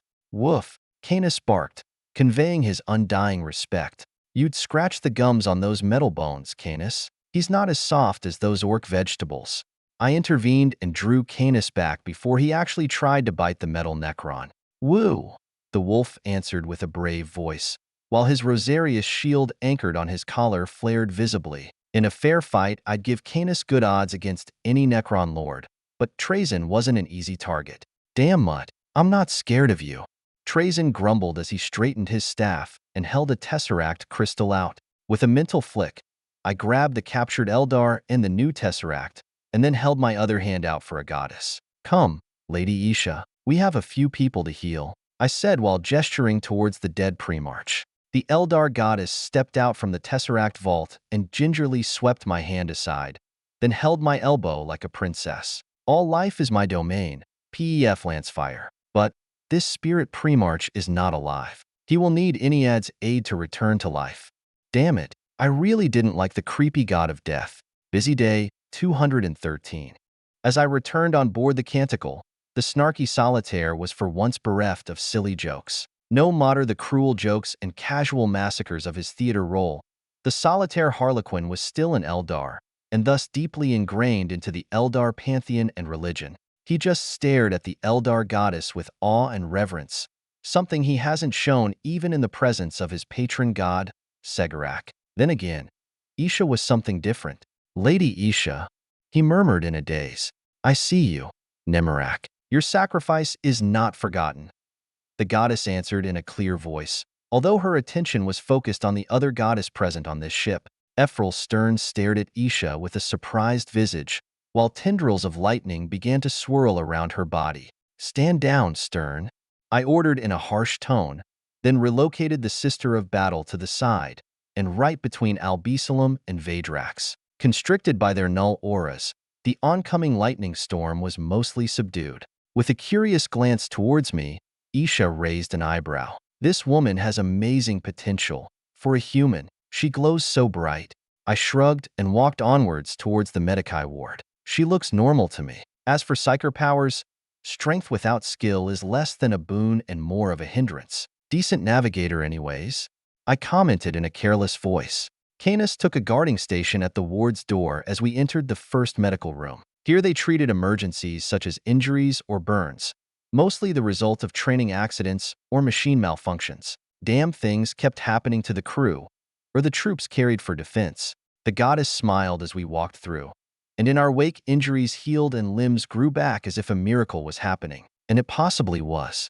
A minute later, we arrived at the rejuvenation ward, where Elena de Rosa and Alucia Vane rested in their hospital beds after their latest treatment. I understand the problem now. Your barbaric treatments had reached the limits of what can be done to stimulate life via mechanical means, Isha whispered in knowing voice, while ignoring the outraged biologist tech priests. With a simple gesture, the plugs and feeder tubes were lifted away, while a spell flew over the two women and began regenerating both of them back to health and a certain measure of youth. Not complete, but an indeterminate age about 30 to 40 was much better than before. A minute later, the Rejuvenat Specialist Adept, Lady Minst arrived at a run, probably warned by the lack of biosignals from her rogue traitor captain. It's you. I dreamed of you, held in a cage. The adept murmured at the sight of the Eldar goddess. The goddess nodded in a gentle manner. We share a purpose, Lady Adept. Healing is your calling, and my divine domain. Should you ask, you can have a place at my side, she offered out of nowhere. The adept hesitated, turning towards Captain Vane for advice. I will not deny you this chance for more knowledge, my friend. Go and learn, and one day you might return to the Eleusidian Starstriders as a fantastic healer. Try to make it back in 500 years, though, the rogue traitor said in a wise voice, already weaving a new layer of subtle deals to benefit her dynasty. I could only nod at her traitor skill, deftly turning a momentary disadvantage into long-term profit. As she spoke, Lady Vane rose from her bed and stretched her body, showing off a great pair of lungs and wide, appetizing hips. Since I was the only able man in the room, I immediately deduced I was the target of this show, so I enjoyed it for a few more moments in grateful appreciation. Isha snorted at the display, then turned towards me as I stepped beside Elena to check on her. There is little else for me to do on this ship, Pef Lancefire. I suppose I can visit the other cruiser, as their crew looks to me in awful shape, considering they do not use cyborg servitors like your own ship. However, I did not buy a goddess just to treat a pair of aging women. Not that I would refuse their gratitude and hot bodies, but I had a greater purpose, one that I've awaited for centuries to achieve. So, I opened my null box and retrieved a lock of platinum hair from Justine. My mother died facing a demon prince. I believe you were able to reconstruct her body, I demanded while slowly depositing the remains into her hand. Isha frowned and poked my cheek, possibly to compare my genes with the sample in her hand. Your mother was a blank. This will take some time, she complained while walking towards a free bed and concentrating on the request. You have a whole day, goddess. I have more business with Lord Trazyn. I explained politely, then stepped away on the tomb world of Salames. Ferrus Manus was still in diplomatic negotiations with the Necron overlord.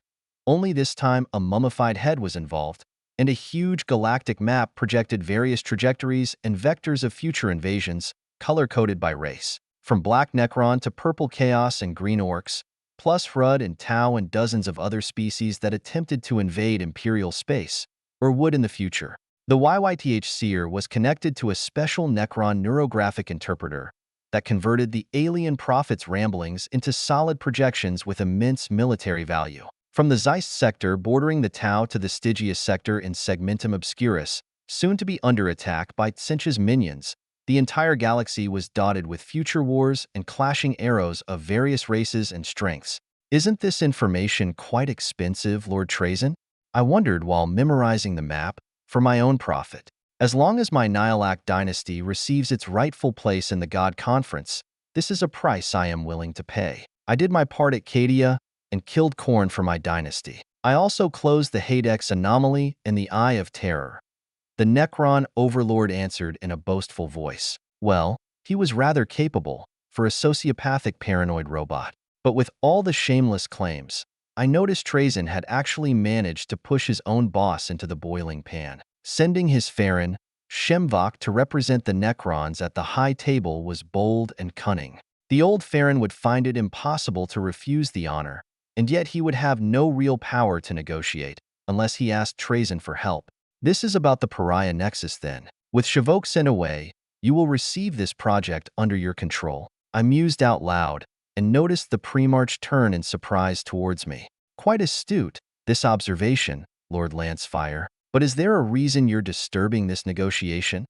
He asked, a bit too forceful. I smiled pleasantly, then flared my own null shield to block off sound and any warp readings from the dead Primarch. I expect there are lots of new technologies awaiting me, Lord Trazyn. I know the Tau keep researching onwards to address their lack of allies in certain fields, and as always, I will need them in STC format. I proposed with a mental message via the sounding board.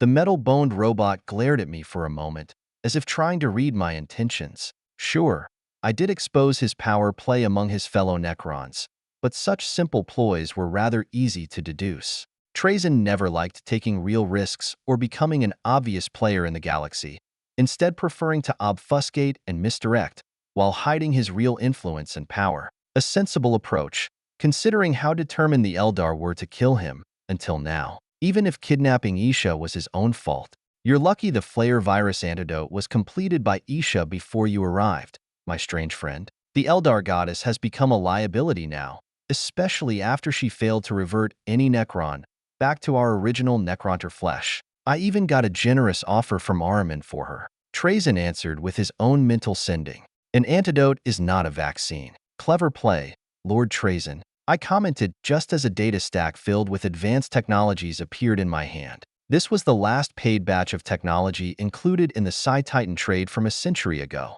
I was a bit delayed collecting my prize, but unlike humanity, the Tau kept researching, so a century of extra development was great. A flare vaccine was not intended nor desired, Lord Lancefire. There would be no reason for those protected to remain loyal. Those infected will have to return every decade for treatment, or become demented beasts again. Trazyn explained in a proud tone. It was really clever of him, as millions of Necrons will flock to his banner to escape the Tan virus, and thus provide him a giant expendable army. But news of Ahriman were worrying. This guy was beginning to annoy me, especially since he constantly evaded my traps. Still, I knew where he will be in a decade, as Tzeentch intended to extend his holding in the real by conquering the Stygius sector. A decade was a long time to prepare, especially if the latest tech infusion contained anti-warp devices and weapons. I hope the Tau didn't let me down and invented nice stuff. Or I would have to expend more Vortex warheads to convince them of the right path to follow. I would probably send a few warheads anyway, just to keep them busy. Sleeping Beauty, 214. With 1 hour left on the clock, I bit a fingernail to stop myself from speaking. Isha was busy restoring Justine's body, although it was only a soulless shell for now, and not a superstitious soulless as most people saw the blanks because of their special warpless nature. No, Justine's soul was not inside this body, despite it taking breath and having a heartbeat. There you go, Pef Lancefire. Your mother has a body now, but just as with that dead Primarch, you will need the god of the dead to return her soul. The goddess spoke in a level voice, seeming tired by the long operation. She did manage to clone a new body for Justine from old DNA, despite her being a blank. Not an easy feat, going by her tired eyes. I nodded and smiled, then moved Justine into my good tesseract, so she would be held in stasis. To gain the help of Ennead or Incarn would be very difficult, since deities had little to gain from me, but Ivrain was made of flesh and would need saving someday. And then, I could propose a fair trade and gain a life for a life from her patron. I suppose this is it, Lady Isha. I don't think gods need a spaceship to travel, I said with a wry voice, and gestured towards the ship's outer hull. The Eldar goddess blinked in surprise at my abrupt farewell. There are still 40 minutes left, human. Surely there is something I can do, in the remaining time? Isha asked, possibly to discharge any future obligation towards me. I would have liked a future favor instead, but it seemed today wasn't that perfect day. All right then, goddess. Let me think. What should I ask of a divine biomancer? I hummed to myself, while scratching my cheek in deep thought. My own body was in top shape, by the grace of the Emperor. My crew had just received Isha's blessing, and they were all healthy and free of illness or injury. Perhaps you can try to unlock my blank genes for my children. Too few of them received the gift to be free of warp influence. I decided after a minute of deliberation. Isha stepped in front of me and searched for something in my eyes. You truly believe your null aura is a gift? She wondered, a bit astonished. Completely. If everyone becomes a blank, then chaos will find no purchase in any soul. No corruption, no mutation, no more treachery or rebellions, and with zero rogue psychers, no more people hosting demons or becoming warp portals. I explained in a serious voice.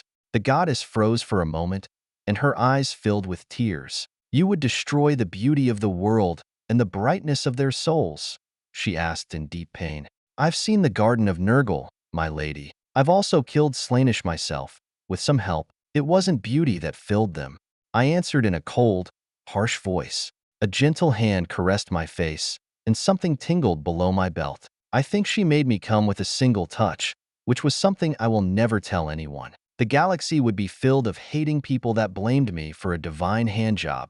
It is done, Pef Lancefire. However, I would prefer a small fleet to escort me to the Black Library. I'm not exactly a goddess of war, Isha demanded with a fleeting smile. I was rather high at the moment, and quite excited at the thought of unlimited blank children. So, Isha received a dozen Eldar cruisers that materialized at the edge of the system, filled with 1,000,000 Eldar crew and warriors liberated from Trajan's labyrinth. The most expensive handjob in the galaxy, but well worth it in my opinion. Take care of Sister Ephraim. Once she takes the final step, you will see, the goddess whispered as she faded away from the Medici ward and appeared among her astonished people. A second later, a water bubble splashed over my face, followed by a cheerful laugh. You got played, silly human.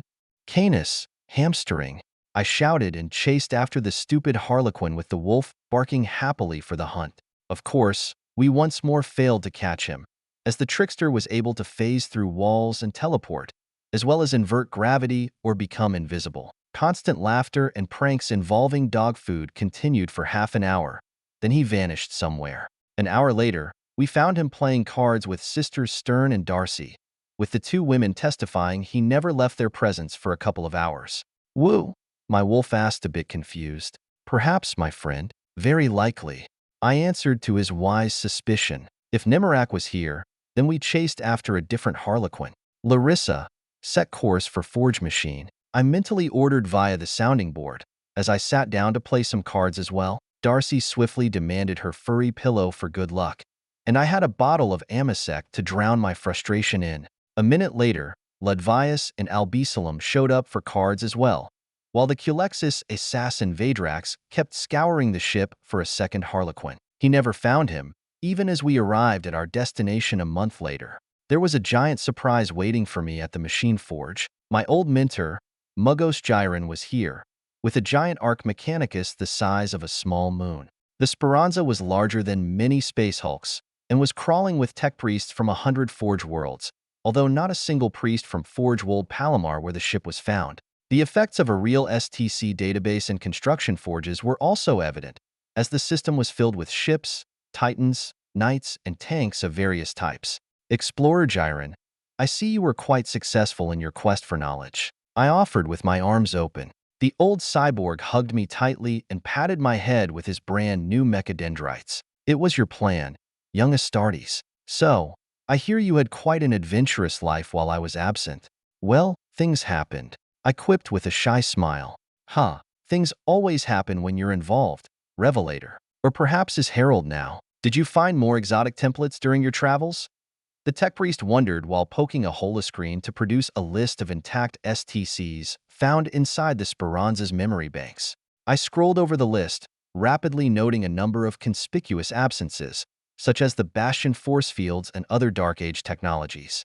Sure, Titans and Knights, as well as older models of ships or armor were great, but there wasn't anything truly radical here. The data stack I just got from Trazen had energy shields and weapons even more advanced than the Speranza's database. We will need to discover a hidden database inside the machine spirit, with some more advanced technologies beside these relics.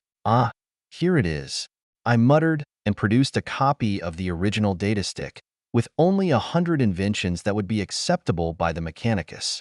Gyron tilted his cog head and delicately extracted the memory device from my hand, holding it carefully as if it might explode. Perhaps Herald is still a lesser title, my pupil. Emissary of Omnicia, then, my mentor tech priest exclaimed while examining the contents and scrolling through the blueprints on the holoscreen. I even had a few original STC templates here, obtained with the help of Ferrus Manus and labeled accordingly. Of course, the vast majority of the new blueprints were Tau discoveries, dumbed down and repackaged as STC documents by Trazen and his thousands of captured tech priests. From gravity shields to anti-gravity vehicles, ion cannons and advanced missiles, smarter and potent static and mobile turrets, and up to heavy bombers copied after the Tau Manta and Better Sentinel's Walker, and a few types of power armor.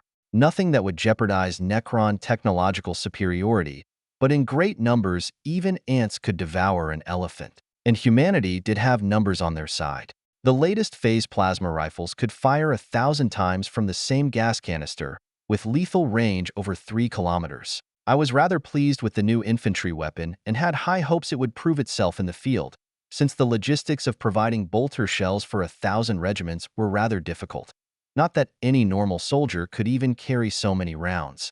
As for anti-warp weapons, the Tau had produced a prismatic spray gun that vaporized demons in a cone 50 meters wide. It was eerily similar to a starfighter's vectoring thruster, and it needed a robust platform to be used in the field, like a light tank or a gunship, perhaps mounted on a knight as well. To this weapon, Trazen had simply added an extra nozzle to inject promethium into the spray mix and make it even more deadly, then called it the Lancefire Flamer. I wasn't certain if this was Necron humor or a sign of respect, but I didn't mind the publicity. Demons would fear the Lancefire name even more, and through the warp the ripples would create even higher damage. Plus it did spray fire. Where do you find all these wonders? The Speranza is quite intrigued by some of these templates, especially those with obvious xeno-tampering. Gyron grumbled as the machine's spirit itself manifested on the manifold circuit to examine the latest STC discoveries. The provenience is quite exotic, I'm afraid. Primarch Ferrus Manus helped create this solar charger, for example. Others were recovered by the Inquisition, or given to me by the Emperor, or stolen from, well, I can't actually admit to stealing, can I? I answered with a shitty grin. I wanted to see a fabled Psi-Titan, Lord Lancefire. I was informed you pilot one, correct?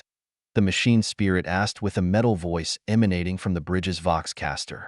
I nodded slowly while scanning the Arc Mechanicus for a free lab with the necessary scanning tools. A second later, I displaced myself and Gyron into that lab, then sealed the lab with my inquisitorial rosette.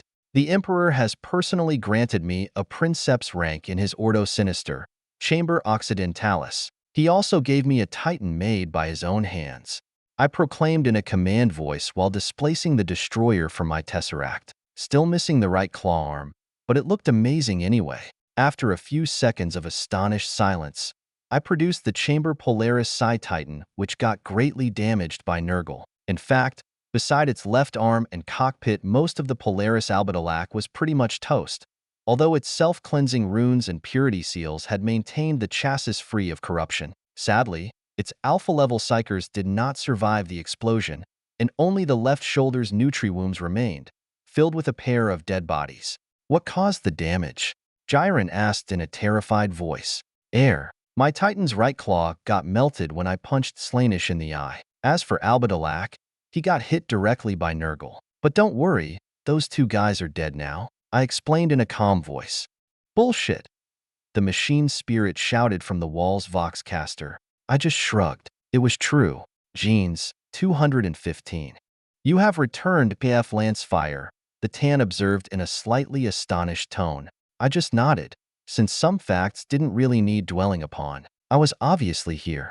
Tell me about the Pariah Nexus, I asked instead. A new war in the Pariah Nexus should not come to happen, especially since my efforts were aimed at turning Trazyn and his dynasty into proper allies someday. But if an entire sector got cut off from the Imperium, the rulers of the Imperium would react with their usual methods, throwing billions of guardsmen and thousands of ships at the problem, instead of figuring out a mutually advantageous solution. Zarialash frowned at my demand, then glanced towards Canis for a second. It couldn't be a coincidence that every powerful being I met was wary of my wolfish friend. Perhaps something the Emperor did to my wolf? Your Necron friend is very crafty, but one of my shards is locked inside the vault under the world of Tredikar Daxus. I do have some insider information into their plans, the Tan said in a level voice. I measured the giant humanoid, while I scratched Canis' furry head. Woo! The wolf advised me in a short bark. Perhaps Zarialash was truthful. I am the one in charge, mighty Zarialash, but I need a clear demand to make a decision. I explained with a frown. Fine. I want my freedom, not just for this shard, but for all the captured shards. I want to become whole again, the Tan answered in a thunderous voice, while he yanked his living rock chains that bound him to the Pharos. As expected, Zarialash wasn't very different from any other creature. The Pharos is too important, both strategically and otherwise. Without this installation, the freedom of trillions of humans in the Eastern Fringe and the entire segmentum would be placed in great peril. Although 3 of the Chaos Gods were killed since we last met, the most dangerous one is still out there, plotting to take over all reality. I mused, mostly to myself. While speaking with Zarialash, I was also scanning the galaxy with the Pharos, updating my mental map with real-time hotspots and invasions. From Sanlur in the south to the Nephilim sector where the Nexus debacle was taking place, to the Red Scar sector, where a major Tyrannid tendril of Hive Leviathan was heading. Thousands of smaller crises, from Genestealer cults to orc invasions, a flare of pirate activity in the region surrounding the Maelstrom, and lastly the newest emergence of the Star-Eyed Nexus, which allowed the Tau to expand deep into Imperial space, bypassing the fortress worlds via a warp gate. I wasn't in a position to stop all these events, but my fringe kingdom has not been idle in my absence. The Catachan settlers had multiplied 30 times, and were not only able to defend their colony worlds, but were actually expanding and colonizing new planets, with the support of cheap vehicles such as Weasels and Sentinels and fleets of Corvettes produced in my 2 established Forge worlds. 2 minor Forge worlds had also been set up at the forefront of the expansion wave to produce critical munitions or infrastructure materials such as ferroconcrete and fusion power plants. I could raise 1,000 new auxilia regiments without even making a large dent into future population growth. However, no matter how well armed or good genes or training they had, without Tesseract support I couldn't be sure of victory. Plenty Imperial Guard armies had been lost in similar circumstances, despite brilliant commanders or Astartes' backup. When fighting Tyrannids or Necrons, normal soldiers were overmatched by orders of magnitude. while Chaos forces had other advantages that would turn your troops into traitors. A plan formed in my mind, pathing a years-long campaign to intervene in the most dangerous crises while also conserving troops and providing them with combat experience and better equipment. I will need the Sisters of Battle to form the vanguard for the Lamenter Auxilia forces, while a full Titan Legion and an expanded Night House would take care of the larger enemies. With a mental flick, I retrieved 2 of the Orc Space Hulks that I've captured at Cadia to provide the machine-forged tech priests with extra metal for new ships and vehicles, then stepped through the Pharos right into the starfort over Illavar. "Dad!" Victor shouted in joy and rushed from his command center to embrace me. "You look well, son," I observed with a chuckle. He had put on plenty muscle and even had a warrior demeanor about him. A sign of constant training? Heh, I do have all these Lamenters training rooms and neural chairs for my use. Plus, the sanguinary priests were quite glad to beat me up every day. Victor quipped in a light voice, with a gesture towards the support Lamenters left behind to protect Illavar. "Master Lancefire, you have Astartes organs now." The leading priest spoke with a serious voice, while measuring my taller and bulkier body with expert eyes. "Some of them, yes. The Emperor himself was kind enough to upgrade me to some extent. Mostly, so I would be able to pilot a Titan," I answered with a level tone. In a few minutes, all the Lamenters left behind gathered in our reception hall, including the newer Tech Marines and the reserve aspirants being prepared for gene seed implantation. Instead of boasting and giving a grand speech, I connected with the Starfort's machine spirit and uploaded the galaxy's map with the ongoing crises. This is our galaxy. By colors, we have incoming threats that endanger humanity in our area of operations. Tyranids, orcs, necrons, and other races or factions believe humanity is soft and ripe for picking. We shall prove them wrong. The mood became grave and deadly silent. Even a single Tyranid hive fleet was a major threat that required dozens of Astartes chapters and billions of guardsmen to fight off. Still, despite our chapter's name being the Lamenters, nobody complained. We lamented for our enemies, not for ourselves. "What is the plan, Chapter Master?" a teenage aspirant wondered in a soft voice. "Good question, Brother Jinga. There are 34 orc invasions, with 2 major WAFs heading for the Kronger Hive world and the Evrad Forge world. We will deploy squads of 30 aspirants and 12 regiments at each of these threatened planets, with 100 aspirants and 100 auxilia regiments to hold off the larger orc WAFs until reinforcements arrive. But if they don't, you will have to win by yourselves. 100 of House Lancefire Knights and a few Warhound Titans will make landfall with our larger units," I explained while assigning the roles on the galactic map, along with the necessary fleet units and transport ships. "What about us, the Tech Marines?" a new Lamenter wondered with a wide smile. "There are 2,644 Tech Marines in the Lamenters. For 44 of you will remain on Illavar to continue training and provide security. 200 Tech Marines will remain in my main fleet to support the assault on the Tau, while the rest will deploy in the Red Scar sector to support the Blood Angels and our pre-march. You will also receive 200 auxilia regiments and 200 knights, although they will be fresh and inexperienced. Captain Sheeran will take command of the Ball Strike Force," I answered while marking down the Indomitus fleet as the main space element with a carrier and 3 battleships at the Strike Force's core. An apothecary Lamenter raised a hand, a bit hesitantly. Truth to be told, I did keep the original Lamenters locked up inside the Starfort, with an escort of silent sisters trailing their movements. It was hard to trust the originals, since a few of them went mad and ate my daughter. "Yes, Brother Julian?" I asked, curious. "Surely, some of us can help, even if simply providing healing or advice," he asked in a timid voice. "Eager to join the Remembrance Hall, then? There are several former apothecaries in there. Their brains served as palpable lessons in hubris." I warned the apothecary with a frown. A shiver crossed the gathering, just as I intended. It was one thing to give in to a mad impulse and perhaps get killed for it, and another to be nailed to the wall and have your brains served to new space marines as an object lesson in the perils of treason, and not being allowed to die for 1,000 years.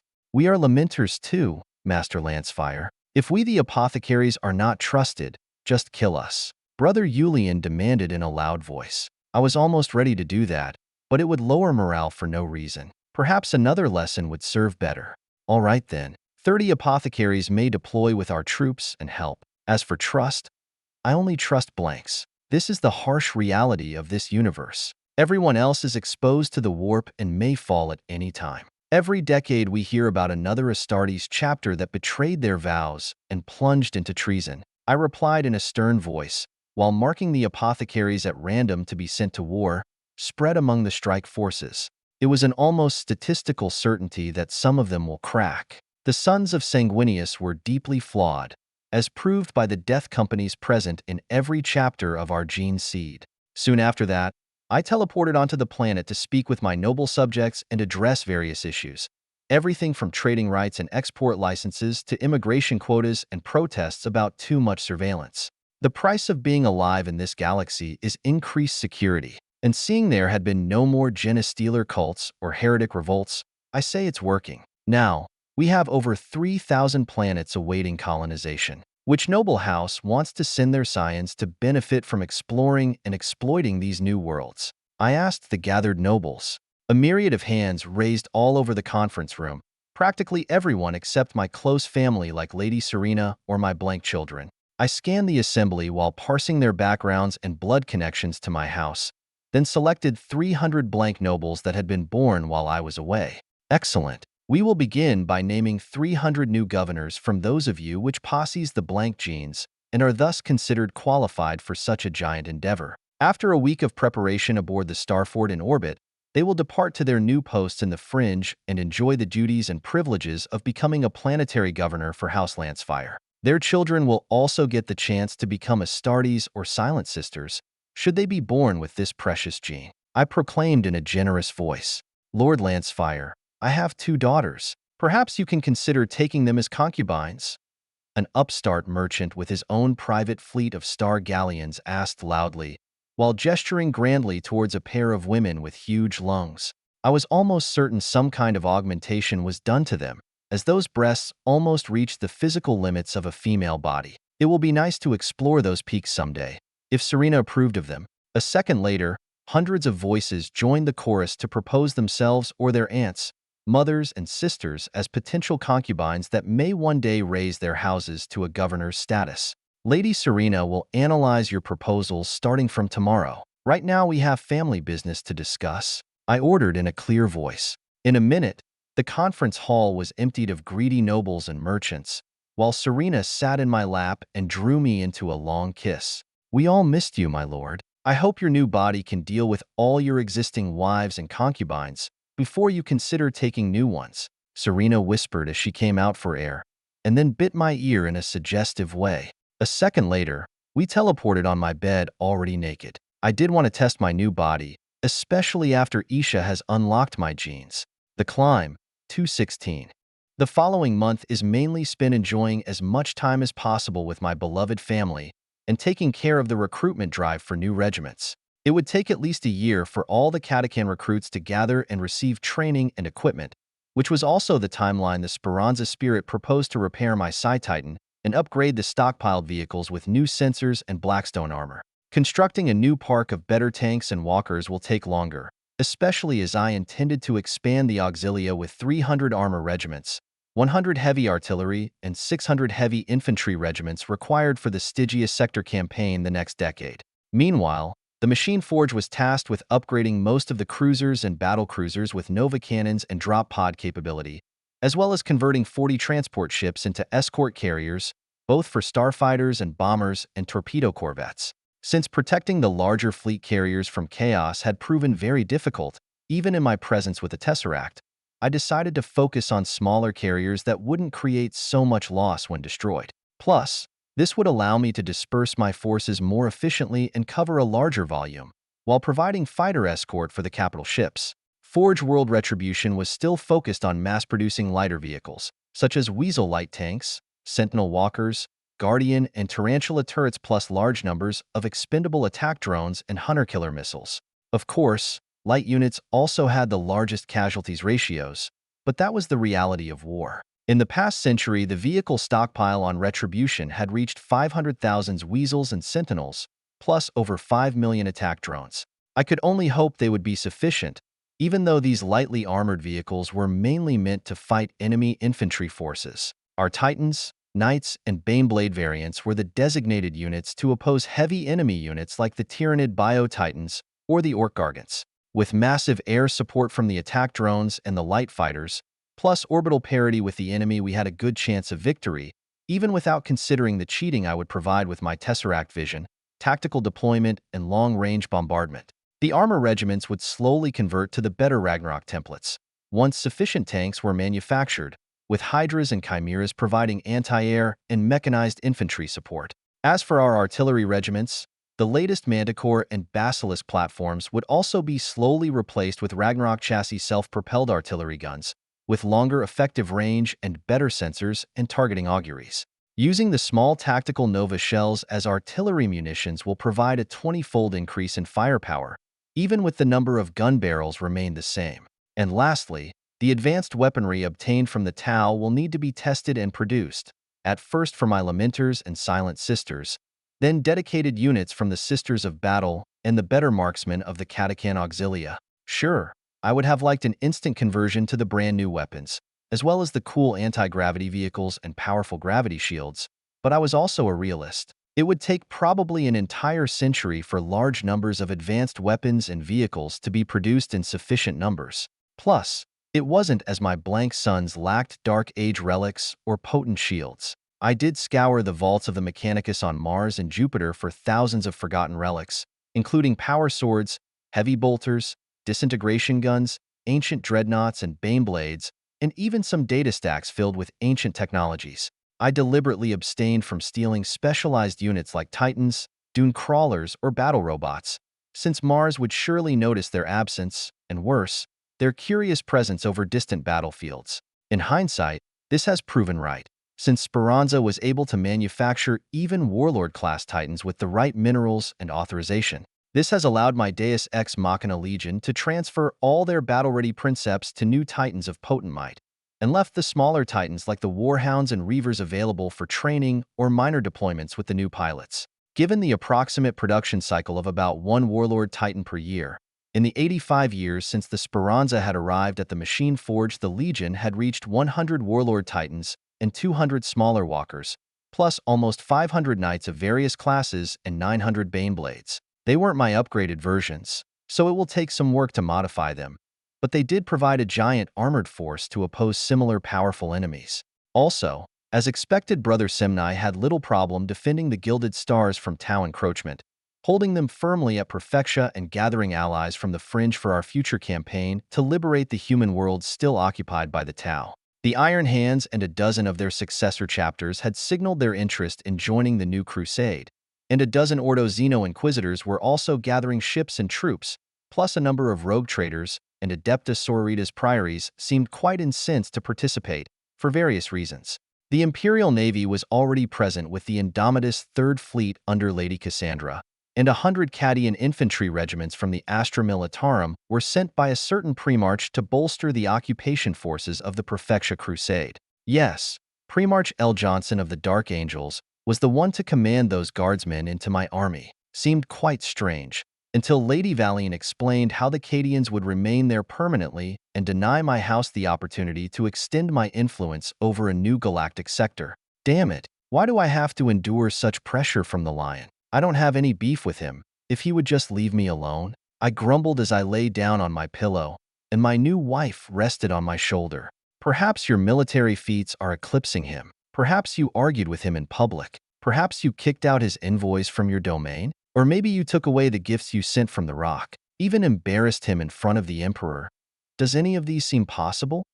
Valian wondered a bit rhetorically. I did do all of that, although I had good reasons for it.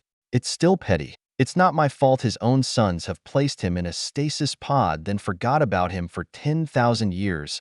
I muttered in disgruntlement. See, you do not treat other Primarchs like this. The Lion has every reason to be prideful.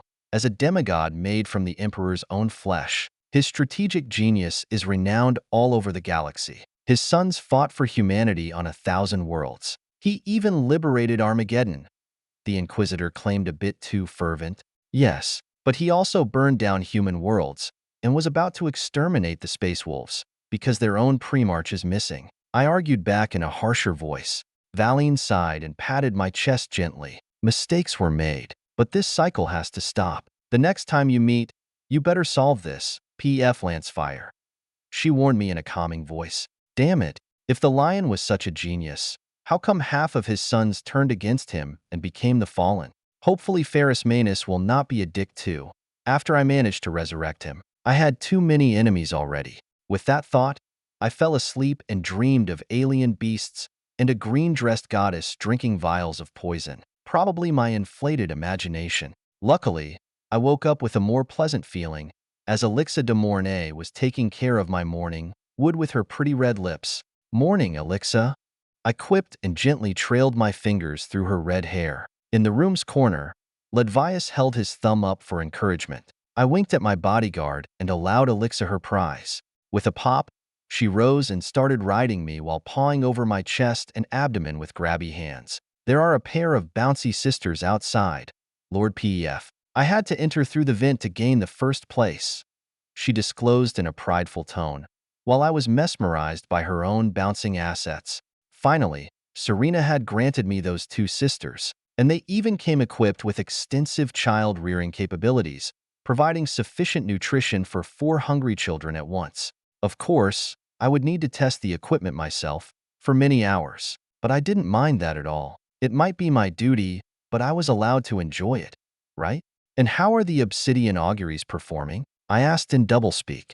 Oh, our Lord and Master is eager to meet the new recruits in our shady organization? Well, 2 of your Emperor's daggers have passed away while undercover with the Genestealer cult, but there are still 10 of them that are arduous to rekindle your connection.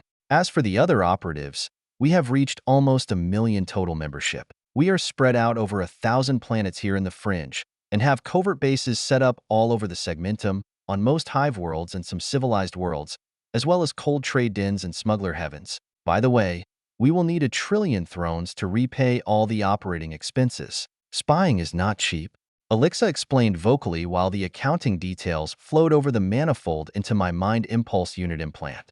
It was a lot of money, but a century of large-scale surveillance was indeed not easy. From safe houses to fake identities and advanced cogitators for hacking and data processing, to covert strike teams and stealth shuttles for insertion, the Obsidian Auguries have grown tremendously in scope and also in costs. The Lancefire dynasty has supported them over the years with black books accounts and transportation on the rogue trader ships, but nobody expected the organization to grow so large my absence. Still, I wasn't a poor trader anymore, and also had the looted thrones from Shadowbrink and Vigilus and many other places I have visited. It wasn't like locked vaults and hidden treasury chambers were beyond my Tesseract's reach. Don't worry, my dear, you did well, but we will need to expand the auguries at least 10 times over the next century. The Tyrannid hive mind is now present in the warp, and we will need to prepare for extra numbers of Genestealers popping up everywhere. Astartes Ledvius here will help you train and design better procedures for your operatives. And perhaps a few Ordo Xenos Inquisitors will help too, once they arrive. I replied in a wise manner, then returned my attention to her bouncing peaks and began climbing again. Better, 217. One by one, the task forces began leaving to fight the orcs, often just as soon as 12 regiments gathered at their muster points. Comprised of 10 infantry, 1 artillery, and 1 armor regiments, these task forces were the incipient formation of a modern mechanized division with sufficient troops and firepower to counter varied types of enemies and unit compositions. In total, each of these divisions would be comprised of 120,000 auxilia guardsmen, with 8,000 vehicles of different types and specializations, from armed sentinels to anti-air hydras, weasel light tanks, self-propelled guns, and a formidable corps of 20 Baneblade heavy tanks spearheading 300 main battle tanks, mostly Lehman Russ patterns, but also some new Ragnaroks. In the Astra Militarum, such a large concentration of tanks would need to gather 10 armor regiments and hope they had full rosters. My hope was to send them into medium-level battles against stupid enemies like orcs, so they gain experience and confidence before concentrating them into a large army. Their officers had the best training I could afford, from a decent general education to a good military academy, even some time in Astartes-class neural chairs. They would have drop cruisers to provide tarantula turrets in harder battles, as well as a few tech marines with hundreds of their guardian walkers to intervene in desperate clashes. A few companies of Adeptus Sororitas and a pair of Silent Sisters would also depart with each division to provide special circumstances support, both against Psyker Orcs and other potential enemies. Just because you want to fight orcs didn't mean you might not encounter other species, or even demons. The objectives I gave the aspirants were simple and easy to understand. Protect the population, the industry, and the cities, and minimize collateral damage where possible. Obviously, they would need to adapt to local conditions, such as weather, terrain, local language, or customs, even obstructions from local nobles or priests. But how they dealt with such problems was actually their test, since I could now afford to be selective in accepting new lamenters as replacements. However, as long as the aspirants completed their mission successfully, I could always transfer them to a different chapter in need of blank recruits, and adjust their destination depending on proved traits like aggression or charisma or sheer brutality. All Astartes were fine warriors anyways, due to extensive training and neural lessons, but personality traits were as varied as all humans had. Better to send them to fight along brothers of a similar mentality than be miserable among the lamenters. In the past century, Victor had transferred thousands of blanks to a number of local chapters that pledged to abide by the Lancefire rule, which was simply to not murder our recruits in stupid training or hazing exercises. By now, there were 30 blank companies among the Blood Angels and their successors, as well as Blood Ravens, Black Dragons, Salamanders, and even some Space Wolves. The number of their tech marines had also increased dramatically, which also provided increased combat effectiveness from repaired vehicles and armor, plus additional firepower in dire need. As the year passed, the last auxilia groups embarked for Kronger and Evrad, each of these armies consisting of 100 auxilia regiments with knight support and a few titans. They also had much larger air power forces in support, because WAFs were always dangerous, even if you thought you had prepared enough. The rules of reality bent to favor the orcs, and their illogical maneuvers often resulted in surprising victories even against formidable defenses. Even impenetrable forge worlds have fallen to orc WAFs, when they shouldn't have had even 1 in a trillion chance at victory. To counter stupid tricks, I've sent my better generals with the troops, Regina and Janet, formerly from the Valhallan all-female regiment. The 2 women had already carried their pregnancies to term and had to leave their blank babies in the nursery, but needs must. We had a galaxy to defend, and our children would carry on with the duty when we died. Are you certain I need to stay behind and act as spymaster? My old friend Ludvius asked with an unhappy voice. I should return in a few years, brother, but I do worry of some scheme that might befell my capital, be it chaos or Genestealers, maybe some revengeful Dark Eldar, maybe all of them and more. I did make a few enemies, I admitted in a heavy voice. Ludvius nodded thoughtfully, then tapped his bionic eye. I shall install more bastion fields and extra turrets then, and I do have your Xeno pistol in case something big comes through, he replied with a grin, while patting his hip where he holstered a Necron dimensional gun. Sure, I had a Jokero artisan work it over and convert the gun into a combi bolter with Imperial design, but the second barrel was able to trap even a Titan into a dimensional pocket. The Canticle was finishing loading up the last invasion cathedrum of the Sisters of Battle from Sanctuary, because I had a mind to produce more blank sisters as fast as possible. An entire priory of 4,000 young women should provide me with plenty of entertainment in the completion of this duty, starting with the new Canoness and going down the ranks as time went by. Already their gene pool had been dominated with the Catechans, since the Sisters of Battle were quick to recognize the formidable abilities of the Catechen women. From increased reflexes, resilience, and mental fortitude, to unwavering loyalty and courage, the new breed of sisters were ideal for the role of relentless heroines. Sister Stern, along with a company of silent sisters and a dozen knights, plus a dozen auxilia regiments had departed for Sanlur to rescue their besieged sisters, while Albisalom piloted my destroyer Psi-Titan until the Speranza figured out how to reconstruct his trash Titan. Sending the regular soldiers was slightly overkill, since a single Psi-Titan would be sufficient, even without Ephrail Stern boosting its powers 20 times. But anyways, better safe than sorry, and with chaos you were always better off with more guns on your side. Docking complete. Lord Pef, we are ready to depart, Larissa announced from her captain chair. I nodded and patted Ludvius on his shoulder, then displaced him back in the Null Hive, where he had a gigantic spying network to oversee. I'll be in my bed till perfectia, I advised the ship's captain, then simply walked out from the bridge on my own 2 feet, like an ordinary person. Knowing smiles and grins flashed behind me as the bridge crew snickered at my incoming duty. Soon enough, The Overlord-class battlecruiser sped away towards the Tau frontier, escorted by several carriers and Lamenter strike cruisers.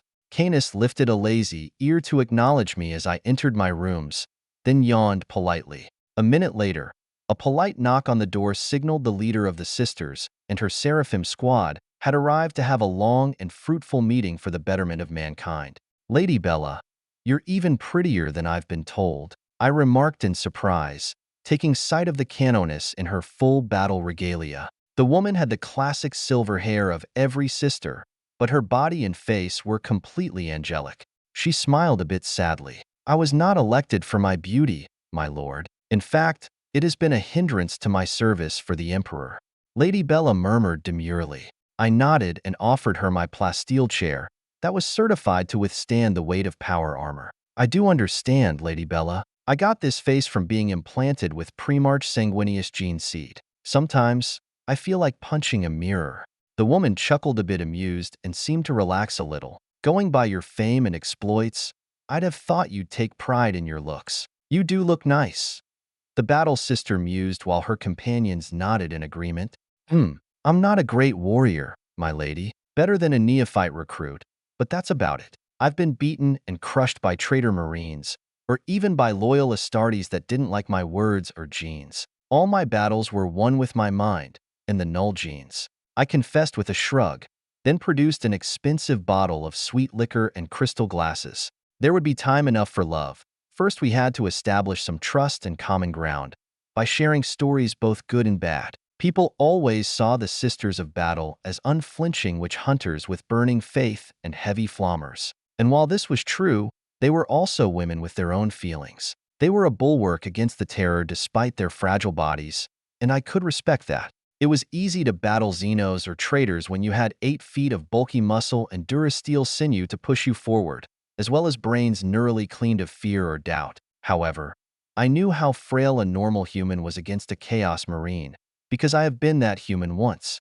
And now, you want those blank genes spread among everyone in this Lancefire sector, just as you recruit the Lamenters and even the new governors, the Canoness said after sipping a bit of liquor.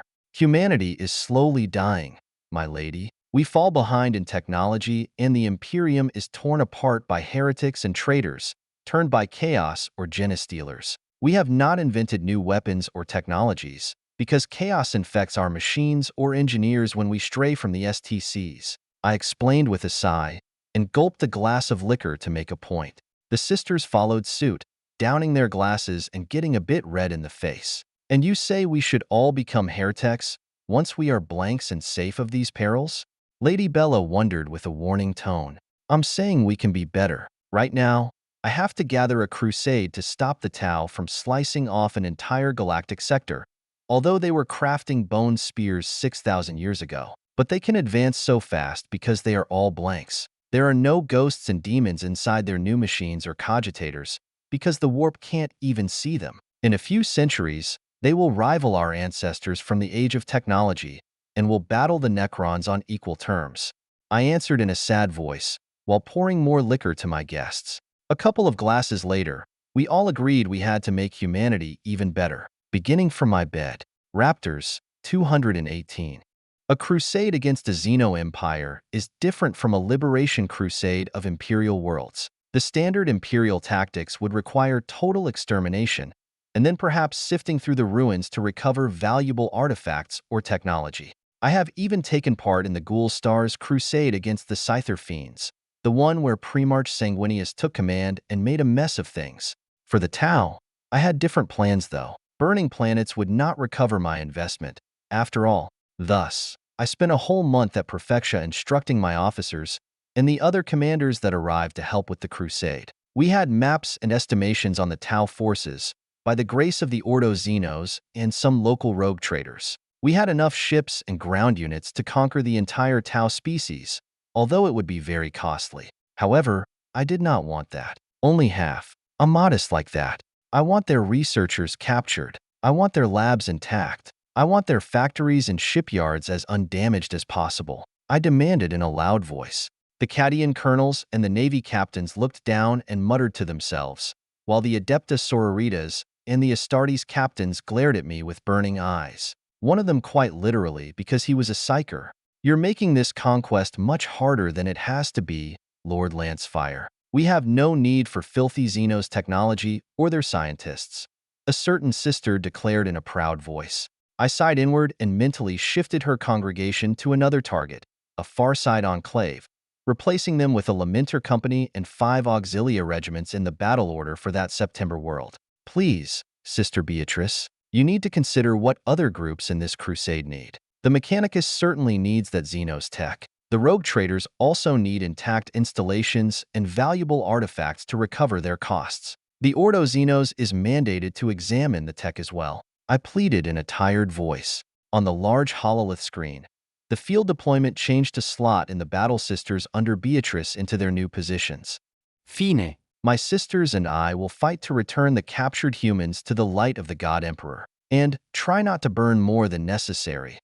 The woman allowed in a steely tone. I smiled pleasantly and pointed at the other end of the Nexus, which emerged somewhere west of Kar Duniash, the main producer of Dominator cruisers in the Ultima Segmentum. And because these cruisers also had a Nova cannon, this raised the importance of the fortress world to absolute, vital for the security of the Imperium, especially against the Tyranids. Lady Calistrati, you and the Black Dragons will need to secure Kar Duniash at all cost. We are not certain how many Tau ships have already traversed the rift into Imperial territory, so be careful. I continued with a nod towards the friendly Inquisitor. Several other Inquisitors raised a finger to signal their interest, and were added to the task force prepared to cross the rift and cleanse the Tau incursion. They came with warships and their own Stormtrooper regiments, their troops upgraded to Lamenter Auxilia standards from my own stores of spare vehicles, plus each had been granted a Deathwatch company from my reserves of Astral Claws, so their help would certainly speed up the reconquest. Of course, I wasn't actually worried about a Tau push into the heart of the Imperium, mainly because the Tau lacked fast FTL engines, and their methods required a slow advance with lots of defenses and logistical bases. The Tau were not orcs to rush head forward into battle. They would consolidate their gains in the Nimyar Atoll first, and that gave me plenty of time to strike directly at the Tau heartland, conquer the Nexus Gateway, and then lock the Tau behind me. And with that final check, the Damocles Crusade was ready to begin. The Lamenters and my Blackstone Fortress took the worst job, which was the Nexus itself and its formidable defenses, while the rest of the crusading troops were spread out for a simultaneous strike at 40 Tau systems. A week later, the Black Lament plowed through the railguns and torpedoes and mines that protected the stable rift into the Ultima Segmentum. My starfighters and corvettes began clearing up the overwhelmed static defenses, while I began filling my second Tesseract with hundreds of Tau ships, advanced bombers and fighters, and any movable tech I could grab. In less than a day, we had the far end of the Nexus secured and I began deploying my own static defenses, starting with the upgraded Ejida Fortress and then thousands of asteroid forts and Mechanicus-made minefields. Lady Amberley remained on the Ejida to begin interrogations, and thousands of tech priests from Forge Retribution emerged from their Arc Mechanicus to examine the captured technology. Leaving the fortress behind, I boarded the Singularity battleship, flanked by 7 other battleships of my dynasty, and entered the rift to clear the Imperial side, and then establish a trading port copied after Footfall, the rogue trader haven in the Expanse. I didn't have a name yet for this new port, but the majority of my clan already named it Port Lancefire. It would take a decade and major work from the tech priests to connect thousands of asteroids with void steel chains and raised buildings and artificial gravity generators, but I expected the port to become profitable even sooner. There were already 54 rogue trader ships in this crusade, and the news would spread fast to others in our profession. Profit was a great motivator. After all, less than a week later, after the first defenses came online at the Ejida Nexus, I continued the advance towards the major September world of Dalyuth. Without qualms about cheating, I began filling the Tesseract with ships and panic locals, while with my good Tesseract I deployed the occupation troops and an initial batch of colonists. Dalyuth had been a water-cast world, thus it was filled with factories and trading depots, with goods from 1,000 different worlds being offered in trade. There were also dozens of embassies from various minor species hosted here, which were of great interest to the Ordo Xenos. Since the Imperium rarely allowed for diplomatic relations with Xenos, learning how other races managed would be quite important. From Dalyuth, I once more boarded the Singularity and departed in a rush for the Tau world of Kulon, where some unexpected events took place. Sure, in war there are always surprises, but this time was an Astartes chapter, the raptors that were involving themselves in my crusade, without even sending me notice. After a quick status report, it came to light that the raptors were asked by the governor of Dalimer IV to abduct an ethereal leader and bring him back, a task which they almost accomplished, until they were ambushed by a large Tau fleet consisting of 5 modern battleships and a dozen cruisers. Their single battle barge was nearly failing by the time my fleet arrived, and they had already lost 3 strike cruisers and 9 Gladius frigates, possibly not very inspired of them, to attack the Tau as they were on a war footing against a crusade. What do you think, Inquisitor? I asked with a suffering voice towards Lady Valine. The Inquisitor glanced at the ongoing space battle on the screen, then sighed. If you have enough forces, stay and conquer the Kulon system as well, Lord Pf. I'll go solve this governor problem, but I will need Sister Decima, just in case. She claimed in a cold voice with holding out her silver cube. Take the canticle then. I offered and deposited the Overlord battlecruiser near the Singularity. It was the fastest ship I had available, and it also had the most modern weapons and defenses. By the time the battlecruiser sped away for Dalimer, carrying 3 Deathwatch companies and a squad of Silent Sisters led by the Omega-level Decima, I was already dropping my troops on Kulon and clearing off the last remains of the Tau Navy. Of course, I could conduct these maneuvers with my eyes closed by now, and even engage in polite conversation with my guests at the same time. Master Lysisidon, here is what is going to happen. Because you and your chapter have volunteered to take part in the Damocles Crusade, I will give you a fair chance to recover your losses. Your barge, the War Talon, will be repaired and upgraded, and your chapter will receive 5 new cruisers and 20 destroyers to replace what you've lost. To my side, the chapter master of the Raptors simply nodded, waiting for the other foot to drop. We are very grateful for the rescue, Lord Lancefire, he muttered a minute later. I am certain you are, Master Isidon. I will even provide your chapter 100 blank recruits and training for 1,000 tech marines over the next decades. However, there will be a price. Your raptors will remain here, in the new sector we are conquering from the Tau, and provide security for the human colonists. You will raise 1,000 auxilia regiments and enforce imperial law, in conjunction with the Astra Militarum and the Navy. I suggest you base your chapter at Dalyuth, where a new forge world will be made to exploit the technology of the Tau. I demanded in a forceful voice. The man glared at me for a second, then turned his eyes back on the screen, where the Leviathan Dreadknights were battling the advanced Tau warsuits and grav tanks. Any chance we may receive a few Leviathans? He wondered in a sad tone. Of course, my friend. Every blank Astartes will be gifted one. I take care of my children, I answered with a wry smile.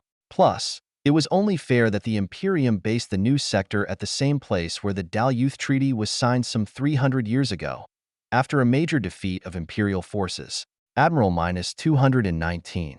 Over the next year, the crusade proceeded as planned. Not that the Tau were able to match the array of forces deployed against them. My forces advanced as deep as Kulshan into Tau territory, where we first had to fight off the Purge, a large chaos warband with a predilection for chemical weapons. Then, minor incursions from orcs and some Eldar corsairs, followed by a large Genestealer invasion carried by 9 space hulks that emerged from the Perdue's rift. Free ship hulls and gigatons of precious metal would make the development of this new sector much easier, even with the stupid regulations of the Administratum. I kept 1 space hulk to distribute the more intact hulls to the other rogue traders, and grabbed 1 more battleship and 3 battlecruisers for my own house. The ships would need decades in dock to be restored to operational status, but in the meanwhile they will provide work for my forge worlds in the fringe. The cruiser hulls will need to be transported to more advanced forges like Metallica or Tigris, because the smaller Macarius drives required a high degree of precision. The Tau did not stay still and let us conquer them, and struck back from inside the Nexus pocket, and with 2 large fleets that tried to pincer the Crusade the Rift and reconnect with their lost colonies. They didn't stand a chance, but still they tried. I was happy to fill my Tesseract with more Tau ships, as well as advanced battlesuits and remote drones. These machines will need to be reverse-engineered and refitted for human use. Then I could equip the next wave of colonists with better vehicles. Of course, Just the Mechanicus tech priests were not enough for such a task, which is why I retained nearly 1 billion Tau specialists in my Tesseract for follow-up development outside the Imperium. The Iron Hands and their successors also took charge of a number of reconquered systems, including the Taros system, which anchored the new sector with another powerful base. Meanwhile, on Dalimar 4, Sister Decima and my lovely Inquisitor wife found themselves caught in a chaos plot involving a pocket dimension filled with demons, a corrupt governor, and the usual effects of an Eldar farcer's failure to solve a problem. Turns out this farcer had simply cut off a segment of the webway to imprison a demon army, then left it forgotten until the humans arrived and had to clean up the mess. I wasn't very happy either, since the debacle has cost me 5 dead Silent Sisters and 233 dead Deathwatch Marines, plus millions of dead PDF and guardsmen from the local garrison. In comparison, the entire Damocles Crusade took the lives of 219 Astartes, of which 6 were Lamenters and less than 1 million Militarum soldiers, most of them from the Cadian regiments sent to bolster our numbers by Premarch L. Johnson. Lady Amberley remained on the Aegida to conclude a new treaty with the Tau, appropriately called the Sword of Damocles. However, I had no time for diplomatic games, and moved my fleet and most of the Crusade through the Rift and headed towards Kar Duniash to exchange part of the loot for new Dominator cruisers and extra munitions. A single Space Hulk had enough metal to construct 1,000 cruisers, so the shipyards were happy to trade me 10 new cruisers for this once-in-a-lifetime deal. I also kept my bargain and donated 5 of them to the Raptors chapter, and even gave them blank captains from my own house. It is hard to please a large clan of rogue traders that always expect to command a capital ship, but I do my best. 3 weeks later, we made haste towards the Evrad system to take part in the ambush at Narian Reef, and thus, we made it just in time for our forces to recapture from the Orcs a dozen unfinished battlecruisers at Port Vol. The Forge World was happy enough for my help that 2 of the Mars battlecruisers were transferred in my care, and they got 10 of them back to be delivered to the Navy upon completion. My aspirants were already skirmishing with the Orcs in hit-and-run strikes among the asteroid field, while our auxilia troops and the Tech Marines provided defense for many shipyards and asteroid forts. Also, the Space Wolves were inbound with a battle barge called the Axe of Russ, which stood little chance against 1,000 Orc ships.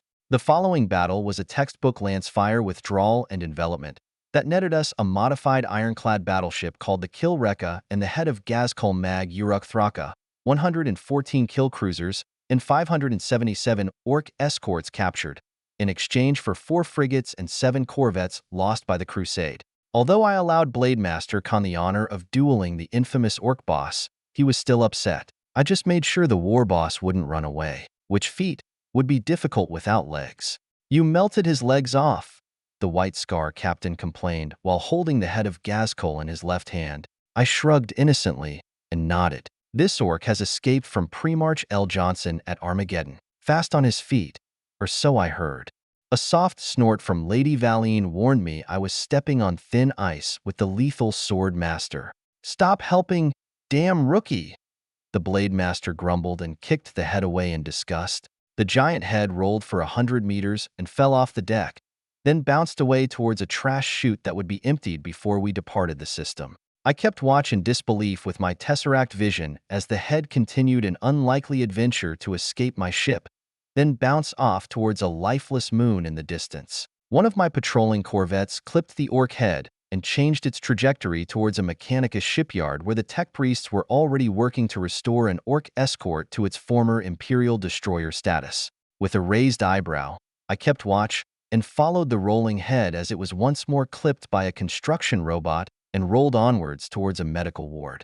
I mean, there is luck, and then there was this. I didn't doubt Gazkul would manage to restore himself to life and escape, if left alone. Damn critter was already getting his head mounted on a defective servitor. I snapped my fingers and deported the Orc head and the traitorous servitor into the sun, then kept watch for a few seconds until they got vaporized. A second later, I stepped away and out from my power armor to enjoy a warm shower and then a whole day of sleep. Major battle were still tiresome, especially when splitting my attention a million ways to keep watch over my troops and enemy movements, not to mention stealing ships and exploring hidden vaults with the Tesseract. I had barely landed in my bed when the door opened to allow Lady Cassandra, my Navy Admiral, into my room. "Yes, my lady," I muttered in a sleepy voice. What can I do to be given this captured battleship? The Lady Admiral asked in a straightforward voice. I grumbled a tired sleep and drifted off. Minutes later, a soft body climbed beside me in bed and hugged me tight. I think I heard an amused snicker from under the bed, which I promptly ignored. A dozen hours later, I opened my eyes to stare into the medium bosoms of my admiral, who was already awake. Cassandra? I uttered in fabulous logic. I did what you asked, my lord. Is this enough? She asked in a coy voice, glancing down at her chest. I sighed inward and poked her breasts in revenge, then teased a pink nipple between my fingertips. You don't need to sleep with me, my lady, and you already have command over 100 capital ships. Instead, the woman glared at me for a long minute. Maybe I do want to. Maybe I also want blank daughters that get to roam the galaxy freely and commanding their own battle cruisers. She answered in a soft voice and stretched her hand to grope at my biceps. Well then, put it this way. I could spare a battleship for the mother of my children. Becoming a Lancefire is dangerous. I warned the woman before she took the last step.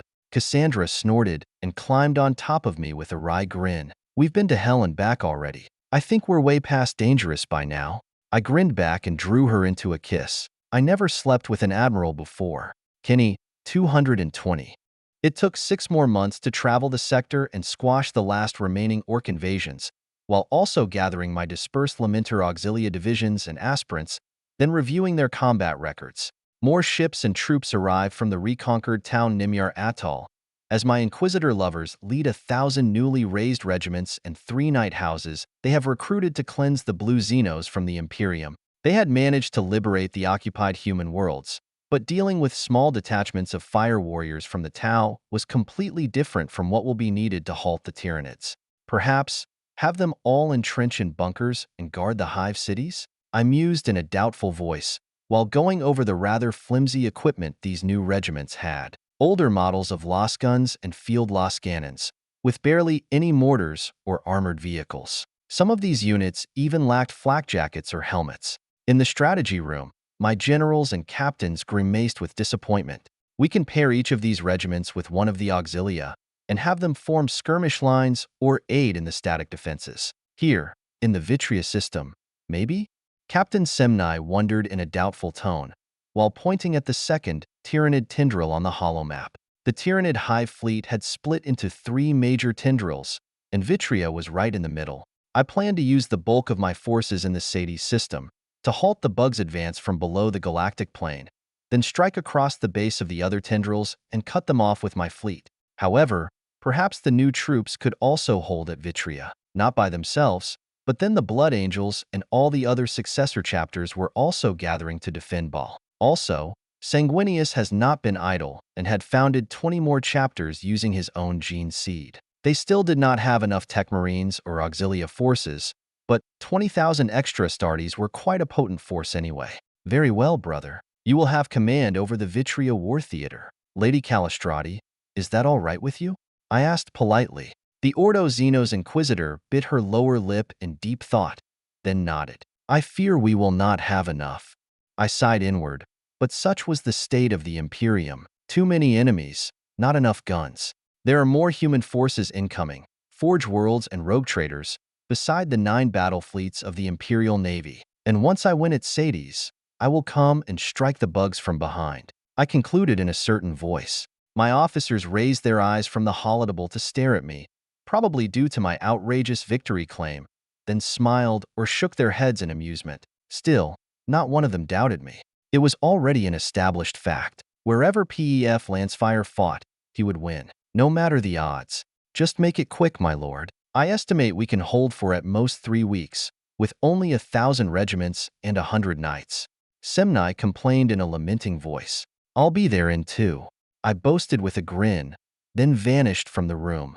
Back in my quarters, I still had some fucking duty to finish. The last squad of Sisters of Battle from Sanctuary, then right back from the start. Inquisitors, Silent Sisters, Titan Princeps, and various other women in need for blank children. In just 2.5 years, I managed to produce 5,000 new blanks by judiciously impregnating my allies based on a tight schedule overseen by a couple of Order Familia sisters and an old Inquisitor with a young body. Lady Valine appeared next to me in the shower and pawed at my wet skin with grabby hands. When do you want me? Husband? First in line? Or after you seduce the pure battle sisters? She murmured while helping me soap. My lance sprang into battle formation, so I leaned into a kiss. Such a dedicated wife. I might reward her twice. Much later, I sent the exhausted sisters back to their dorm and leaned back with my eyes closed. Valine rested on my chest and sighed happily. In the corner, a giant wolf sighed softly and went back to sleep. It has been a long day, but my new body could take it now. 11 women in a single day.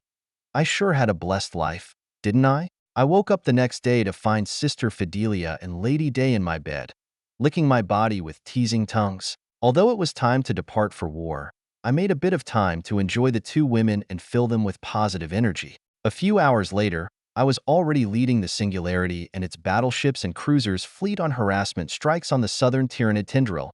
If killing and crippling 1,000,000 bioships per shot could be considered mere harassment, the Voidclaw gravity cannon of the Gloriana battleship was certainly effective on the bugs, as even the bioships that did not explode under their own mass remained behind to be strafed by the cruisers and annihilated. For now, I avoided spending precious Nova shells and mines, because the Tyranid numbers were far too large for classic munitions to matter. At the edge of the Sades system, the Black Lament with 6,000 corvettes and 90,000 starfighters for escort formed the anvil, while Albisalom, Vadrax, and other Blank Sisters rotated constantly to fire the Immaterium beam at the incoming Tyranid swarm. Fields of asteroid forts and mines formed a defense perimeter around the Blackstone fortress, while the lighter ships struggled to reduce the myriad of flyers and spores advancing ahead of the Hive fleet. Even so, the Black Lament had to retreat every day under the constant Xeno assault, falling back to a secondary fort line, then a tertiary, and so on. A week later, my roving fleet managed to arrive behind the Hive fleet. Once 1,000,000,000 bioships were killed in constant guerrilla strikes. At the same time, the leading elements of the Hive fleet had managed to push back the defense fleet and begin landing their feeders onto the verdant worlds of the Sades system, only to encounter the bulk of the Lamenters, plus the Lancefire Knights, the Auxilia regiments, the Adeptus Sororitas, Titans, and Tarantula turrets, plus 2,200 Techmarines in control of 220,000 Guardian Walkers. It was a giant shooting gallery now, and I began using the Nova cannons to break up the larger concentrations of remaining bioships. The local PDF and militia units were hidden in armored bunkers and manning the walls of the human cities, and thus they were barely damaged by the invasion. Instead, my troops used field fortifications of steel cages filled with rock and plates of blackstone, taking the high ground where possible and covering them with bastion force fields and theater void shields against orbital attack. Thousands of strike drones covered our army from the air, unleashing volleys of missiles or dropping incendiary bombs, while our Aquila fighters contested the sky against scores of gargoyles and other Tyranid flyers. Having thousands of Hydra-class anti-air vehicles helped as well, barrages of multi-lasers and autocannons supporting the troops against air attacks, or delivering unforgiving fire upon light Tyranid units that entered close range. The most impactful were still the armed sentinels, which provided close support to our infantry, both with long-range loss guns or heavy bolters, or up close with flammers and chainswords. Despite all these, 3 Hive cities were overrun by a new type of Tyranid biotitan called Moloch, which dug deep under the ground to emerge right inside the human cities, and then allowed millions of smaller warforms to climb through the resulting tunnels. The surprise evolution was nasty, since there weren't many possible defenses against such a threat. Sure, I couldn't and did intervene with the Tesseract and rescued most of the endangered locals, then expelled the invaders into the sun. But any other commander would have a difficult job holding the line. Necron Tesseracts were the ultimate cheat, and the Tyranids had yet to adapt to this trick. With a wary soul, I gathered my troops and sped towards Vitria, using the travel time to repair and rearm our vehicles and munitions. Although the defense of Sades was successful, we have consumed half of the total ammunition reserves and lost a few percents of our forces, even a couple of knights and baneblades. As soon as the Tyranids reached melee range, the battlefield became a slaughter field, since fighting off 5-meter-tall bugs with scythe claws wasn't that easy, not even for Astartes. However, I did manage to capture 1,000 Tyranid biotitans for myself and by the time we reached Vitria, I had them mind-shackled to my Necron control rod. The aspirants were given the task of painting each of them in the yellow colors of the Lamenters, then inscribe them with auxilia markings, such that our troops would be able to distinguish the Xeno auxiliaries from the feral Tyranids. A dozen Ordo Xenos Inquisitors gathered to observe the bravery of the Lamenter aspirants and debate how heretic my actions were. Meanwhile, I just rode a captured zoanthrope, using it as a levitating mount and direct the aspirants to paint a less visible spot. Here, behind the ear too, I demanded like a building inspector.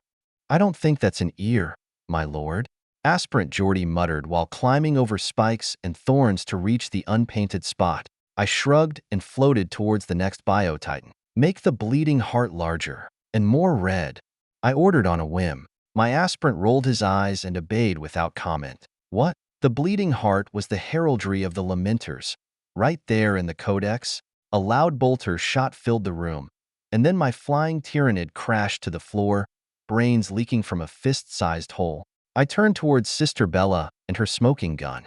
"Nu, you killed Kenny," I wailed in fake despair.